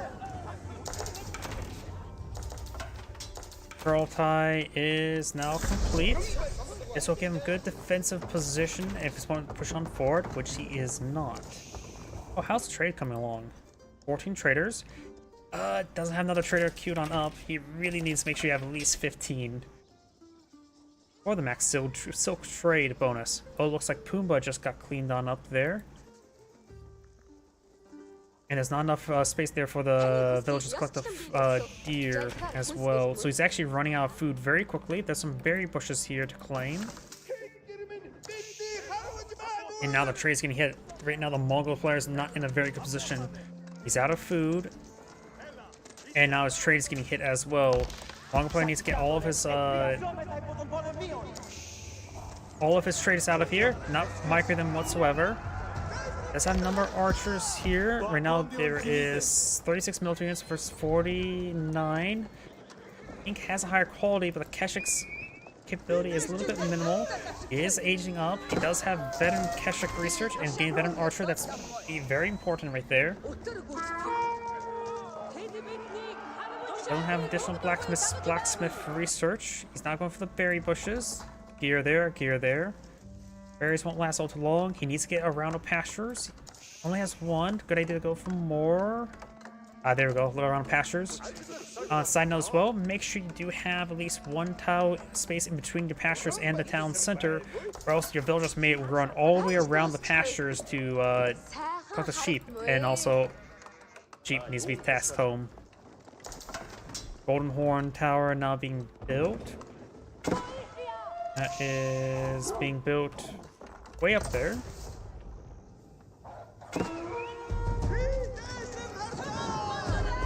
A side note as well, when it comes to Golden Horn Tower, it does randomly choose one of any of the available mercenaries. So if you have no mercenary contracts selected, but you do have access to, say, mercenaries from here or, say, here, you can get, say, free tower offense. Or war elephants in this case. You still need to go, of course, the veteran mercenary contract, which does not dilute the possibilities.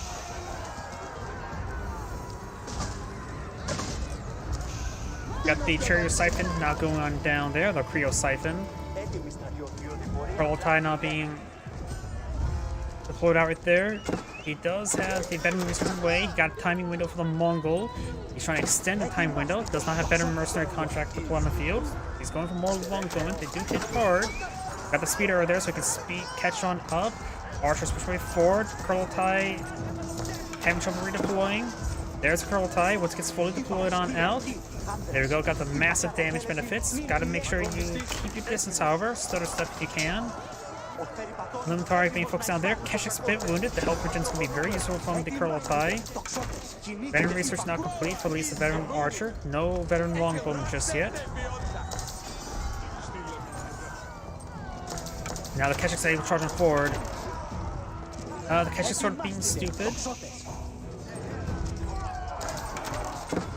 Right now, these archers doing 10 damage per strike. The Varangian Guard has 4 range armor, if I remember correctly, at this moment in time. Monk does go down there. More archers per strike forward. We've got some Mongolian man-at-arms there.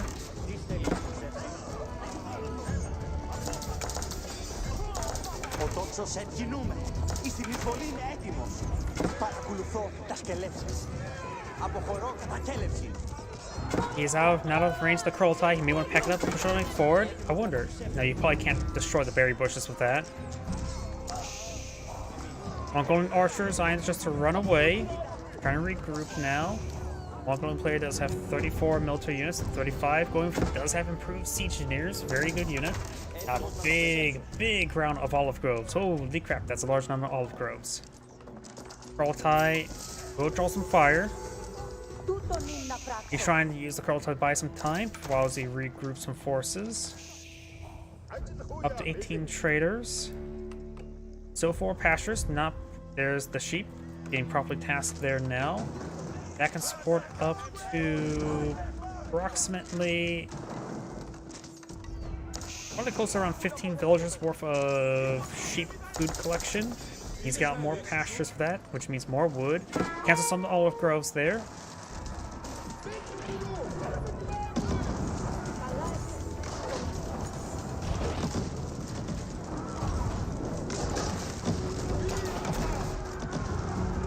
Archer's takes a hit there. Got a Spring Gold being put on out.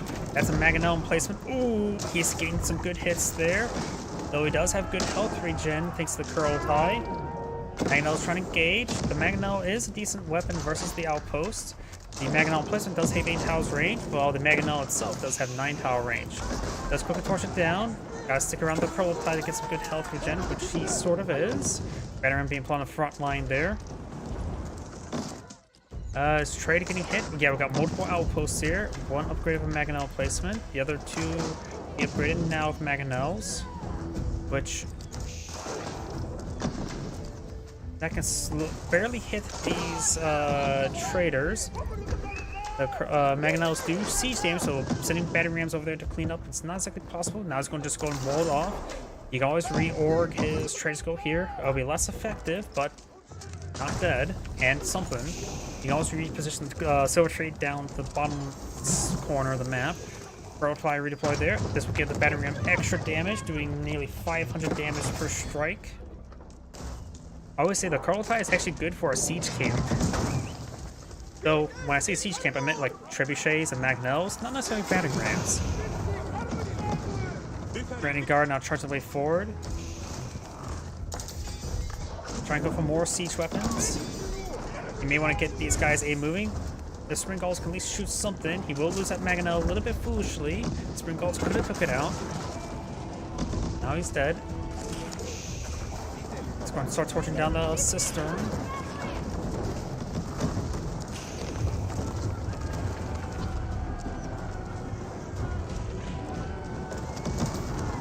Good damage there.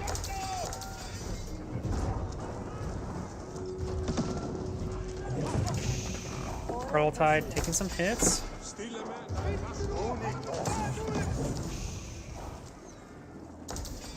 Kurultai is quite damaged, but it's fine for now. Does get a good hit there on the olive grove, destroying it outright. Townsend are now under siege by buffed up battering rams. He has 3 Spring Golds there. Has to be careful with the Mangonel emplacement, which is still being upgraded though. 2 Spring Golds there, gains some good hits there on the Mangonel. The health regen may have saved it a little bit. Primary Townsend did not get hit. It still has a backline Townsend, so losing is not a critical problem, just a big one. Fortified outpost now complete. Trying to the Varangian Guard. The Veteran Archers don't have the blacksmith research. It does compound with percentage increases like the incendiary arrows and the Kurultai.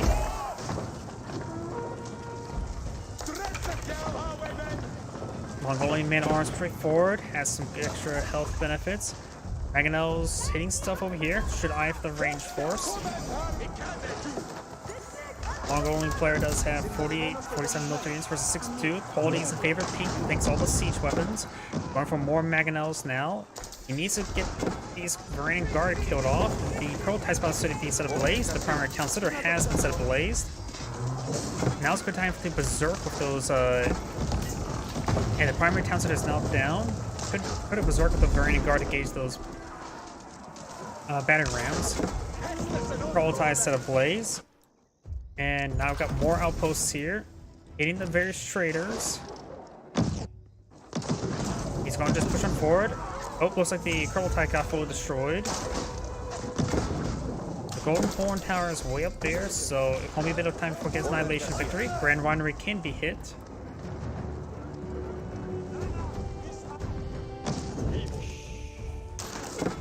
He needs to clean that up, save his trade. Trying to push way forward here.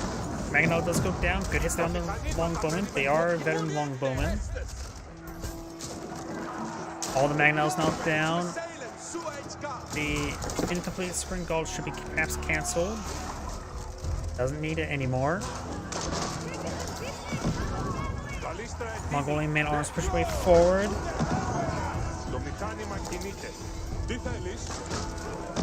Got Gunnar crossbows for the Mongolian player.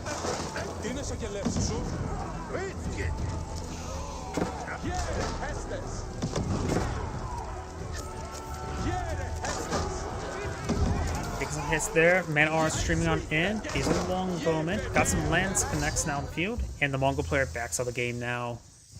This is Angrade saying thank you for watching, and on to the next replay. As mentioned beforehand, that's my last replay tonight. My voice is starting to go out, so everyone, thank you for watching, have a good evening, and get some good rest.